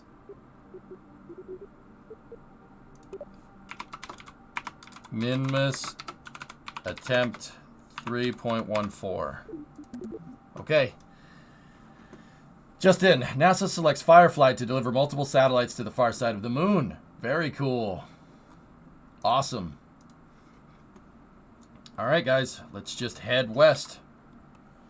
I think, honestly, we should go up and around and stay on the flat as much as we can. So what I'm going to do is aim right there, and then we'll just make our way across the flat. That'll get us a good portion of this planet.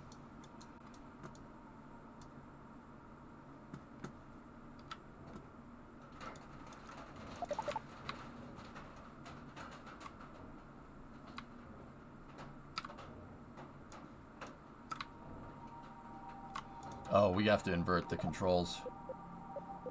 Invert steering, invert steering.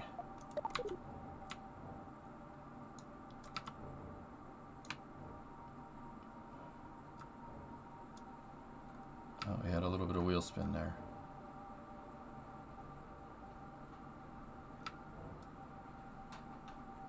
Here we go. So let's set the course. Set a course for 310. And let's go. What happened to the ion engines? I couldn't get that thing to take off, Mason. So I got rid of them.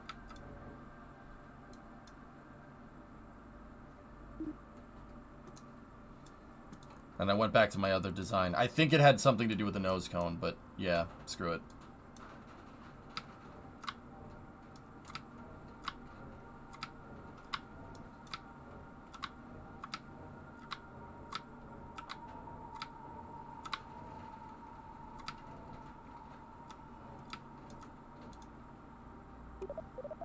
Okay, so set that torque mode to SAS only, meaning it'll only apply torque to keep on heading. SAS enabled.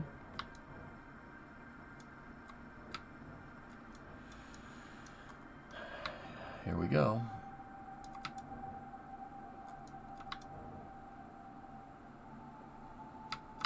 It's wagging its tail at us, guys. See?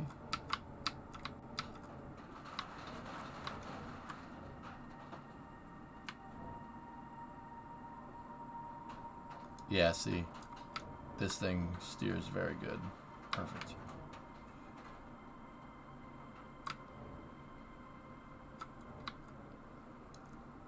What's max speed? These wheels with these settings should be able to take a pretty good hit. We could probably, I mean, I flew over the flats last night at like 100 meters a second using the engine. Problem is stopping. I had to basically ramp off something and then flip the thing around in the air and hit the engine and stop and land. Why did you scrap this design, or did you say I can do better and then promptly did worse? The jet engines broke off, Jackery. I had to fix it. They kept breaking off, so I strutted them so they'll be able to survive a little bit more of a hit this time around.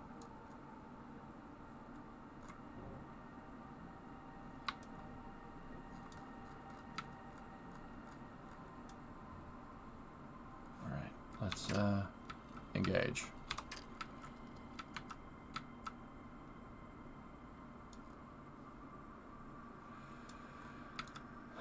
We got to be careful. There's ruts on the flats. There's little ditches, and you got to be very careful. You'll bounce off one, and that's game over. Most of it is pretty flat though, but there are potholes.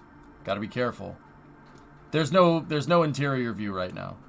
But there's a rendered interior, but no interior view. See, we're coming up on one.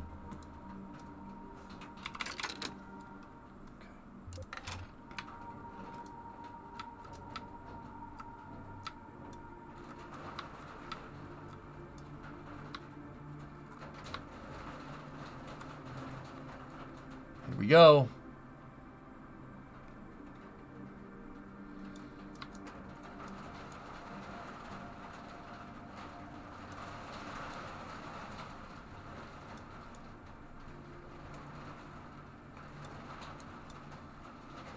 Good.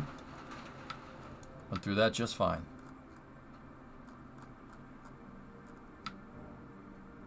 All right, excellent. First rut.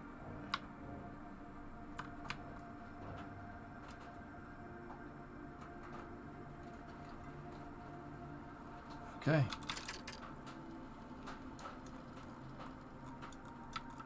There's a little bit of a hill here. I'm just going to drive around it.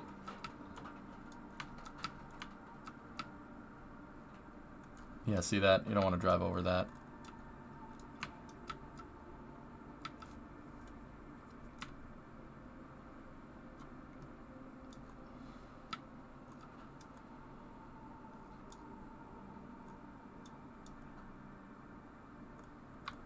Oh, there's a little bit of a ditch here. Slow it down.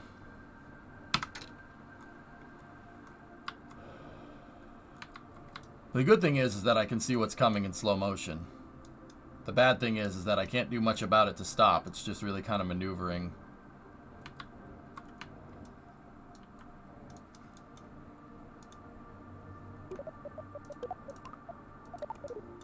Put SAS torque on. We were going to go into that rut and it would have bounced this thing all over the place.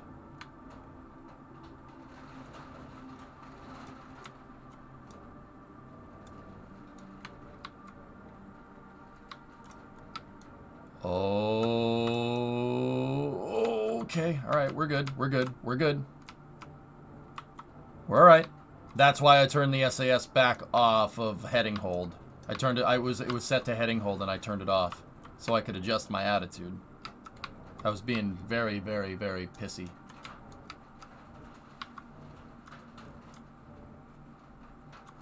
All right, we're good. And once again, I'm basically aiming right there. That's where I'm trying to go.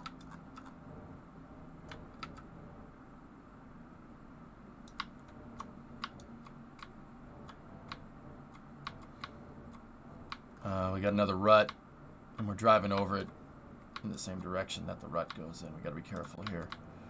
Careful. Discovery, go at throttle up.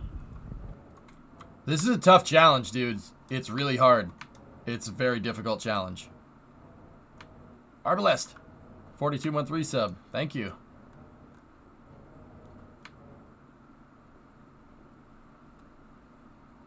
Okay, that rut wasn't too bad.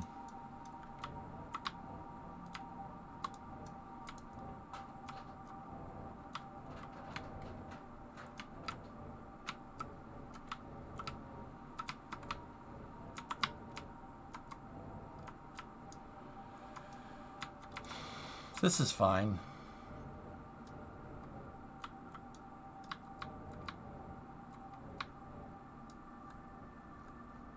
Looks like that rut keeps going up here. We'll see what happens.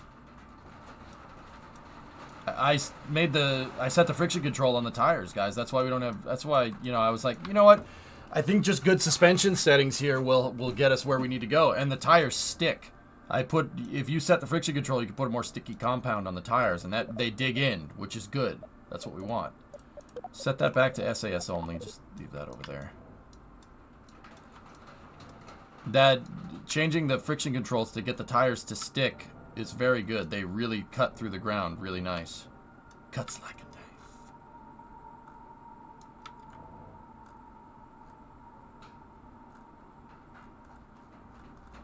It's just the flats. The flats are darker colors. You get up into the mintiness up there. But we're staying on the flats because the flats are way easier to traverse. But we're going to have to traverse some bad terrain a little bit later anyway. Woo! Catch some air.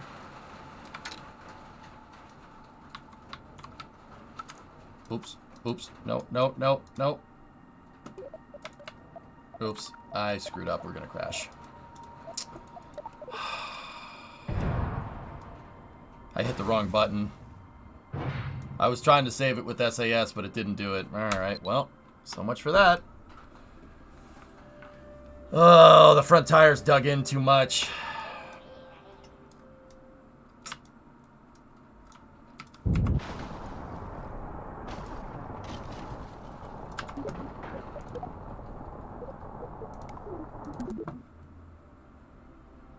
I thought I quick saved, but I guess I didn't.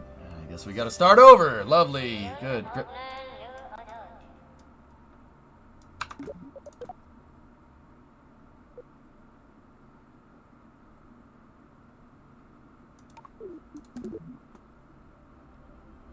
It's part of the challenge. Kalima, yeah. Oh, nice. But, no, no. No, come on. Every single save.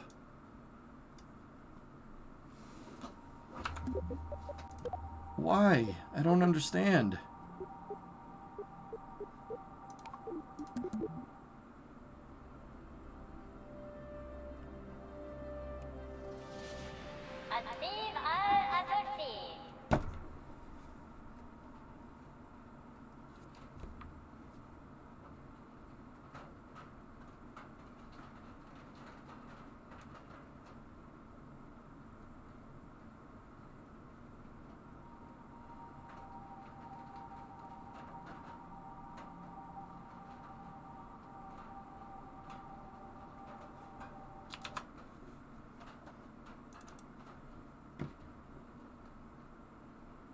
That one's a little frustrating.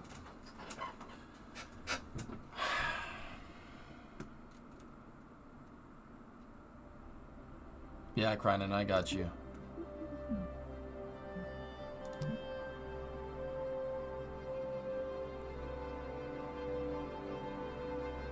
Yeah, the suspension just collapses.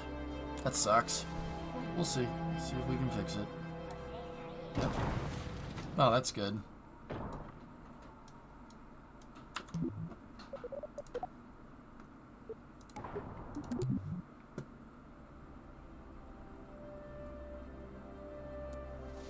Oh, the front fell off.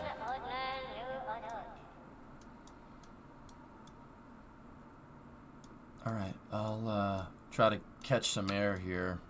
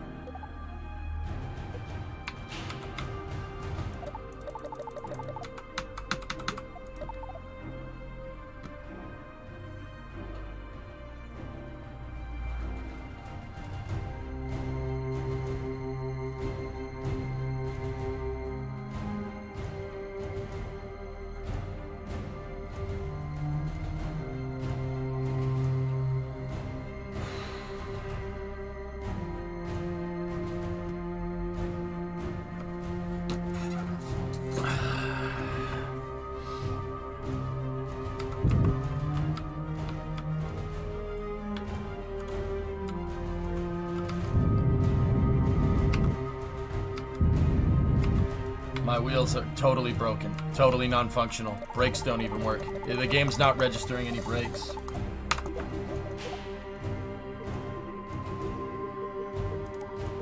I'm gonna reload here.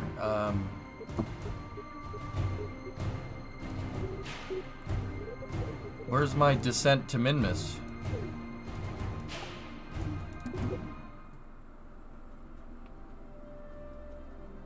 Yeah, see it, yeah.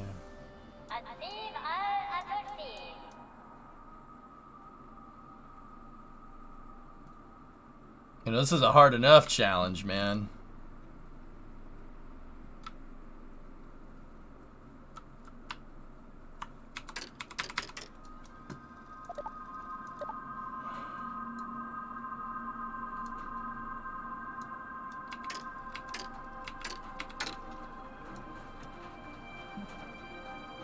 Well, we know that the wheels are working because the game's freaking out, and the wheels are actually spinning. When they break, they don't spin.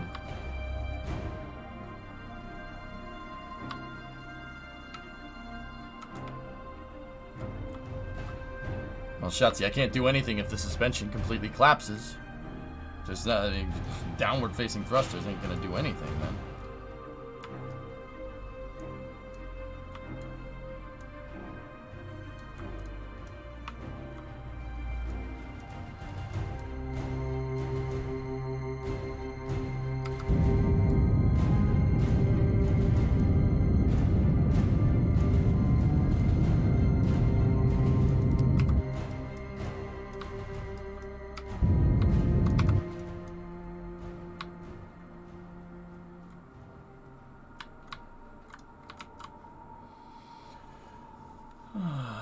help prevent reloads by keeping you grounded. Yeah.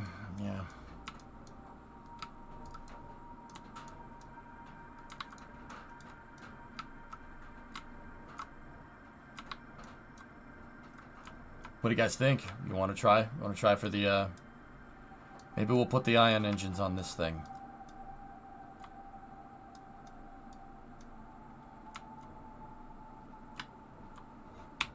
Quick save, there we go.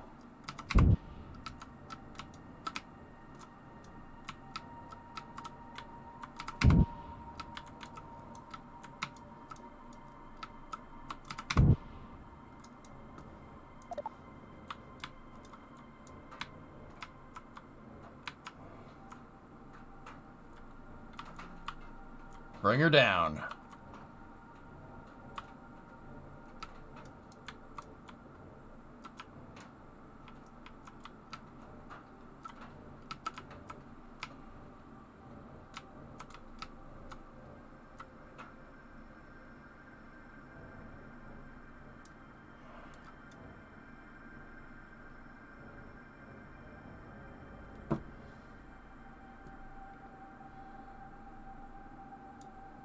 Yeah, I've restarted the game 4 or 5 times now at this point.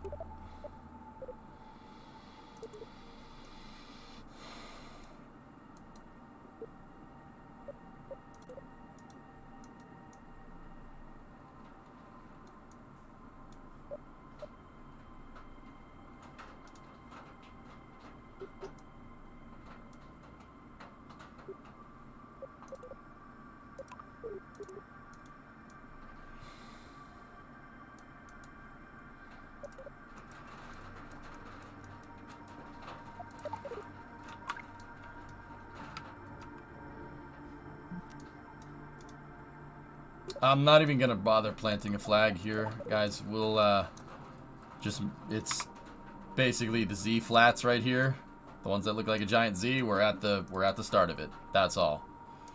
We'll make our way through the flats. I think planting the flag might have been why this thing is breaking, but I'm not 100% sure on that.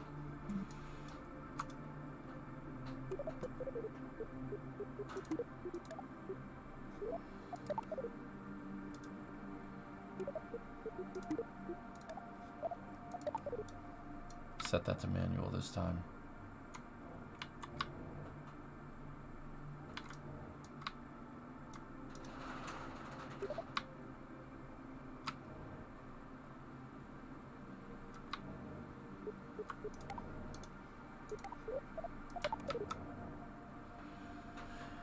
What caused the crash earlier? Game crash or what? I don't know. I don't know what you mean, stream chat. There's a glitch where it's not rendering the animatable collider for the landing gear. Do you get a lat longitude readout anywhere? No. We know what the Z flats look like, dude. We'll just roll with it.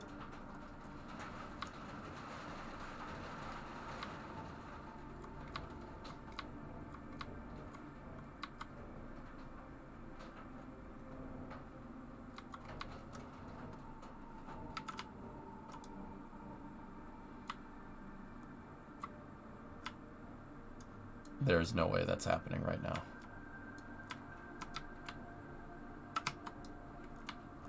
Well, I guess we did a barrel roll, but we're gonna flip again here. Come on. I got it. We're all right. It's those sticky tires, man. They're digging in.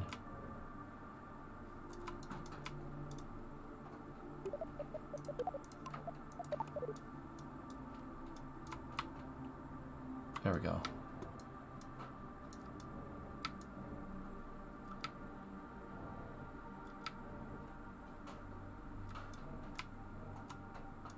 I'm just gonna keep the SAS on. It's easier that way. But the SAS really makes it unstable with the sticky tires, but it's easier to correct it when it does eventually go wrong, so kind of in a quandary here.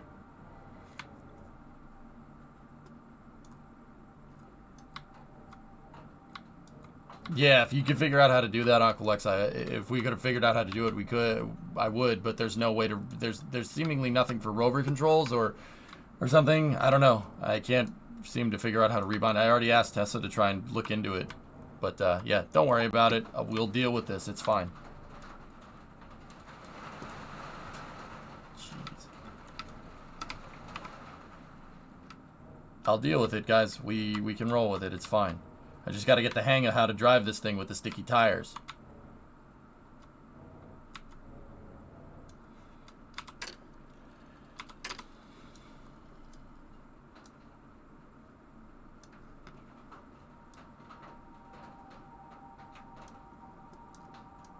Well, there's that hill that we drove around before. You know what? We'll just drive over it.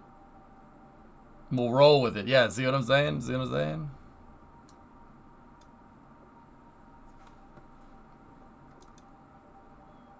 Oh, suspension was freaking out there for a second. I saw it. But yeah, we just gotta... Oh, there's a rut.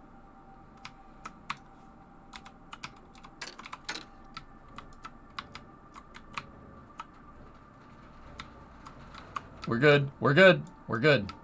You good? You good? I'm good.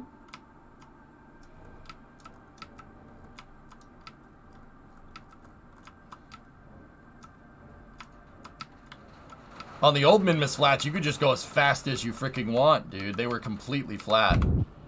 You know? Not these ones.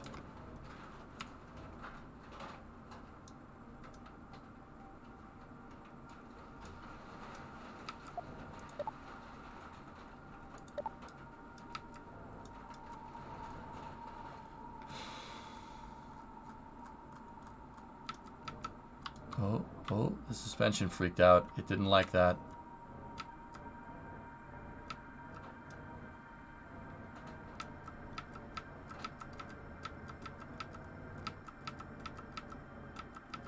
All right, we're good. We're good, chat. We all right.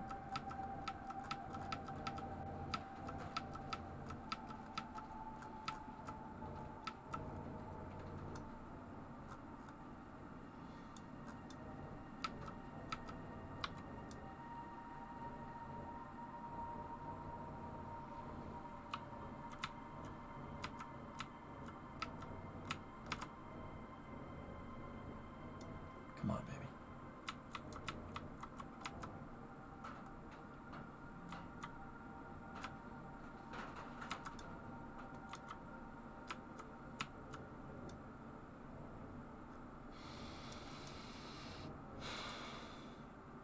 Yeah, Zombie, we had a version of this that had downward facing thrusters, but when I attached the downward facing thrusters, it didn't want to get into orbit.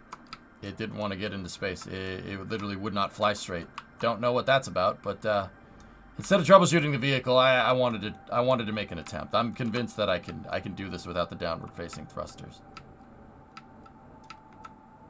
I just got to be careful, that's all. See, when it starts to do that, you just got to be careful. Right. Got myself some airtime.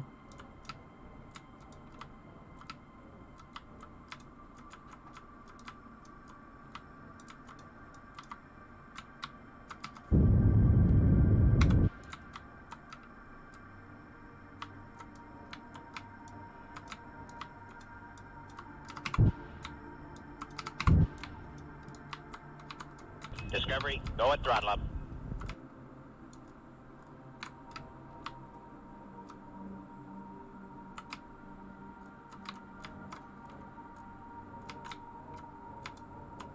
See? No problem.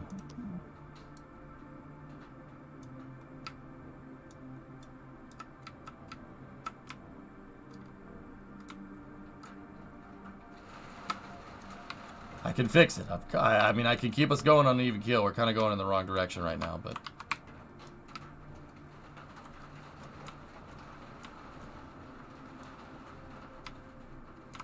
We have to, dude, the quick saving is broken, so we really have to, do this kind of in one shot, which is gonna really suck.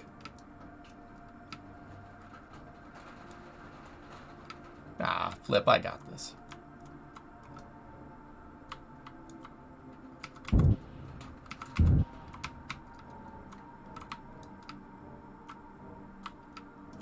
I'm confident in my abilities as a Kerbal Space Program player and pilot. Or, in Kerbal, I'm not a pilot in real life.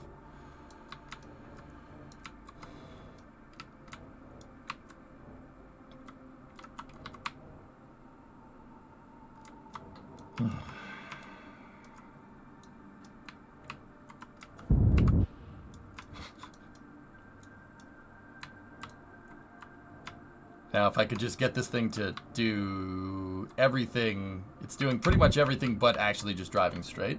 There we go.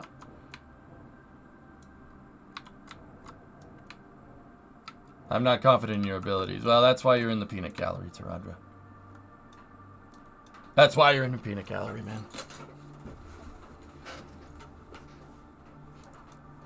I'm not flying unless I absolutely have to. Like, if it becomes unrecoverable and I can't correct it, that's the only time I'm flying. There's the sticky wheels. Well, the sticky wheels dig you in.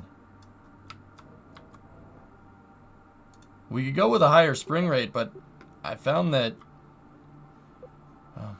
maybe set the higher spring rate. Let's try it. We'll try the higher spring rate. Higher spring rate with the sticky wheels might be what we're looking for. We just got to get the thing to dig in, and it has to keep digging in. What's really screwing me up is when the suspension bottoms out, because we crack and strike. Like that. See the back wheel? We crack and struck there. Little mini crack and strike. And then the wheels like to dig in like this, and that causes flips.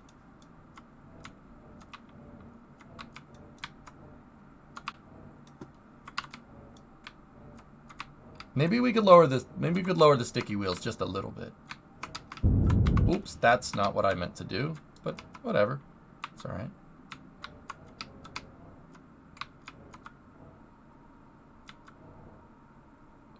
Guide the raid, Alter Ego. This stream, I still have like 6 hours left on this stream, dude. Oh, dang it. Yeah, guiding the raid is not going to do anything right now, man. This is kind of difficult to recover from. Hold on. Hold on. Hold on.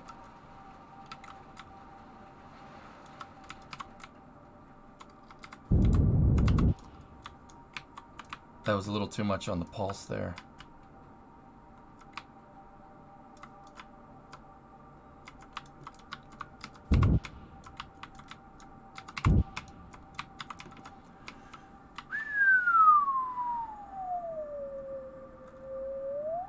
It's early, yes, but I might get busy and forget. Oh, okay.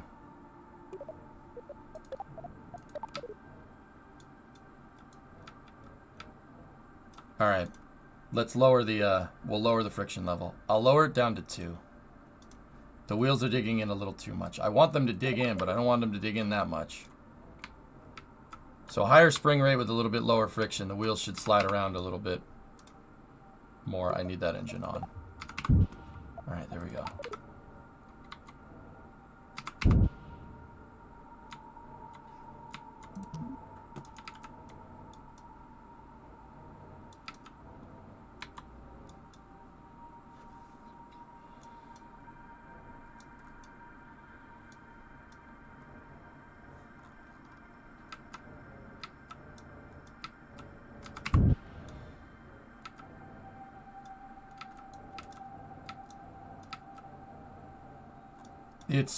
These work like tank treads, dude. So they don't actually steer. They use differential rotation to steer. Think tank treads.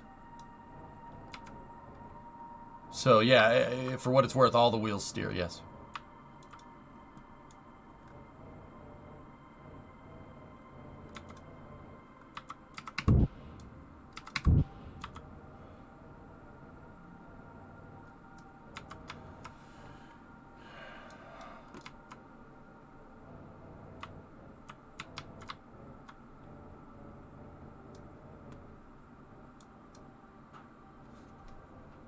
Yeah, no, I think we got her dialed in.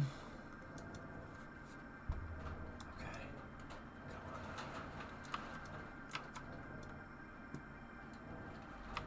Yeah, that doesn't dig as much. That's good. Hey.